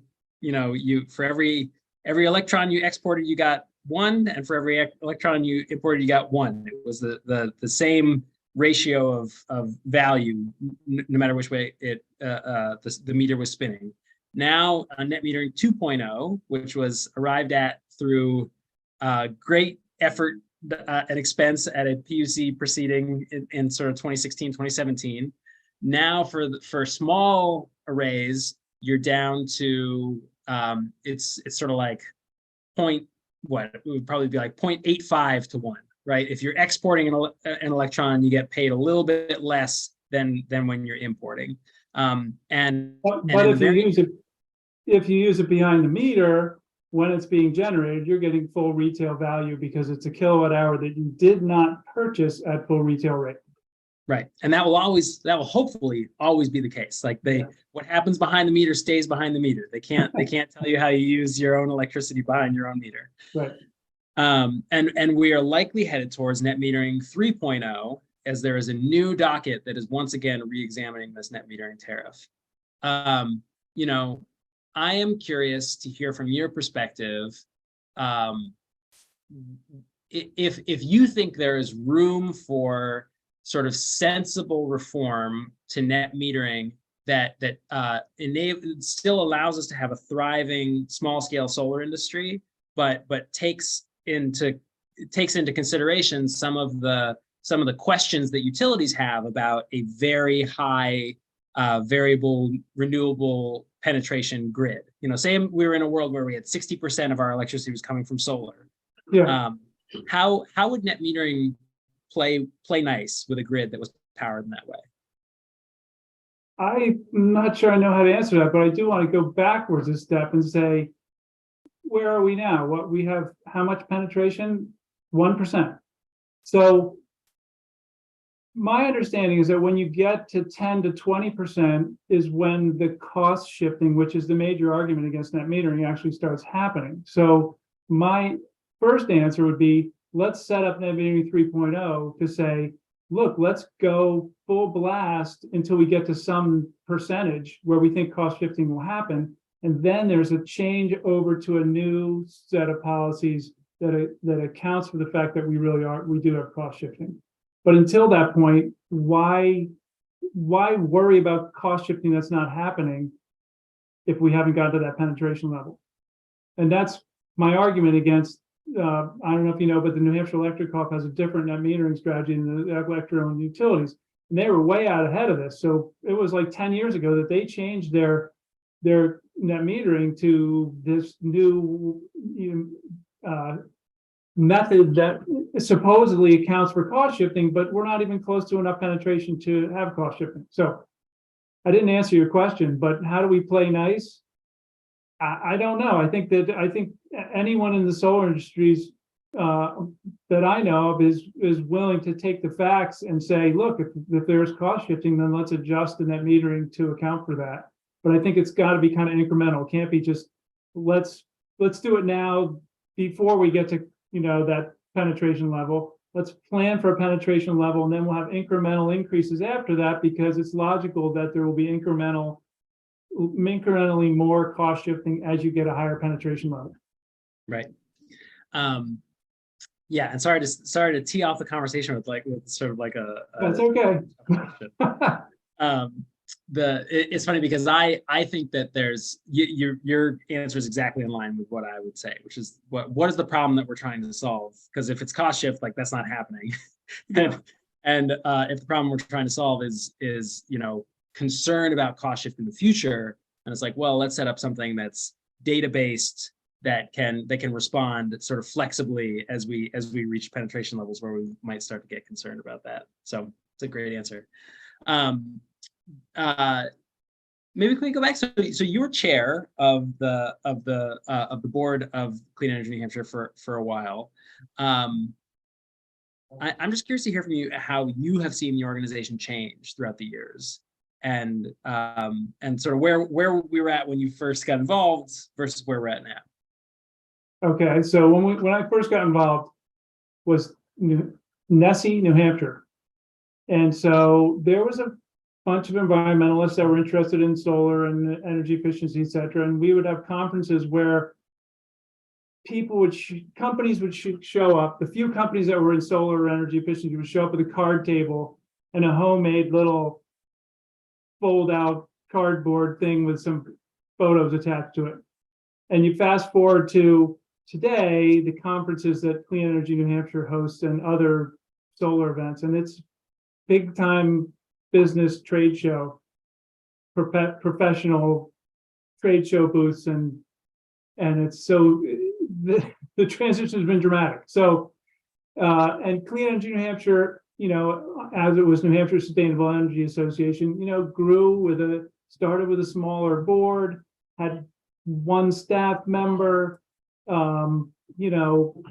was humble in its beginnings, hard to pay the bills sometimes. And, it was the Kate and Kate show that Kate Upson and why am I forgetting Kate's name? Came and said, look, well, I think we can raise some money and we can up our game and get a full-time executive director. And so, continually increased. And you're up to 10 staff people, right? So I just amazed at the trajectory that the organization has taken. I'm thrilled with the staff that you have put together, Sam, and the board that's now in place. It just continues to show how the level of clean energy, whether that's energy efficiency or electric vehicles or solar, it's all growing dramatically, and the organization is leading the charge. So it's thrilling to have been part of that. And I'm still chair of the solar working group. I wish I had more time to put to that. Chris SKOGLUND is doing a great job with that, and I'm really happy to be part of that as well. Well, we value your participation whenever we can, wring a few hours out of your weeks. Thank you. It's certainly, it's funny that you put it that way. The number of people who have been coming to Clean Energy New Hampshire lately because we are just ideally positioned, really thanks to the hard work of the Kate and Kate show, but also the board members who were in place at that time. It was very thoughtful and strategic what you all did in terms of putting us in position to be where we're at now. So tell me about one of the things that I think is really interesting about New England Commercial Solar Services is that when I look at the Clean Energy New Hampshire membership on the business side, there's a lot of solar developers. Probably the most crowded sector in terms of just sheer number of companies that are members are the sort of community scale developers who are all wanting us to bump the net metering cap up to 5 megawatts so that they can do community, little 5 megawatt projects all over the state. And I think there's a lot of reasons why that sector is one that a lot of companies are in. But then on the other end of the spectrum, You have a lot of companies that are sort of like two guys in a truck, is my joke, that are in the residential space. Yeah. And some of them are bigger. Obviously, Revision is not two guys in a truck, but you know, there's another big chunk of companies in the residential sector, and then in the middle, there's not a whole lot. And so I'm curious to hear from you, because that is sort of your space. It is. Why is that? Why is it that the commercial scale is you know, so much less crowded? Well, I think that on the residential scale, there's volume, right? And, you know, Southern New Hampshire, there's a lot of people. There's a lot of houses that can get solar on it. So you can scale a business that way. For the large scale developing projects, you know, there's a lot of money to be made when you actually get a project done and complete it. And the medium scale commercial is you know, it's sort of in the middle where you're not going to have a slam dunk for one project. You just need to be able to figure out how to do a bunch of commercial projects. And there's been a lot of municipal projects that we've done and we've had success with. And I thank Clean Energy New Hampshire and the whole circuit rider program for that, because they've been able to get out there and meet the needs of communities and municipalities who said, look, we want to do something, we want to do solar, we want to save money, how do we do that? And it's your team that's been able to help them figure it out. And we've been fortunate enough to figure out how to win those bids and do those projects. So, you know, I look at every roof I go by and say, wow, how can I get solar on that? So there's a lot of roofs out there and there's a lot of opportunity. So I don't know if I answered your question, but that is the space that I work in and live in. And I'm very fortunate to feel like I can do that exclusively, almost exclusively in New Hampshire now, where, you know, it used to be my mantra was, you know, diversification, right? I wanted to be working in 3 states because at any one time, a state could change their policies and make it so you can't do business there. And so I always had work in Mass, New Hampshire, and Vermont, or Maine, or one of the 3, or Connecticut. And now, you know, I really just work in New Hampshire, and I've got the confidence that we're going to be able to continue to do business. And so I'm thankful for that. Yeah. And maybe just to put this question another way, I had a developer tell me at one point, someone who's in that 5 megawatt space, essentially say, you know, man, commercial rooftops, sounds like a great idea, but they're hard. Like, there's air handlers up there. There's like nooks and crannies. There's, you know, access that has to be considered. And so it's like each of those projects still winds up being kind of a bespoke project versus greenfield solar, where you just look at a satellite and you say, like, here's a chunk of land, I'm going to put some solar on it. Yeah. Well, and those projects are hard too, and they have a very long lead time and lifetime. So, you know, it's a completely different business. So it doesn't surprise me that the developers that are doing those large projects really don't want to do the stuff that I do, because the nitty gritty is totally different. It's a different skill set. And I've honestly tried to be in the development space, and, you know, it's like, you can't do both because you're doing different things. Yeah. So I've been fortunate to find really good partners to work with: Barrington Power, KW Management, Plymouth Area Renewable Energy Initiative, and those are the folks I work with and do a lot of business with. And so it's been a great success model that I can partner with them and build a lot of projects. Yeah, very cool. All right, so I'm curious, when you're out there talking to potential clients, what are the things that you think are sort of the next frontier in terms of what they're looking for in terms of managing their energy costs? And this, I think, goes back a little bit to the net metering conversation, because I you know, when I look at the states that have very high solar penetration, and I think like the poster child here is Hawaii, which not only has very high solar penetration, but like they're an island. and like, what do you, they don't have anybody else they can rely on in terms of where they get their energy from. Yeah. One of the sort of where I think we're headed is how do you integrate all of sorts of technologies so that everything's behind the meter, and you're sort of encouraging a whole lot of self-consumption, even though you still have that grid connection that you're relying on for a big chunk of the day. So here, I guess what I'm asking is, are you starting to hear people asking for batteries in conjunction with solar in commercial facilities that have, say, demand charges or different rate structures than residences? And then are you a gateway to energy efficiency where you can say like, hey, have you thought about tightening up and reducing consumption? Lots of questions there. I found the gateway to energy efficiency question is complex, because if you look at energy efficiency and storage and adding solar, it's this huge thing. So if you have a small business or a town and you start talking about all those things, honestly, their eyes glaze over and they get so overwhelmed that they end up doing nothing.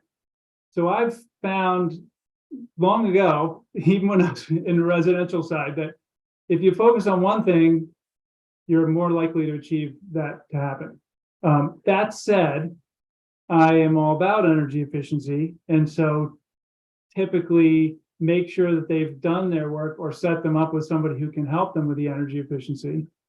And at the same time, I think I'm all about beneficial electrification, where if there's a building that could use some heat pumps to help with their heating load and their inevitable air conditioning, which is the sad fact of climate change in New Hampshire, that we now need more air conditioning. That's part of the picture that we're discussing with our clients. The storage issue is, I say that it's coming because we really haven't installed a lot of storage on these sort of commercial medium scale, because most of them, if they have a critical load need, they have a generator. So they're adding storage to provide battery backup power when they lose power is not really an issue. And so it would be more about saving money for them. And so the way demand charges work in New Hampshire really would be the only savings that you could manage, because we don't have a variable rate structure. So storage in the small scale commercial municipal space is really not happening, because we just don't have that variable rate structure, and there's not a set of savings that you can add up to make a storage project pencil out. Right. That's what I've seen so far. We haven't sent a price signal to folks. That's right. We need to set a price signal. We need to have variable rate structures, and that's clearly we're headed there as a world. Be able to have your parking lot of 1,000 cars be your storage that can help with the peak shaving and distribute storage where it is. We're not there in that small commercial space with New Hampshire yet. So hopefully that we'll get there so that we can indeed have storage go in, and we can help have utilities manage that storage so that they can manage the peak shaving and save a lot of money and not turn on those peaker coal plants, in the hottest days of the year and all that. So, with the circuit riders, when they were on, we talked about this a bit, but for those who weren't on the live stream, there's stuff coming, right? So, New Hampshire Electric Co-op is doing their transactive energy pilot, which they're starting small. Yeah, really cool. Yeah. Eversource, we're hoping, is going to reopen their Connected Solutions program, which they offer in Connecticut and Massachusetts as part of the next 3-year energy efficiency plan. Liberty Utilities has completed phase 1 of their battery pilot, and as part of phase 2, they're supposed to propose a bring your own battery tariff. Mm-hmm. And so that just leaves Unitil, who Unitil has to figure out what the heck it is that they're doing. We'll assume that'll happen soon. Well, I don't want to miss out. Yeah. So what's on the horizon for you, Ted? I mean, we just got a couple of minutes left, but what are you excited about, and what do you think the next couple of years are going to bring? I'm excited about beneficial electrification. I think it is, if you thought 10 years ago about, I have several friends who are in this boat, that, a middle-class person can put enough solar on their roof, buy an electric car, put heat pumps in their house so that they are net zero. They produce all of the energy they need for their lifestyle. That is mind-blowing to me. That is major progress. And 10 years ago, I don't think anybody thought we would be here now. And so, in 5 years, we're going to be way farther down that road, because solar costs will continue to drop, EV costs will continue to drop, mini split and storage costs will continue to drop. So more and more people will be able to do that. I worked with a church that did that. We put in a big solar array and switched all their heating to electric, and two electric boilers and a bunch of heat pumps. The Science Center in Holderness, we just put in enough solar to run all their to provide 100% of the electricity they use from solar. And they have a biomass plant that provides most of their heat. So, there's a lot of things happening in this beneficial electrification world, and net zero. That's what I'm excited about, to continue to work on that. Yeah, and we see this in our own energy bill, which is that the real killer app for this is when you've got a building, you can cover it with solar, and you electrify the heat, put it in an EV charger. You're talking serious savings compared to traditional systems, and that's where I just get really optimistic, because when those savings pile up, it's not about ideology anymore. That's right. All right, Ted, I'm going to let you go, unless you have other final thoughts here. We got a minute. No, I mean, about the ideology, I mean, it's to the point where it's just nearly impossible to say that climate change isn't happening. And so, people, you're right, to be able to do it just on economic terms is amazing. People also do it for their climate goals. And I applaud Clean Energy New Hampshire for being able to say the words climate change and realize that is the reality, and people that are going to deny it, they're going to deny it. But the rest of us need to be led by groups like Clean Energy New Hampshire that are going to help solve the issue of climate change. That's what I'm looking at. Great. Thank you, Ted. Thanks for coming. Good luck with the rest of the day. Yeah, I'm almost done. I get to take a break in a half an hour. All right. Take it easy. Yeah. Thanks, Sam. All right, folks. Last couple guests here. Last reminder for now: nhgives.org or cleanenergynh.org. Find the link at the top of the website. We are almost there. Our goal is $25,000 today, and we are short by just $1,400. So if you're listening, please head over to one of those two websites, nhgives.org or cleanenergynh.org. We're at the point where we have a pool going as to when we think we're going to hit the goal. And it's very important that you give now, because right now I have the earliest guess. And if we make the goal earlier rather than later, I win the office pool, which is very, very important. So the last folks we're having on the live stream today are two of our Clean Energy New Hampshire team members, Beyonce and Nick Paul. I did not know Queen Bee was going to be on the show, and I would have brushed my hair a little more if I had known. Thanks for coming, guys. I guess I have to ask questions. Okay, so Chris SKOGLUND is our Director of Energy Transition. Nick Paul is the Director of Legislative Affairs. And a huge fan of Beyonce. A huge fan. Three of us sort of make up the policy team. maybe what we should do is just sort of for folks who are tuning in and don't know how it all works, just sort of like really at a very basic level, how does energy policy happen in New Hampshire? Where does it start and sort of where does it end as at a basic level? And Nick, I'm gonna have to throw it to you first. So it's like the legislature makes the laws, and first of all, how does that go, and how do organizations like ours have a voice and give people a voice? Yes, presumably the legislature makes the laws. Presumably. No, so I mean, I think maybe we sort of walk through like what a legislative session looks like from beginning to end, right? So, for an organization like us, our 2023 legislative session began long before committees started meeting at the State House and in the Legislative Office building in January. I know that I wasn't on yet. I came on in November, but you and Chris and a number of interested parties were building a coalition around SB 52 a year ago or more, right? Started almost exactly a year. Yeah. Right. So the process starts long before we get everybody to Concord. But beyond that, 2024 legislative session starts today, everybody. So get your proposals to us early.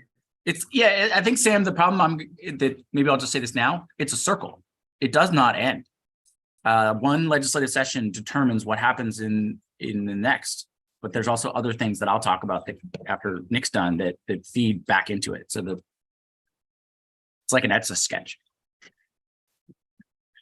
If you remember that, Toy. Absolutely, that's a great point. And the answer to the question is how is change made? The answer is slowly and deliberately, right? I think we go into every session with high hopes, but it is our job to also make sure that while we are being aspirational and ambitious, we are also being realistic and pragmatic. And I think threading that needle is always a moving target and very difficult, but I think it's something that organizations like Clean Energy New Hampshire and folks that are a part of our coalition do pretty well. So what thoughts do you have, Chris? Yeah, I think the way things I've seen the way change and policy that I've seen get made in New Hampshire is at the legislature, where they do pass the laws, but because we have a unique citizen sort of legislature where we've got a very large body of legislators, about 400 in the House, 24 senators in the Senate, and they have no staff. They are very supportive of or open to people communicating ideas to them and helping to kind of drive things forward with input from the community. And so I've seen a lot of progress be made, or where I've seen progress be made is often when coalitions come together, and it does take time. And in the first year, they might move forward on an issue, but then they kind of learn from questions that the legislature is asking, observe some ideas that the legislature is expounding that may not be accurate or maybe mischaracterizations of what is true, and then come back again. And so in one instance, we saw like the net metering expansion for municipalities that took time. But what there was a compromise that was made between those that were supporting net metering and the legislature in finding where was the highest value to move forward on in that kind of gradual path. And now we're looking at how we can be expanding that.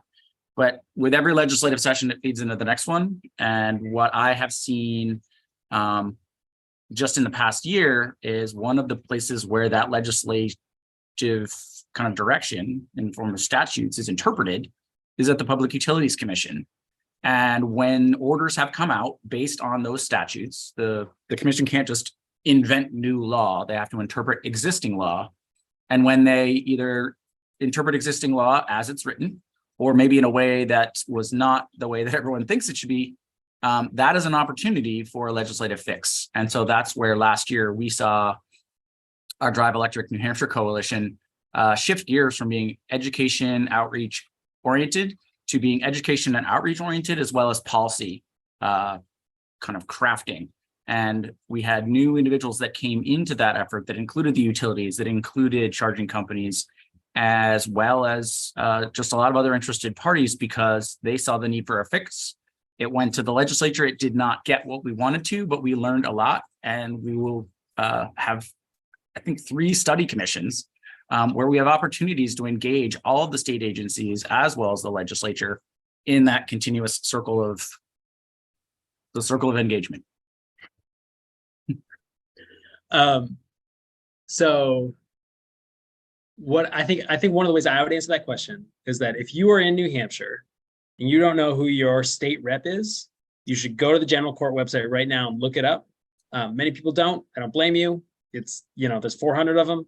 God knows, like, we struggle to keep track of them all sometimes, but that person is so accessible to you that that, you know, whatever you think about New Hampshire's governance system, it is actually a very helpful thing to you as an individual, that you can probably call up your state rep and find a time to get coffee with them and get to know them and talk to them. Go to the general court website. So right? Look it up.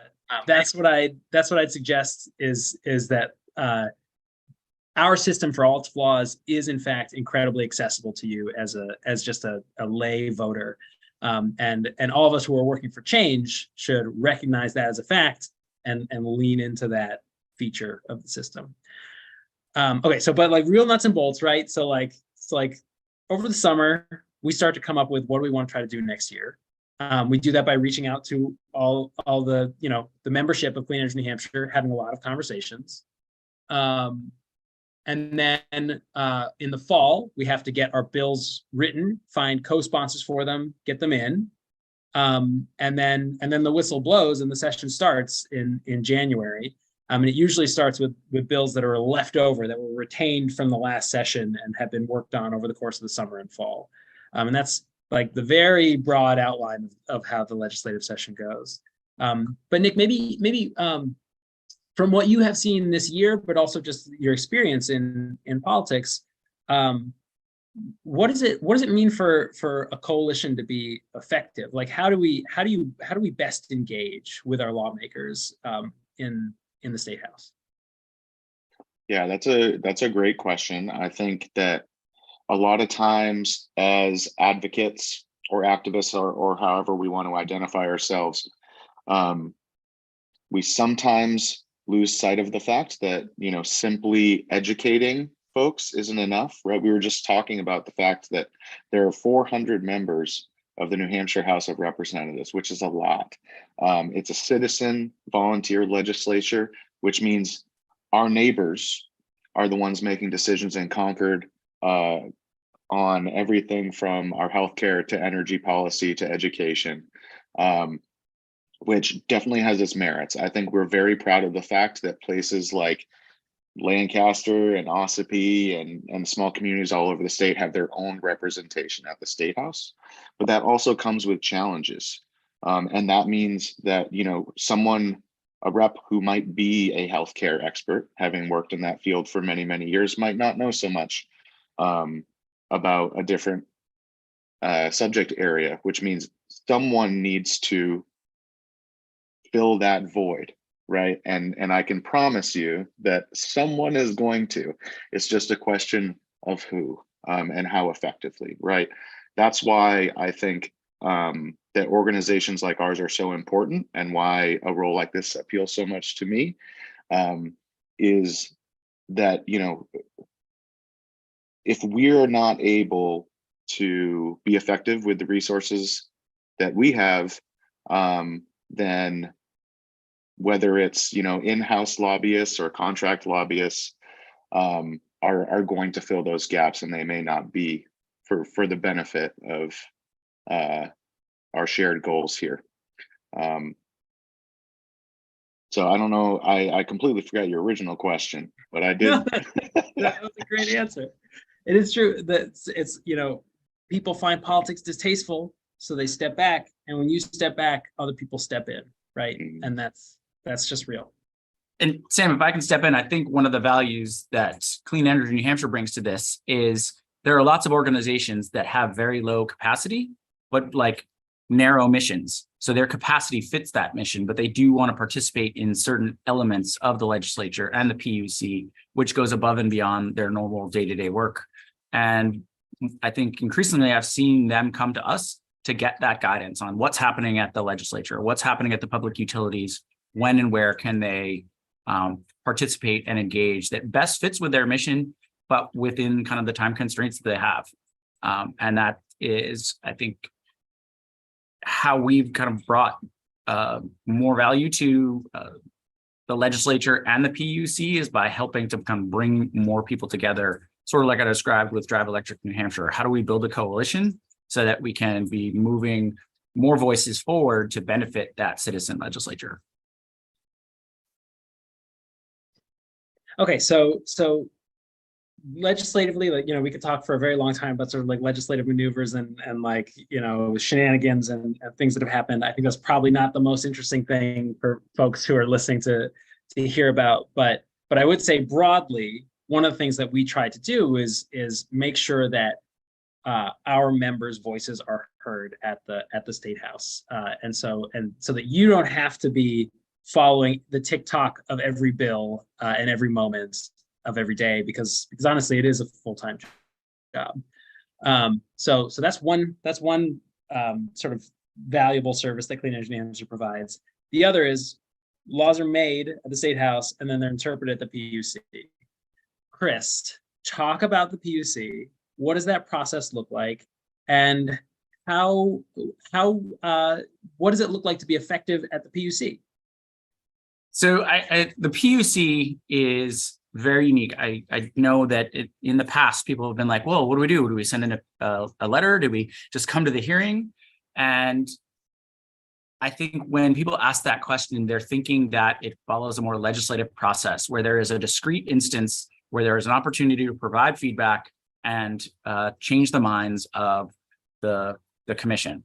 And that is just not the case. It has taken me since 2015 to gain an understanding that I really don't understand yet, and that there's just complicated. So to back up a little bit and explain what I mean by that, the New Hampshire Public Utilities Commission is a quasi-judicial body. And so rather than having judges, it has 3 commissioners. All of them are appointed by the governor, and they have overlapping 6-year terms. So every 2 years, someone comes up. It's a lot like how the US Senate is structured. At least one of them happens to be a lawyer. And under the current paradigm, we've got one lawyer, a PhD economist, and a former executive. And they are ruling on all kind of public utilities. That includes water, telephone, electric, gas. So they have a very big portfolio of elements that they are ruling on. And there are dockets that are opened in narrow cases to determine how each of those different utilities that are providing service to the public are going to be managed. And some of these dockets can last for years. And that is one of the things that really kind of, I think, Clean Energy New Hampshire brings, is that we have the time in the form of my position to sit out and sit through the hearings, participate in all the discussions, and kind of be there at the end with a full understanding of what has happened, but also have an understanding of what has happened in multiple other dockets that are also have relevance at the same time. But we can also kind of reach out and pull in other parties that might want to participate in a particular docket. Like if there's one that's on net metering and the current value of distributed energy resources that's being looked at. Is there energy efficiency proceeding that's coming up this year? There may be firms that haven't participated in the past 3 years of planning, but they may want to comment at the PUC during the hearings that are going to be very long and very involved, but they didn't need to be involved in the first 3 years. And so what it really requires is time, patience, and just kind of a big picture view of what all the different elements are that are all happening at the same time. It feels sometimes like there are issues where progress can be made at the PUC level because they're confusing, they're wonky, you wouldn't want to hand 20 of New Hampshire's citizen lawmakers the concepts here and say like, okay, figure this out. But there's a lot of opportunity for ratepayers to benefit. So energy efficiency is one. It's obviously a difficult policymaking environment right now for energy efficiency, but for years we made progress at the PUC exclusively in energy efficiency matters. Yeah. Another that I think we might be sort of heading towards is this idea of transactive energy, right? So how do we expose folks to more price signals so that they act in more rational ways and save money for everybody? That's an area that you ask your citizen lawmaker to figure that one out. They might not even have any idea what you're talking about or understand the concepts, but a bunch of expert PUC commissioners of either ideological stripe might understand it. But I'm curious from both of you, how do the two sort of like, venues for decision making interact, right? So when do things that happen with the legislature, when do they bleed into the PUC, and when does the reverse happen? And maybe Chris, I'll have you start this one. Yeah, it's part of that circle, and maybe it's a circle that kind of, there's an annual circle, and then there's one that might follow a 2 to 3 year cycle. And I think one thing that I got yesterday from a different presentation is that's helpful to understand is like we're in the middle of the energy we're in the middle of the energy transition. I have an electric car parked out front. I have solar panels on my roof, but not everyone does. And that would be our desire, is to see that widespread throughout the economy. But there's challenges to doing that. And so the way I describe the energy transition is right now we're kind of in the energy transition is like puberty. And we are in the early days because it's just awkward. And the problem is everyone is out of sorts. I taught 7th grade. So that's kind of the way I see it. It's like, all right, everyone's like in 7th grade right now. And so there's just this uncertainty. And one of the challenges is that traditionally utilities made money by investing in large infrastructure, by poles, wires, substations, and transformers. But going forward, there's going to be limitations on how much investment we can do there because of limitations on space. Like we can't divvy up the landscape too much to put in lines everywhere to meet the increased electrical load that we'll see from more electric vehicles, from heat pumps, and the requirements from solar panels. So what we see at the PUC is kind of this tension between how do we ensure reliability, how do we ensure low cost, but how do we also bring in this new innovative technology that can provide new additional sources of power at a lower cost, but with questions of intermittency. And the PUC is charged with being kind of skeptical of that and focusing more on reliability than they are on reducing carbon emissions, or because there is no goal in New Hampshire state law that requires them to focus on carbon emissions.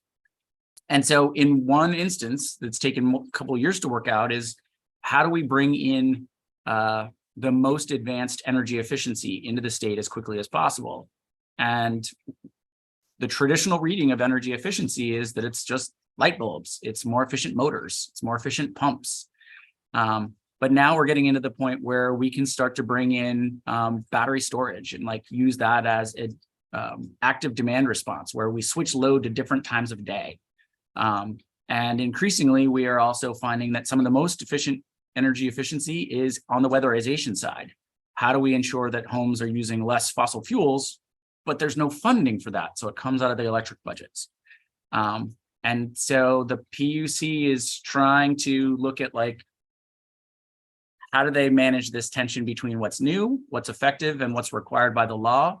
And sometimes their interpretation of that ends up causing so much trauma in the form of a final decision that it kind of upends the energy efficiency market, upends and raises a lot of concerns about whether companies can scale up to meet the demand. And ultimately that requires a legislative solution. In one instance, we had a legislative solution in 2022, but we needed one in 2023 to fix the legislative solution from 2022. And so it's this constant process of improvement as we figure out how do we get statutes to match what the technology can do, but at the same time, maybe not move faster than people are ready to. So Nick, I don't know if there's anything there that you felt like teed you up for. No, I just, I think it's worth, noting that, as Chris alluded to, the system is designed to have these sort of checks and balances built into it, for lack of a better term, right? We have policymaking entities like the legislature, the Department of Energy, right? And then which you expect to be the most partisan level of that, the most ideological, whether one way or the other, right? And then we have the regulatory side, the PUC and the SEC, which are supposed to be above that, that are interpreting these things. And then, we have the Office of the Consumer Advocate that exists solely to look out for ratepayers, right? And when this system is healthy, we have a shot of taking the best of the best out of the process and reducing harm. And when it's less healthy, which, I think many people have observations about the way things have been trending in recent years, we have more to think about. So you're muted. You're right, I am. So one of the things that I'm really hopeful that we at Clean Energy New Hampshire are going to get better at, as there was some turnover at the organization. We had a new ED in 2021, a new which previously the executive director had spent an enormous amount of time at the legislature and building relationships there. And then we lost our person who had sort of the closest ties with our membership in the same time. And now both of those positions we've been in place for about 2 years, and I'm starting to feel pretty strongly that we're cementing some of those ties back together again. But one of the things I'm hoping that we'll be able to do is use our members and our connections to our members more in the policymaking space, so that it's not, they don't just see us, they don't just see this team at the table, but they see whoever the appropriate voice is for whatever the issue in question is. Thoughts about how, where we have seen successes so far in doing that, and how folks listening to the call now might get tapped into that advocacy network.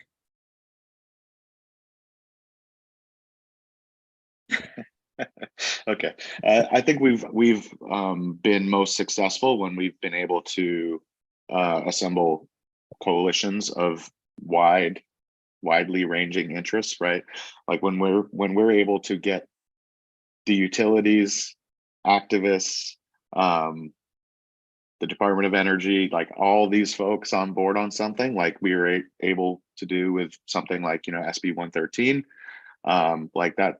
Those are home runs. And in the end, that was a really simple fix, but you have to start those things fairly early and be intentional about those sort of things. So I think we're most effective when we can start early, and we're able to create that buy-in and learn about what people's what their pros and cons list looks like well ahead of time, so we can craft productive compromises that have a chance of getting through. Yeah, I would essentially just build on that and note that the coalition, it's not when we lead, but it's when we bring people together and allow them to share ideas and then realize where there is overlap and they might just be using different terminology. I think that's kind of the most important tool that I've seen in my time working in New Hampshire, and it's unfortunately not used enough, because bringing people together is time consuming and it's hard, because it's not always just one meeting, it's multiple meetings. But in the end, people walk out and they're like, oh, we are in alignment. What you're saying means the same thing I'm saying, we're just using different terms. And why that matters is because when they go out and they're speaking to their own organizations or they're speaking to policymakers, they might go back to using their normal terms, their normal language, and they each help build a bridge for different policymakers to come over to recognize the value of the decisions and solutions that we are proposing. But they come over to it for their own reasons, but ultimately it's the same solution. And that takes time to do. Yeah, I think especially on the legislative side, validators are, I cannot overstate how important it is to understand who key validators are for members of our legislature, right? And when you're able to draw a line for folks, you know, to understand that, you know, they may not know that on a particular issue that all these business interests and DOE and Clean Energy New Hampshire are all saying the same thing. It just takes a little bit of legwork to connect all of those dots, and we're certainly happy to be in a position to do that.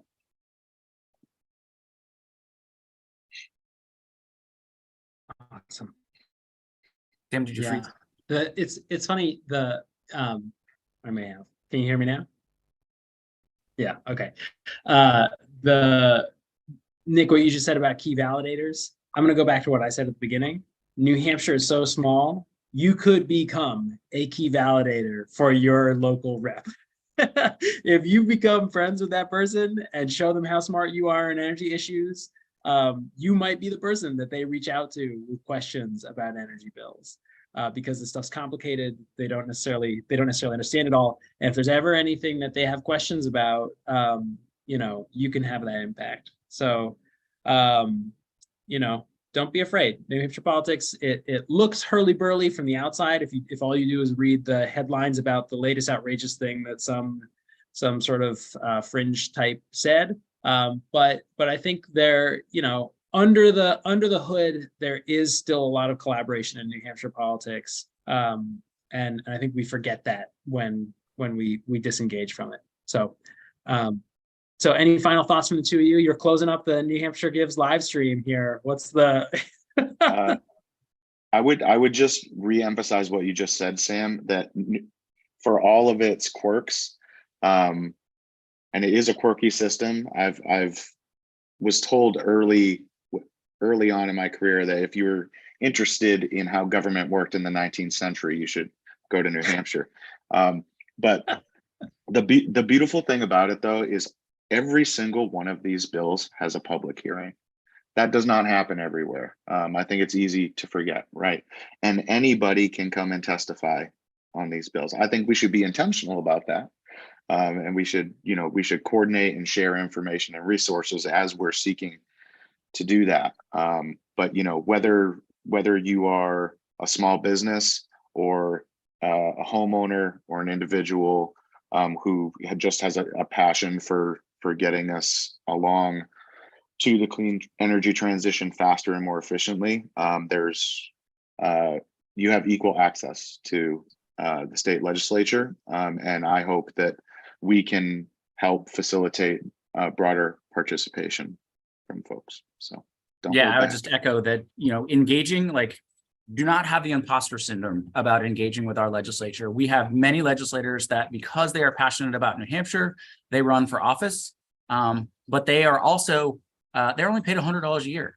So very often they have jobs, they have kids, they have other responsibilities.